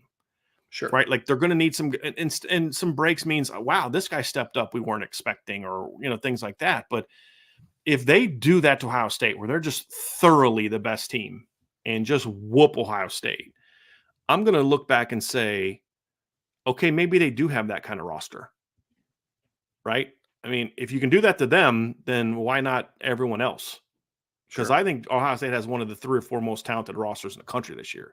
Yeah, they have some question marks at some very important positions, tackle, quarterback, and all that. But it's like the quarterback battles between 2 top 100 kids, right? I mean, it's not like they're putting some bum out there. You know what I mean? So if you go whoop them in week 5, yeah, that would be week 4, but game 5. That would tell me that, okay, I don't think they need as many things to go their way as I thought they did. They're even better than I thought. But it does, I mean, Ryan and I's prediction is we both have in the playoffs. So I think what it would do, Ryan, is solidify our view of who they're going to be. Yeah, it's very true. I agree. All right, let's try to roll through these, Ryan, because we're getting close to the end of when we have to be wrapping up here. So let's get through some more of these. John Taryn, who says, if you could pick 3 players to score touchdowns on Saturday, who's getting them? Chris Tyree would be one. Sam Hartman should just be assumed, right? If I'm predicting, let's just say the person who actually does the scoring crosses the end zone. Okay, yeah. Chris But Tyree. you could still have Sam Hartman, Ryan, as like a read zone or a bootleg or something. But yeah, just actually is the one that crosses it. Yeah. Chris Tyree. I'm going to go Tobias Merriweather, and I'm going to go Jadarian Price are my 3 guys that I would like. If you could pick 3. I see where I get it now. I'm like, no, Audric. I see if you could pick 3. Yeah. Tobias for sure. Yeah. Chris Tyree, another, and Holden Staes. Those would be my 3. I thought about a tight end position in general. That's a good one. Yeah. Those would be my 3. Michael Johnson, what Notre Dame player would be a surprise to you as the player of the game on offense and defense? Surprises, man. All right. Okay. What would be the surprise? That's a good one, Michael. I like that one. What would be the surprise? And Michael's got a new avatar. I almost didn't recognize him at first. So I remember he's always had the suit on. He's like, it's football season. So he's hitting that IB dress code. I'm digging it. Surprise pair on offense. Who could be a surprise pair on offense? Well, that's a really good one, Ryan. Jabron Payne would be mine. Yeah. Why exactly? Just because I think that he's going to be a part of spreading the wealth behind Audric Estime. And he's also a guy that I think of Jabron Payne as a guy that I think will get better with more touches, right? Like that's kind of how I view him. He's a volume guy. It would surprise me if like he's, maybe 12 carries, 100 yards, a touchdown. If he's the player of the game, it's like, wait a minute. Because you were going to pick a back now, it's Audric. Yeah, that's a good one. Yeah. Defensively, who would be a surprise? DJ Brown. TJ. Right? Yeah. That would surprise me if it was DJ Brown. Marist would surprise. Now, I'll tell you what, if Marist is the defensive MVP of this game, I'm going to be really fired up about this. Right. He's not back to the Greer Martini conversation, right? Right. He's not the type of linebacker you would expect to dominate the triple option. He is not disciplined, yes. Now, and it would be if he's the player of the game for the right reasons, not that he scooped up a fumble and ran it back. But if he's just making a bunch of plays, that would surprise me. I do like your one. I do like yours about Deion Colsey would be one, just because we're not expecting him to be that guy. But that would also be something that would fire me up as a surprise. None of the other starting receivers would surprise me. Jaden Greathouse wouldn't surprise me. It'd be something like that. Yeah. We had a question from Buellsfeld Financial Services. Thank you, JP. Which is more likely to happen? Joe Alt wins the Outland Trophy or Sam Hartman wins the Heisman Trophy? It cannot help to dream. I would say the former on that one for me. I would say Alt, because I don't think Notre Dame could be 9-3 this year and Joe Alt could win the Outland Trophy because he was the best left tackle in the country. Right. Yeah. Right. Yeah. Sam Hartman, Notre Dame needs to be really good. So it needs to have really good stats. He needs to be on a really good team. Like there's just a lot more that goes involved, I think, in the latter than the former. Right. His ability to win it has more to do with the team's success, where Joe Alt could. Now, Joe Alt's chances get enhanced if Notre Dame is a great team. It helps the cause, but it doesn't necessarily mean that he can't win it if they're 9-3. Sam Hartman is not a Heisman contender if Notre Dame's 9-3. He's just not. So I would say Alt would be. Now, hopefully they're both in that finalist for that. That'd be. I would also say that Joe Alt is probably one of the front runners for the Outland, I would think, coming into the season. You know what I mean? So that's a good point. Where Sam Hartman has more guys, he's going to have to pass up over the course of the year. That's a good point. He's being called a dark horse, while Joe Alt's just one of the leaders. You know, him and Olu Fashanu and like those types of guys. I mean, they're one of the front runners. Agree. Oops. Jason's. Oh no, I didn't mean to click that one. Sorry about that. Gideon Rosa, do you think we'll see Jaden Thomas from the slot at all this season?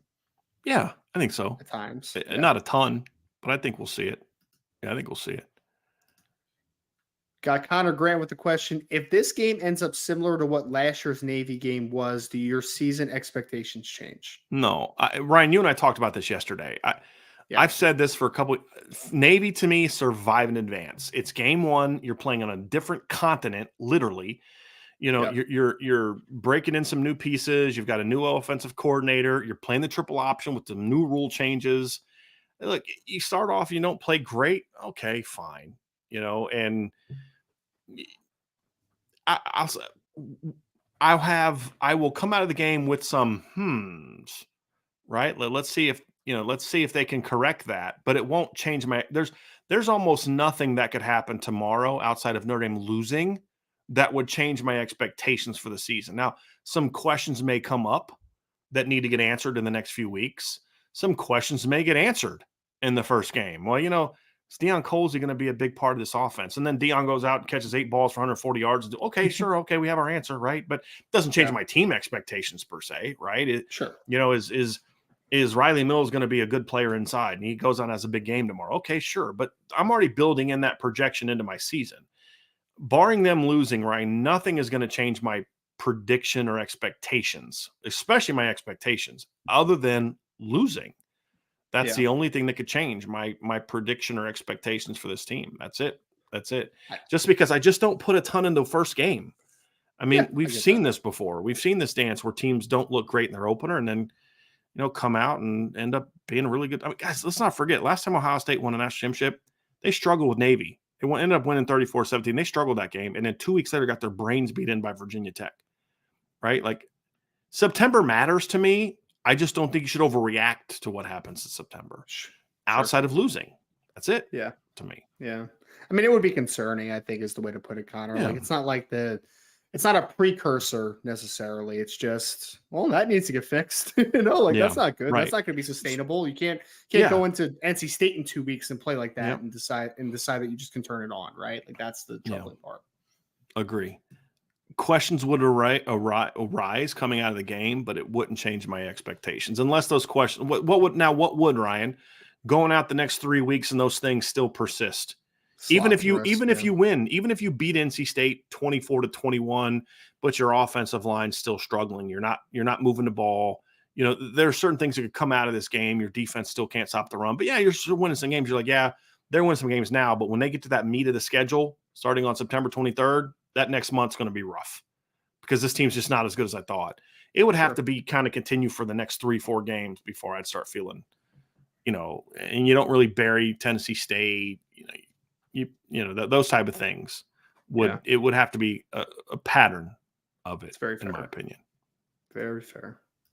Yeah, we are not Marshall. What's up? Which position group would you have the biggest disappointment in after the Navy game? Would it be impacted by Navy scheme or simply sleepwalking through a game? Thanks. It kind of goes back to the answer that you and I gave earlier, Ryan, about the unit we're most looking forward to seeing. It's the lines, right? If they don't play well, that's going to be concerning. And defensive line would be less concerning than offensive line. And the reason I say that is just because part of what Navy does is so scheme specific that it's like them not playing great against this team doesn't mean that they're not going to play great in future games because they're not running the same defense. They're not lining up the same, not using the same techniques, and not making the same calls. It's a completely different defense. If the offensive line just goes out there and gets their butt kicked by Navy, that's a problem. Yep. Now, they don't have to play great against Navy, but if they get their butt kicked against Navy, that would be concerning. That'd be very concerning. I expect them to have some misses. I don't expect them to completely just come out and dominate Navy and run for 207 yards. I've said that. But I need to see that you're the better unit, right? I mean, they want to load the box and stop you from, because it's not about the rushing yards. That's the thing for me, right? It's not about the rushing yards. It's, do you play well? Because you can play well and not run the ball a whole lot because you've got 6 blockers and they've got 8 guys attacking the football, right? Guess what? You're not going to have a bunch of yards. But you can still say, hey, that D-line did a pretty good job. They forced Navy to put 7 guys in the box, 8 guys in the box, which is why Sam Hartman threw for 350 yards. You say, well, they only ran for 115 yards. Don't care. Look how well they were playing. They forced Navy to do this, and that's why you did all this, right? It's about how they play, not so much the rushing yards. That would have me. If they get whipped in this game, I'm going to be very concerned because I don't think you necessarily turn that around in 2 weeks when you've already got the veteran. Like last year, you can understand Jared Patterson was hurt. Zeke was making just his, he was kind of breaking in a new position. Blake and Joe were sophomores. Josh Lugg was breaking in a new position. Like you kind of understood them coming out of the gate a little bit slow last year. We even talked about that. Is how long we expected the line to be good. Our question was all year, all offseason was what, Ryan? How quickly will they become good? We knew there was going to be a growing period. You just hoped it didn't last too long, and it didn't. It lasted about 2.5 games, and then they figured it out. This year shouldn't have the same type of growing pains, Ryan. It just shouldn't because of what's coming back. You had true sophomores at tackle. You had a new guy, a new player at center. Your left guard who was moved from center. Your right guard was the guy that moved from right tackle. Both your guards are veterans with injury histories. It's like we're switching positions. Yeah, exactly. And technically, Zeke Correll was switching positions again because he played guard the year before and wasn't very good. And Blake Fisher was still learning a new position because remember he played left tackle and he didn't learn playing right tackle till bowl prep. And he only played 1.5 games the year before. So right, exactly. So if they have the same kind of stumble out of the gate this year, Ryan, I'm going to be very concerned about the offensive line. I agree. And again, not talking rushing yards. I'm talking about how they play. Just so people are clear. And like the Craig Cromwell kid's a pretty big kid, right? The 6'3", 290 something. But like the other defensive linemen are not huge kids, right? So if you struggle inside, it's like, oh man, I don't know about this one, guys. Noop Life 007 says, do you see the same lack of development in offensive line like when Jeff Quinn took over? I haven't seen that. No, even in practices, that's not it. I mean, if anything, the fact that Pat Coogan is in the position he's in is a good sign of development. The fact that Rocco Spindler has made the jump that he has made is a good sign of development. The question is, how good will it be? Right? I mean, I have some concerns about Joe Rudolph because we just haven't seen him coach this offensive line in a game before. So there's some natural concerns there. But Joe Rudolph is a significantly better football coach as an offensive line coach than Jeff Quinn was. I was going to say, it's not going to be a disaster, right? No, I mean, is it going to be one that takes you over the top? We'll see if Joe Rudolph's that guy. But, Joe Rudolph has a pretty good resume, guys. He hasn't been a bad offensive line coach in his career, right? He's been a good offensive line coach. So, yeah. A little bit of a follow-up from that question. Connor Grant says, what would be more concerning, a 10-7 win or a 56-52 win? To me, it would be the 56-52 for me because that means your defense is – because, to me, here's why, Ryan. Number one, I've always said offense may take a little while to get going. The weather, Navy playing a weird style of defense, game one, just to me. But if the defense that has all the experience we have they have coming back scores 52 on your offense, on your defense, that is far more problematic to me than your offense, in rain having a bad day. That would, yeah. I get that perspective. It's just 10 points is nothing. I get all that. That's scary. I get that. Especially with the expectations you have. And I mean, honestly, like the offense last year was not very good for Notre Dame as an entirety of a unit. And if you come out and score 10, it's like, dang, that's right. Great, but man. To me, you'd at least know that you had a pretty darn good defense. Sure. Where on the other side, if you win 56-52, that doesn't impress me that your offense put up 56 because Navy's defense can't stop the pass, right? I mean, you should score on them, but giving up 52 would be a huge. Neither of them are good scenarios, but again, I go back to survive and advance. That's the big thing for me. Survive and advance. That's ultimately what I care about. Yeah, James Ingold just says, "Is it just me? But the Sam Hartman seemed to you as it does." Wait, let me start this over. Is it just me? But does Sam Hartman seem to you as it does me that he's more prototypical passer than we hoped Ian Book could have been? As far as athleticism, they're almost mirror images. They are not almost mirror images athletically. I disagree with that part. Yeah, I think you think Ian Book is a much better athlete. He was certainly a better runner. Yeah, Ian Book ran like 4.5 something at his pro day. Like he was like 4.57, wasn't it? Something like that. He can move, man. He can move. Sam Hartman's not that guy. Yeah. Yeah. Now the other part, what people hoped that Ian Book would be. Yeah, sure. Yeah, sure. I get that's fair. Yeah. But Ian Book was just never really that guy. I mean, he just was never that guy. But Sam Hartman, I just want Sam Hartman to be what he was at Wake. That's what I want Sam Hartman to be. Just be the kind of big time player you were at Wake. Just clean up the turnovers a little bit. Yeah, that's what I want to see. I think the only thing similar that they two have in common is that they're both. I mean, Hartman's 6'1", Book 6 foot. Their body types are similar. And one's 215 or whatever. Very similar body types. Yeah, and Sam Hartman has a much different looking throwing motion. I mean, they're just they're pretty different players. Yeah. Shaquille Oatmeal says probably a bad comparison, but is CJ Carr going to be taller Hartman? I don't think that's a great comparison because it's kind of like the Ian Book comparison. I think CJ Carr is a significantly better mover than Sam Hartman. Now, Sam Hartman's a decent athlete. Don't get it wrong. Ian Book was a very good athlete. I think CJ Carr is a pretty darn good athlete.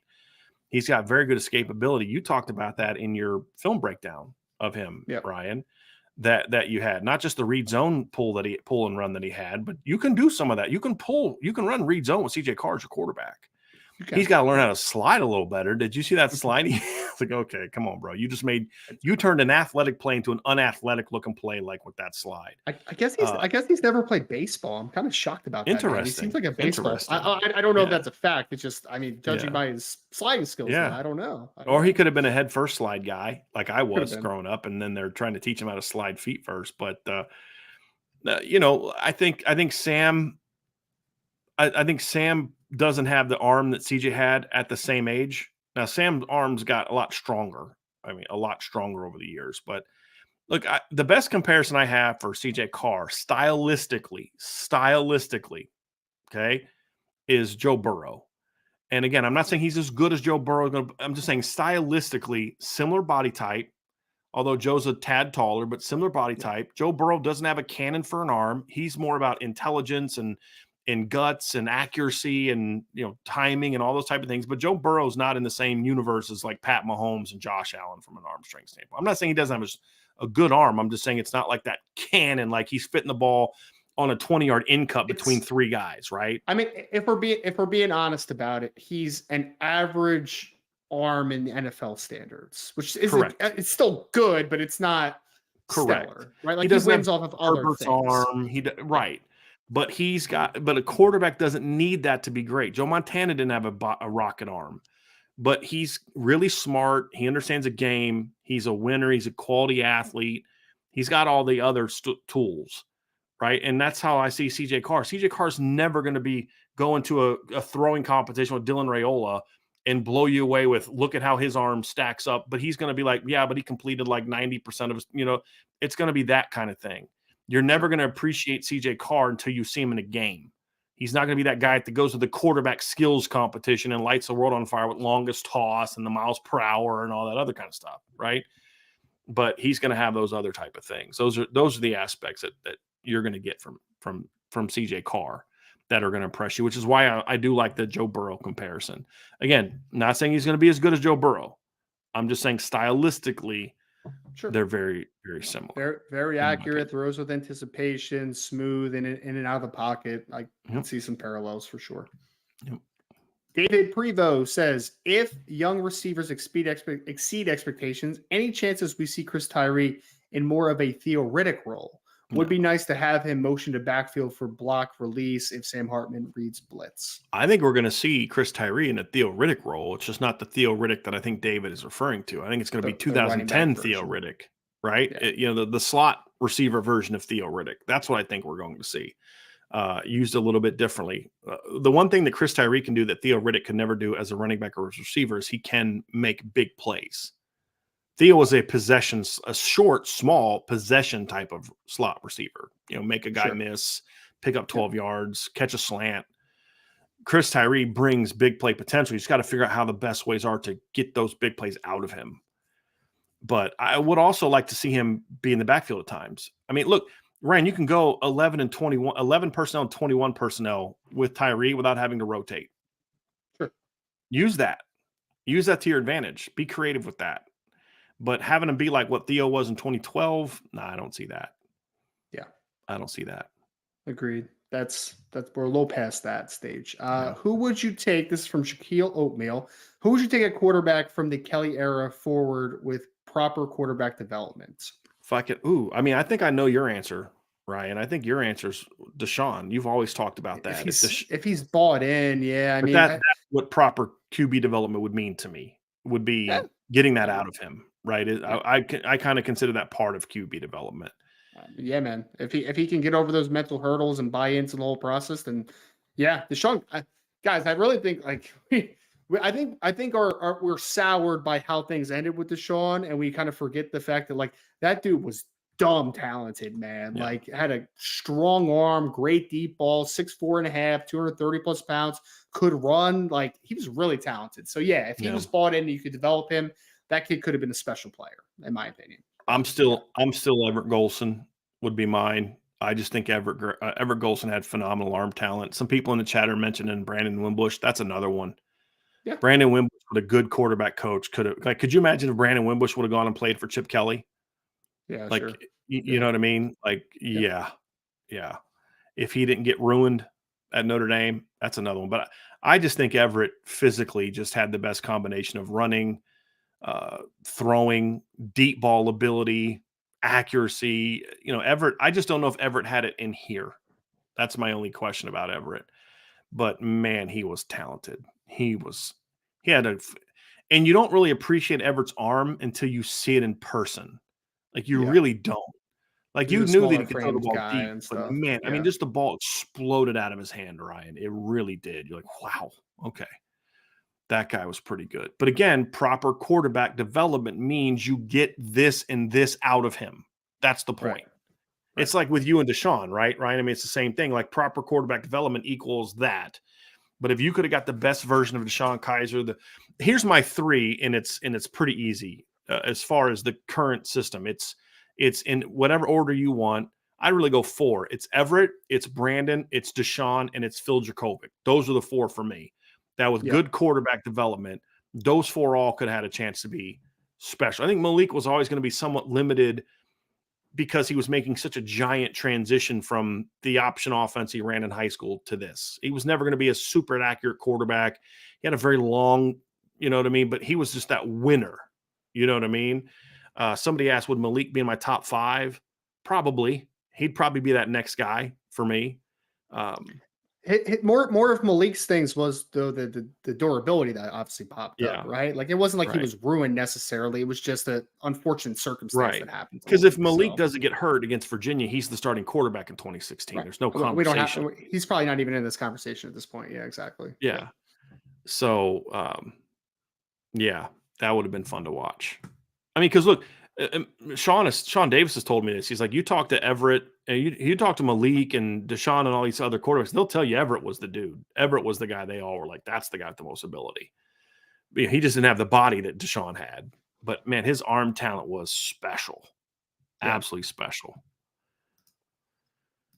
All right, let's – Chris P. Bacon with a question. Cam Williams will be the highest graded receiver on the team next year. Who does he remind you of? Will he be as ready as guys like Jaden Greathouse? Well, he won't be my highest graded receiver, but I assume he's referring to the recruiting rankings. Assuming he doesn't drop. Yeah. Who does he remind you of? Or will he be as ready as Greathouse?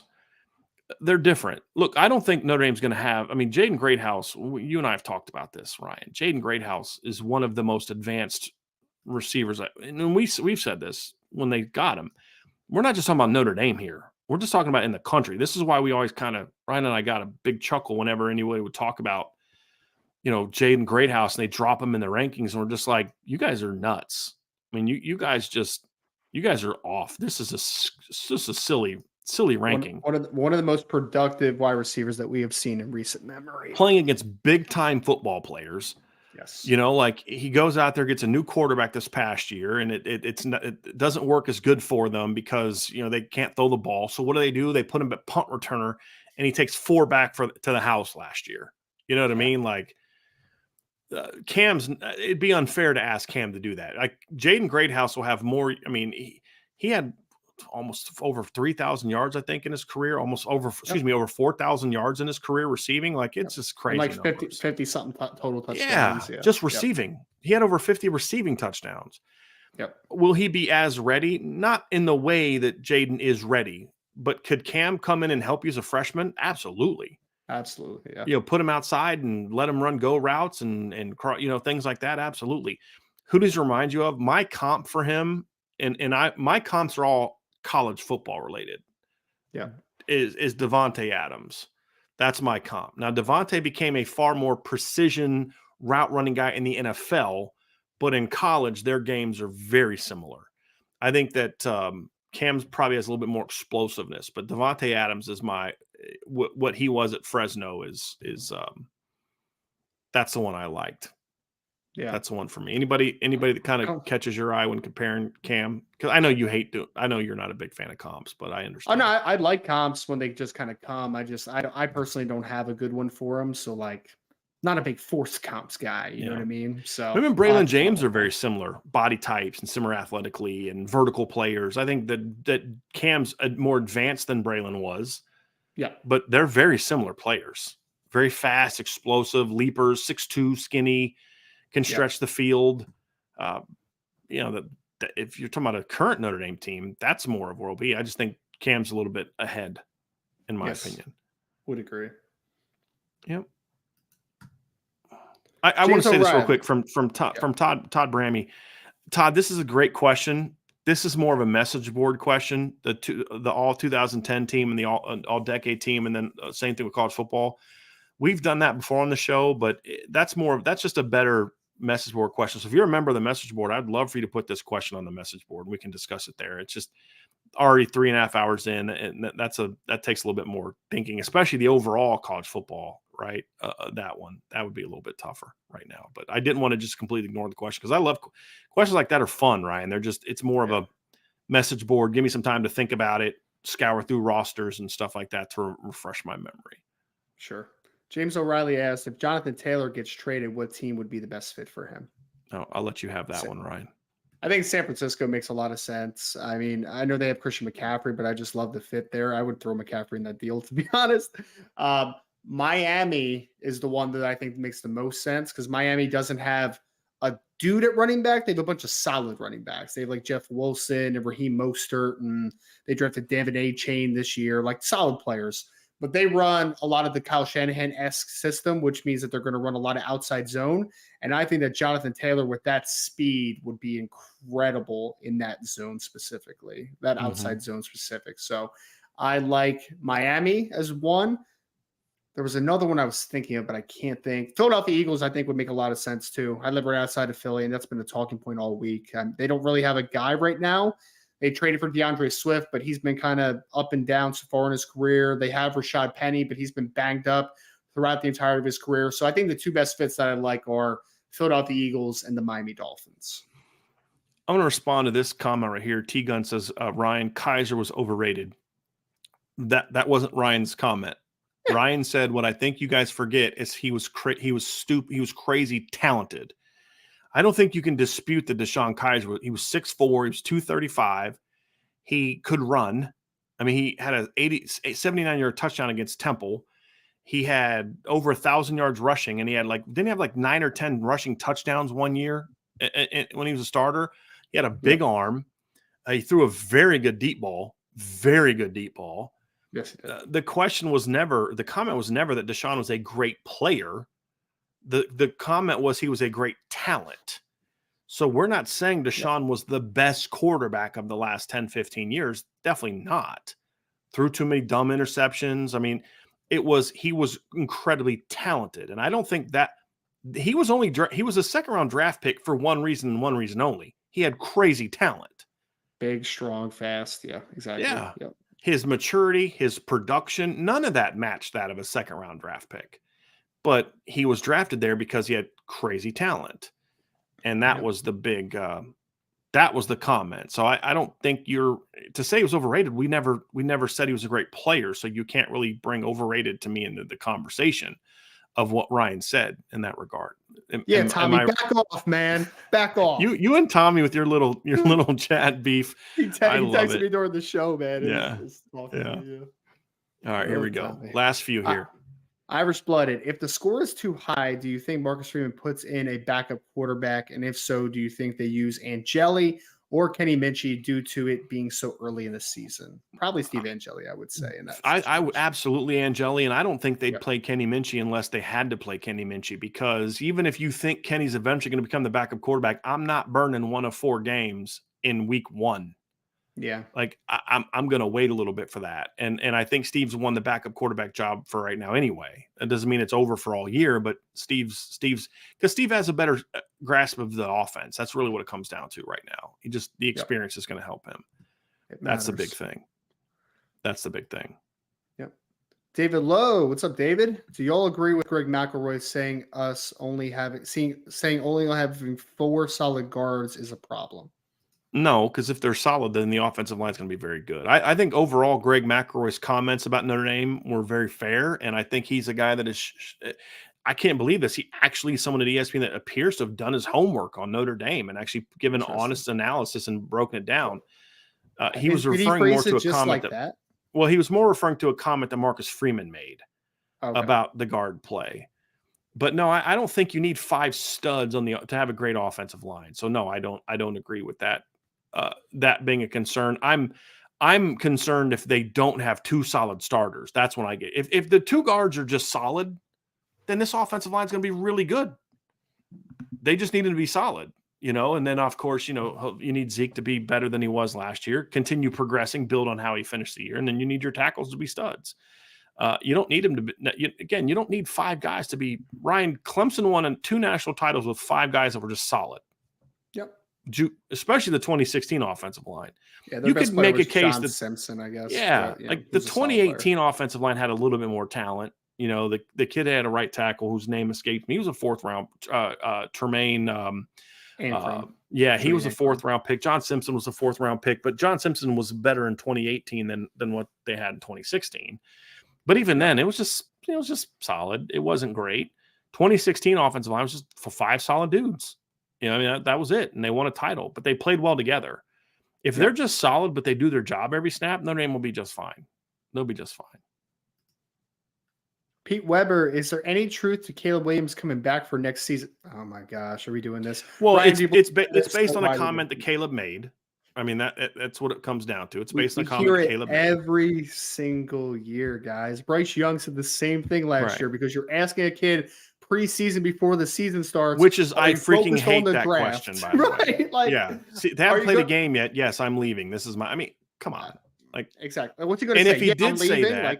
And if he did say that, then he'd get ripped all year whenever he didn't play well. Well, it's because he's thinking about the NFL, right? Like, can we stop asking kids this question? Like, what I hate is on senior day when we get in and people are like, whoa, you're going to come back next year? Like, why are you asking him this question? Exactly. Why? Exactly. Why? Can we wait till the season's over with to ask that question? Can we have just enough respect for these kids in the program to say, can we just wait till the regular season at least is over with before we ask them about the NFL, please? Happens every single year to at least one big-time quarterback. And all I'll say is I would be shocked if Caleb Williams was playing football in college in 2024. Absolutely shocked. So no way. Yeah. Joel Delorge.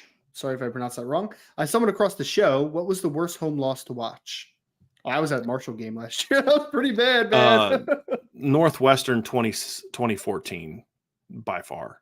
To me. And then the Stanford loss last year was way worse than the Marshall loss. But Ryan wasn't at that one is the point. Yeah. But what was the worst home loss to watch? I mean, I was there for Stanford. You know what? No, I'm going to take Northwestern 2014 was the worst. Stanford was second. Definitely. I would even argue like really bad that year, right? Were they 3-9 or something, right? Yeah. They were bad. Yeah. Northwestern. Yeah. I think they finished 4-8 actually, maybe, but they were very bad.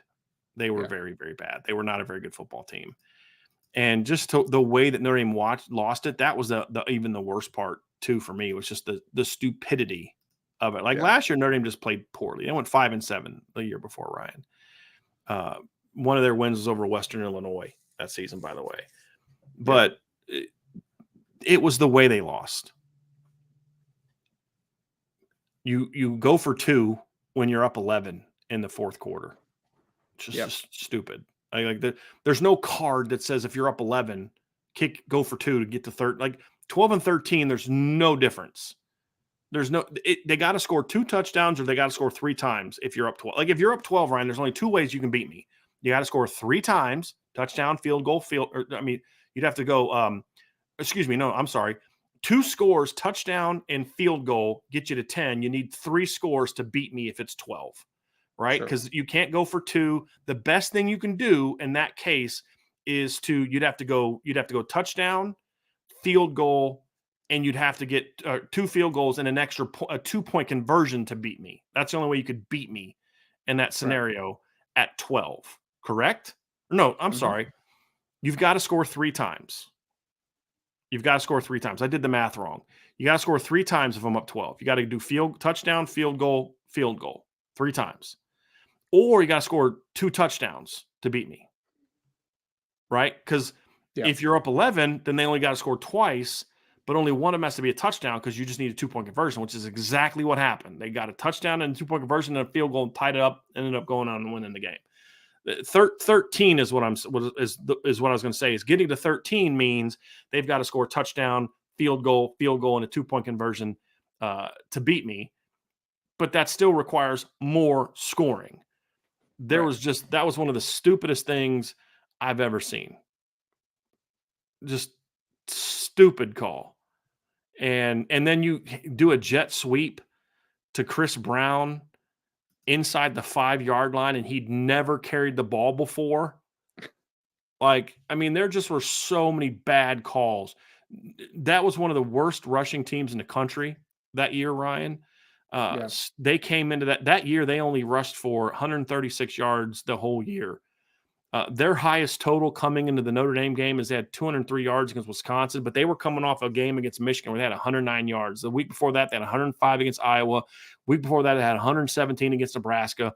Week before that, they had 124 against Minnesota. They only rushed for 103 yards against Penn State, 108 yards against Cal. They had 172 yards against Northern Illinois. They only ran for 166 yards against Western Illinois, and they went for 263 against Brian Van Gorder's defense. And I actually liked their running back. Their offensive line was just terrible. I really liked their running back. That was Justin Jackson's freshman year. Remember him? He was a good player. But their offensive line was garbage that year. And you let them run all over you. It was all that stuff, Ryan, that was so brutal. It wasn't even that Northwestern was terrible. I mean, they beat Wisconsin, top 25 Wisconsin team that year. Like they weren't They weren't as bad as Stanford, but it was a worse loss than Stanford because of the way that they lost. Because it wasn't like just the team didn't show up like the Stanford game. It was like you gave them that game. And that's what made it worse, with just dumb coaching mistakes. And, oh, God, that was so bad. Cincinnati game was 2 years ago was pretty bad just for the simple fact that they took over the stadium when they're And Notre Dame just played with no heart that game. Just no heart that game. That was really bad. Mace K said he was at the UConn game in 2009. That was, I'm sure that would have been tough. I wasn't at that game, but I would imagine that the watching Notre Dame lose to Navy at home for the first time in like 43 years would have been a rough one to watch as well. But I wasn't at that game. Sure. So, oh boy, that would have been rough. We had Traquil. I don't know how to pronounce it. I'm sorry. Does Deuce Knight play for Lipscomb Academy in Tennessee? If so, that school is featured tonight on ESPN High School Football tonight. Yep. They're playing Saraland. So he's going to face off against KJ Lacey tonight. Yeah. So, but yes, he does play at Lipscomb. Yep. And then on Sunday, St. John Bosco is playing St. Thomas Aquinas on ESPN. Also, I got both of those set to record. Got both set to record. A couple of DB prospects in the 25 class, I believe, are also playing on ESPN this weekend. Doesn't St. Francis play on I think they're on Saturday. I think they play on Saturday. Is it St. Francis? I thought so. I thought it was a different Maryland school. I could be wrong, though. Maybe it was the St. Francis in PA. Maybe it was them. But I thought a St. Francis played this weekend. You could be wrong. All right. Maybe. Last couple, Ryan, as we get out of here. Well, they're not DB prospects, and Notre Dame has much of a shot at anyway, so it's all good. Blyberg, how is it that Howard Cross has never been given a chance at big end in certain packages, particularly when his weight was lower? Great hands and get off, mix it up. Lack of length, lack of long speed. 6 foot. Yeah. 6 foot. Yeah. And if you're going to be 6 foot, you need to be like an Elvis Dumervil type of athlete where you are crazy explosive and you got very long arms. And Howard Cross is neither one of those. Would you agree with that, Ryan? I mean, we just don't see a lot of those 6 foot. I mean, Elvis Dumervil was a unicorn in that regard. He's only 5'11", man. He's a really weird, different dude. Yeah. But he was really explosive. And Howard just doesn't have the long speed. He's not winning. He's not getting around that edge and getting to the quarterback. And now, could Howard Cross maybe play 5 technique in like a 3-down look, play defensive end in like a 3-down? Maybe, But even then, you want him inside and penetrating, get him close to the ball and being quick in penetrating and attacking that way. I actually think they've used him correctly. I think I've got no complaints. The only complaint I've ever had with them playing with Howard Cross is I think they've played him too much, and not because he's not good, but because you don't want to put 50 snaps on that body against early in the season. That was more of my beef. But as far as schematically how they used him, I got no beef with how they've used Howard Cross. None. Yeah. You're just not going to use him on the edge because he's a linear player, right? Like you want him exploding through gaps. You don't want him bending edges. Right. That's just not his game. Agree. It's a great way of putting it, Ryan. All right. Last two, Ryan, we have a little super chat here from Connor Grant. I don't even want to, you can answer this question. I don't even want to contemplate this being a reality. This just makes me sad. What would Notre Dame's record be if it was exclusively ran the triple option? Well, Notre Dame doesn't have a quarterback on the roster that I would want running the triple option. So it probably wouldn't be too good, Connor. Wouldn't be too good. Yeah. 8-4 maybe. I don't know. They wouldn't be a great team. No, they would be a very bad option team. I mean, Aldrich would be a great dive back, I guess, on the positives. But yeah. Chris Tyree would be a wing, I guess. I don't know. Yeah. I don't know. And we're going to end with, well, actually, I don't want to end with that one just yet. I do want to answer this one real quick. Irish Gordy Knott says show plans tomorrow. Just a reminder, we're going to publish Vince and Sean are going to record Countdown to Kickoff tonight. It's not going to be live this year. We're going to put that up at 6 a.m. So that'll be on the podcast platform and on YouTube. So have that. And we'll have the post-game show. That's why you got to be subscribed and hit that notification bell. We're going to go live pretty quickly after the game. We'll go live pretty quickly after the game. And so maybe 10 minutes probably after the game, we'll go live. Yep. And Vince and Ryan will start, and I'll jump in as soon as I can. But and then of course Sunday we'll have a post-game show. But we are not going to have a live show during the game. I know people have asked about that. We are not going to do that. Now, Ryan, we can get to the last question from the real John A1. From the real John A1. Since you've covered Notre Dame, name the top 3 fastest Notre Dame rosters and the top 3 most physical rosters. Who was your favorite going into game one? Well, the fastest Notre Dame roster to me is still 2015. I think you could maybe argue that this team might have maybe more depth of speed, but when you've Ryan, when your roster is Will Fuller, and Amir Carlisle is your slow receiver, right? You know, who's a sub 4.5. You've got Jalen Smith, you know, that Kavari Russell, like Kavari could run. You know, I mean, CJ Procise could run too. Dexter Williams is by far your slowest running back. You've got CJ Procise, who's a 4.4. You've got Josh Adams, who was a 4.4 on a busted foot, right? Yes. I mean, Josh Adams ran a 4.48 on a bad foot. You know, that team could run. I mean, that 2015 team could really, really run. I would say that the next closest team from a speed standpoint, I still maybe speed isn't the fast isn't the right way to describe it, but I still think that 2011 team was insanely talented.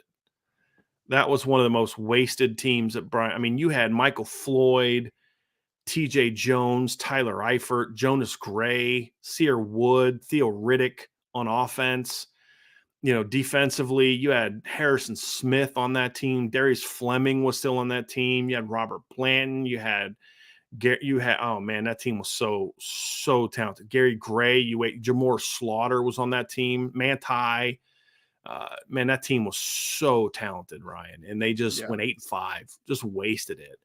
I've still said I would argue that the 2000 and you had Aaron Lynch on that 2011 team who was really good as a freshman. Freak, you know, that team was so talented, and they just wasted it. I don't know if I would necessarily call that team fast, though. That's the only kind of hesitation that I would have. Physical. Yeah, team. I mean, the 14 team was pretty fast because it was mostly the same guys you had in 15. You know, I mean, so, and then I would put this team in that conversation, just top to bottom speed. I mean, you've got a lot of speed. The difference between this team, though, is a lot of your fastest players aren't going to be in your rotation as much as it was in 15. Like, none of those teams had, like, you had Will Fuller in 2015, but this team has like two guys that run like Will Fuller and Chris Tyree and Micah Bell, just pure speed standpoint. But Chris Tyree's making a position change and Micah Bell's not going to play. Freshman. Yeah. You know, you've got Cam Hart can run, Christian Gray can run, your freshman linebackers can absolutely fly, but they're not starters for you. They're not playing for you. I don't think a lot of Notre Dame's best speed is not in the starting lineup. It's the younger guys that are going to be rotating in. Running back, your most explosive players are a freshman and a redshirt freshman, right? I mean, the speed of this team is outstanding. I just don't know how much of it's going to actually be prominent on this year's team, which is where, you know, next year you start thinking about, you're going to lose some guys, but next year's team, Ryan, as Christian Gray and Micah Bell and Braylon James and Jeremiah Love and Jadarian Price and Drake Bowen and Jaden Osborne, all these guys start getting a little bit pushing more into the lineup. You may be young next year in some spots, but they are going to be fast. Yeah. Very fast next year. And that's something. And then you're adding Cam Williams. You know, you're adding some of those guys that Logan Thomas. You're adding Kedron Young to the backfield. Man, next year's team, boy, it's going to be able to run. I mean, linebacker Bodie Cahoon and Teddy Rizak are like confirmed 4 or 5 guys. Yeah. You know what I mean? Like, Kingston's your slow guy at the linebacker group. Like, and did you see how athletic he looked in the opener? Like, we always wondered. One of the questions we had is like, how would he look year 2 after the injury? Sure. Man, he looked explosive in that first game back, dude. He looked really good. So I think next year's team gets a good team too. Oh, they play next year's team. The next 2-3 years, Ryan, this team is going to. I mean, speed is not going to be your question mark on this football. Holden Staes at tight end, Eli Raridan at tight end. You know what I mean? Like, dude, you're going to have some dudes who can flat out run. Now, are they going to be a good football team? I don't know. Yeah. But speed wise, you're getting ready to go into an era where Notre Dame will not have any issues with speed against anybody. In my opinion, football talent, we'll see, but they're not going to be losing a bunch of games. Because boy, they didn't have enough speed on the field. That's It's not going to be an issue. They're going to be right? big and fast, man. There's no doubt about that. Yep. So, well, that's the crazy part too, is they've upgraded the length and size as well, which is wild. So so like you're having guys that can run even better than Drew White, but they're doing it in like 3 inches taller, 15 pounds heavier, and fat and a step faster, in my opinion. Like if Drake Bowen has the same testing numbers as Drew White had, he's going to be phenomenal because he's 2 inches taller and already 15 pounds heavier than Drew White was as a 5th-year senior. You know what I mean? Wild, and a lot longer. So, and Vince pointed this out, but like when we saw Jaden Alsbury in fall camp compared to just even where he was in the spring, like this kid is filled out. Like he's like 224 pounds. And Ryan, it's like a legit, like thick lower body. Like you're like, okay, this kid's, and he's still explosive. You're like, okay, this. But that's the thing, is this team has so much, and they have speed at spots that you don't even think about. You watch Boubacar and Josh Burnham and Jordan Patel coming off the edge. You're like, dude, like they just got some twitchy guys coming off the edge. And I didn't expect Boubacar to be that kind of guy, but they got some really twitchy dudes on this football team. And in the big guy positions, not just the corners and receivers. Because when we think speed, we think corners, receivers, running backs, safeties. Sure. But this team has dudes that can run that are 230. I mean, Keydron Young, for his size, can run. You know what I mean? Like, Jadarian Price is explosive. But Drake Bowen, Jaden Alsbury, Bodie Cahoon, Teddy Rizek, those guys can run. Yes. Did I say Jaden Alsbury? I meant to include him as well. But, yeah, that's what I'm looking forward to, man. And then Bronte Johnson, you're adding him to the, next year. Like, it's going to be fun to watch. It's going to be a lot of fun to watch. Bronte can run. Yeah. That's going to do it, Ryan. You want to get us out of here, man? Most physical. We didn't finish that. Most physical. Okay. 17 is in a league of its own. I thought the 2018 team was pretty physical, especially on defense. Those are definitely two that I would say. In 2012, those are the that one's easier to answer for me. It's 2018, 2017, and 2012. To me, are easily the 3 most physical teams. That was one of the most disappointing things about the last 2 years in Notre Dame. They just weren't a real physical team. Now the O-line became that last year, but a lot of times they just weren't. They weren't super physical, man. They really weren't. And you know what we got in today's chat, Ryan, that we haven't had in a long time? Mace K. Got our Mace. Mace. You can help us out. Get out of here, man. What's up, man? He said, join the message board. Make sure you hit that like button, subscribe, and the notification bell. Share this podcast and leave a 5-star review on any and all of your favorite podcast platforms. Make sure you visit the IB store for the latest and best merch. And as always, go Irish. I'd also add to that, boards at irishbreakdown.com. Make sure you're tapped in there. See you all very soon again as we head into a game day tomorrow on Saturday on the Irish Breakdown podcast.